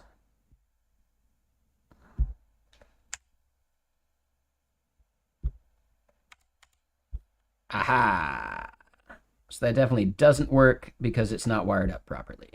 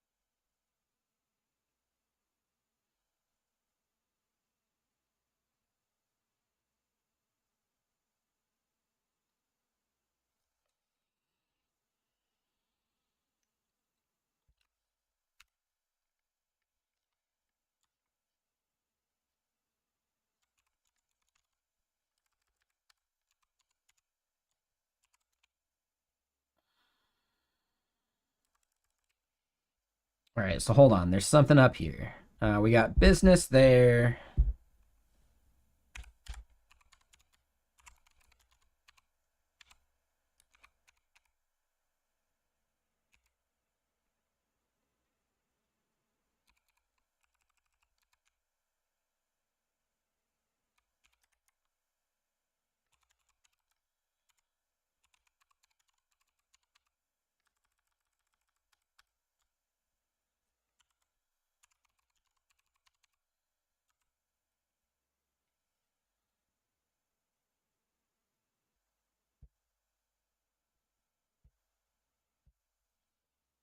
So we bring that in.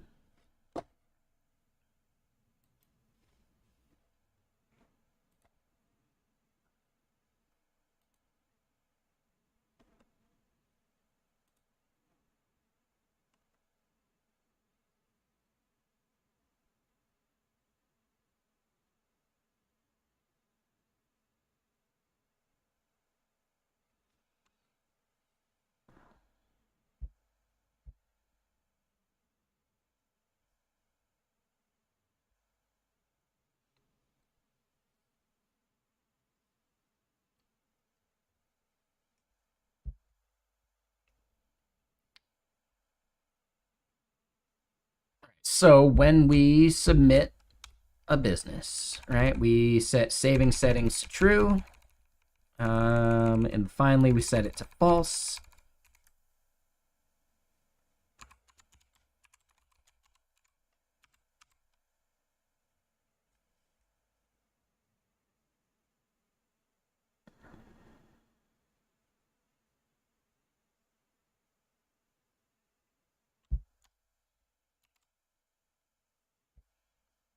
We'll say that's good.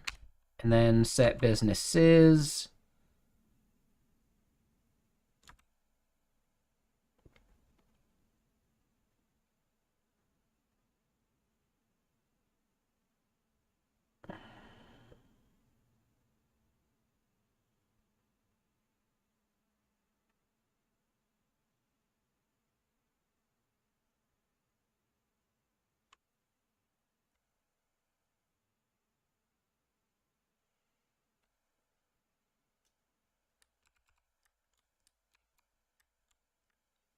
Hey, what's up, Time Enjoyed?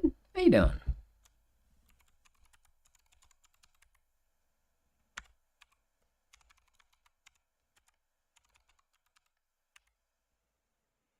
And what's up, Misty? Yeah, how you doing? Oh, and you got to take off there, Hunar? Yep, have a good one. Later.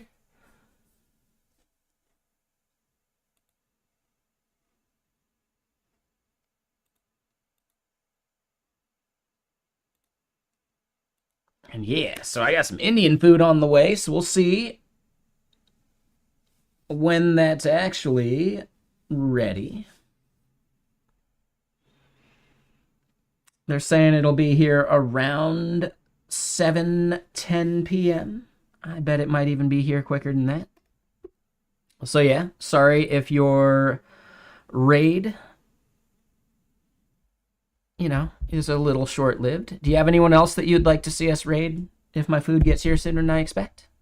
And yeah, I'm doing Indian food. So I get butter chicken, garlic naan, and then I decided to get some fish pakora as well, which I can do for leftovers.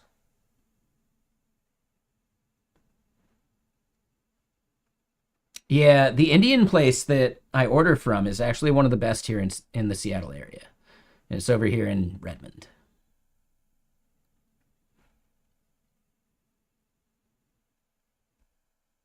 Fish korma. What is fish korma? Ooh, I don't even know what that is. Like fish pakora is like a deep fried kind of like fish thing.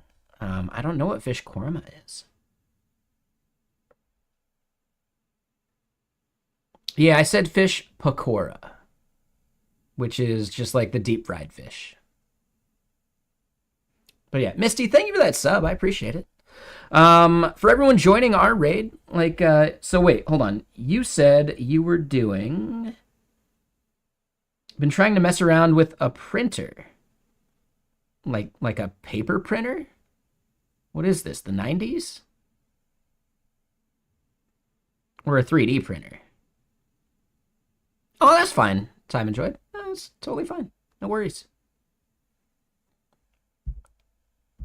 I actually have a printer as well. It's like over 10 years old, but I don't print often enough for it to matter.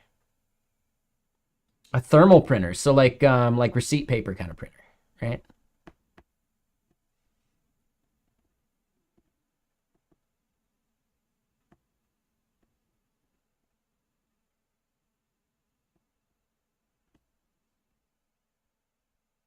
Which is cool.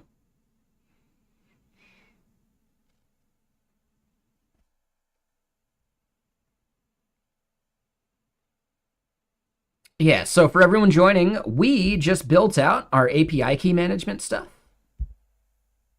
At the moment,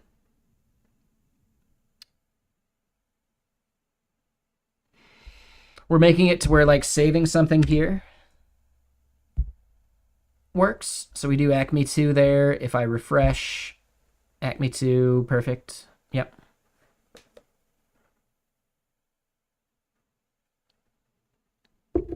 You only use it for taxes mainly? That makes sense. I totally get that.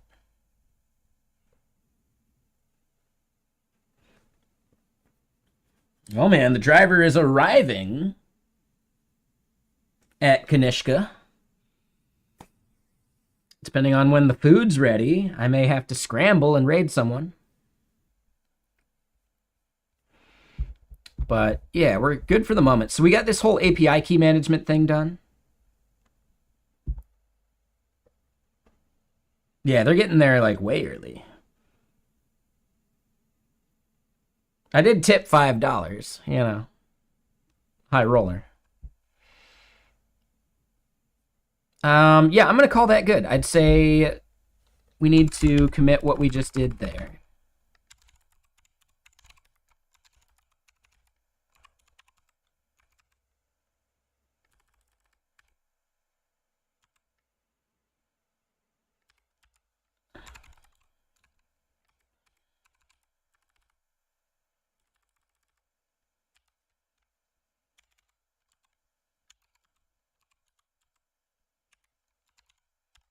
You're gonna figure out dinner? And then Lurk, yeah, no worries. No, I appreciate the raid. Thanks, I'm enjoyed it. Always good to see you.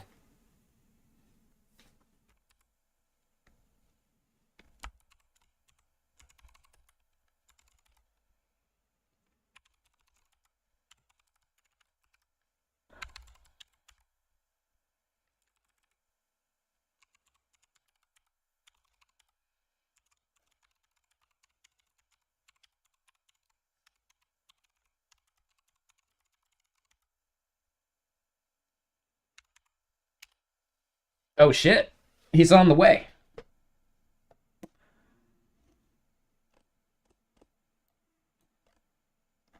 Okay, well shit, we gotta go raid someone. That was perfect timing, actually. We got that finished. Yeah, so we're gonna finish up. I'll be over on Gaming Stream. I'm gonna play either Kingdom Come Deliverance or Kingdom Come Deliverance 2 after I eat my Indian food. We're gonna go raid someone. I think Acorn's going right now, so we could do that. I think that works. And yes, I don't stream on this channel tomorrow. I will be on Gaming Stream tomorrow night for hopefully finishing up Baldur's Gate 3.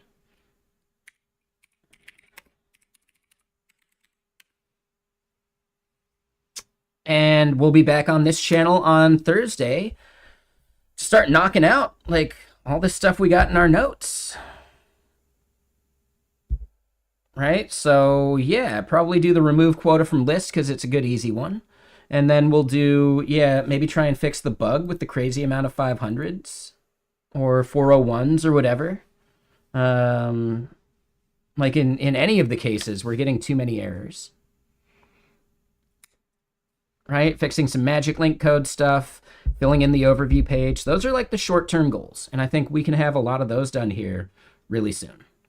And then after that, it's the pre-MVP sweep. And like the heavy thing is implementing like the sandbox environment. So that one will probably take us a couple weeks. But let's go raid Acorn and YouTube. I will bid you farewell. Thank you everyone watching on YouTube. I will be back here on Thursday. Griffing and Chill is my gaming stream if you want to hang out over there. I might play Kingdom Come Deliverance 2. Or we might just play the first one and try and, like, you know, progress the story. But we'll see. My food should be here pretty soon. So, yep, I'm going to click that button. Later, YouTube.